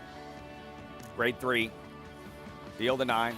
Summer Promise down at the bottom with Luis Saez, trained by D. Wayne Lucas. And again, he told Gary Stevens how excited he was about this filly at the beginning of the Churchill meet. And then in her debut, she went out there and proved why. Oh, she was just very good. Big, strong filly by Uncle Mo. Was able to make the lead from the inside post going 5 furlongs. But really kind of settled into stride when David Cohn, once she secured a position, was able to put his hands down and get her to run up into the bridle. And that really bodes well, I think, for her going further. I think 6 furlongs of the Schuylerville is going to be even better for her if she's drawn outside. So it gives Luis Saez, who gets them out now, the opportunity to let her get into a good rhythm. There's some speed sign on here. There's some fast horses. You got a filly coming from Parks, Veta Rio. She opened up 5 lengths in the first 1/8 of a mile, going 4.5 furlongs. Not easily done. That's fast. So I think this filly's well drawn outside and will be forwardly placed, but be able to get in a good rhythm. Yeah, there's longevity, and then there's D. Wayne Lucas. He's won 6 Schuylervilles. His first, 1986, Saco Wista. She was the defeated favorite. in the Breeders' Cup Juvenile Fillies that year. She came back as a 3-year-old filly, won the Breeders' Cup Distaff at Hollywood Park, 1986, and Lucas will try to win a 7th in 2022. The fact that he still rides out on his pony, the man is amazing. Incredible. Incredible. Have a chance to see that. And the 2-year-old fillies in the Schuylerville Dream of a Day, $15. Dylan Davis, as you mentioned, appropriate for him to win the final race of the meet. Go out on a high note for a meet. That was a breakout meet for him. Congratulations to Irad Ortiz, Chad Brown, all of the people that led the meet, but all of the people that worked so hard and had good meetings here. Just under 3,000 for the picked 5. Congratulations if you're able to wire those numbers together. We will see you up at the spa on Thursday. Live coverage from Saratoga, 154 season of racing at one of the oldest sporting venues in North America. Look forward to seeing you then. Fun day of racing here to close the show. And those crowds, they'll be there. More than 1 million attended last year. Look forward to seeing everyone up there at the spa for opening day, Saratoga. We'll have it all for you on Saratoga Live. Have a great night, everyone.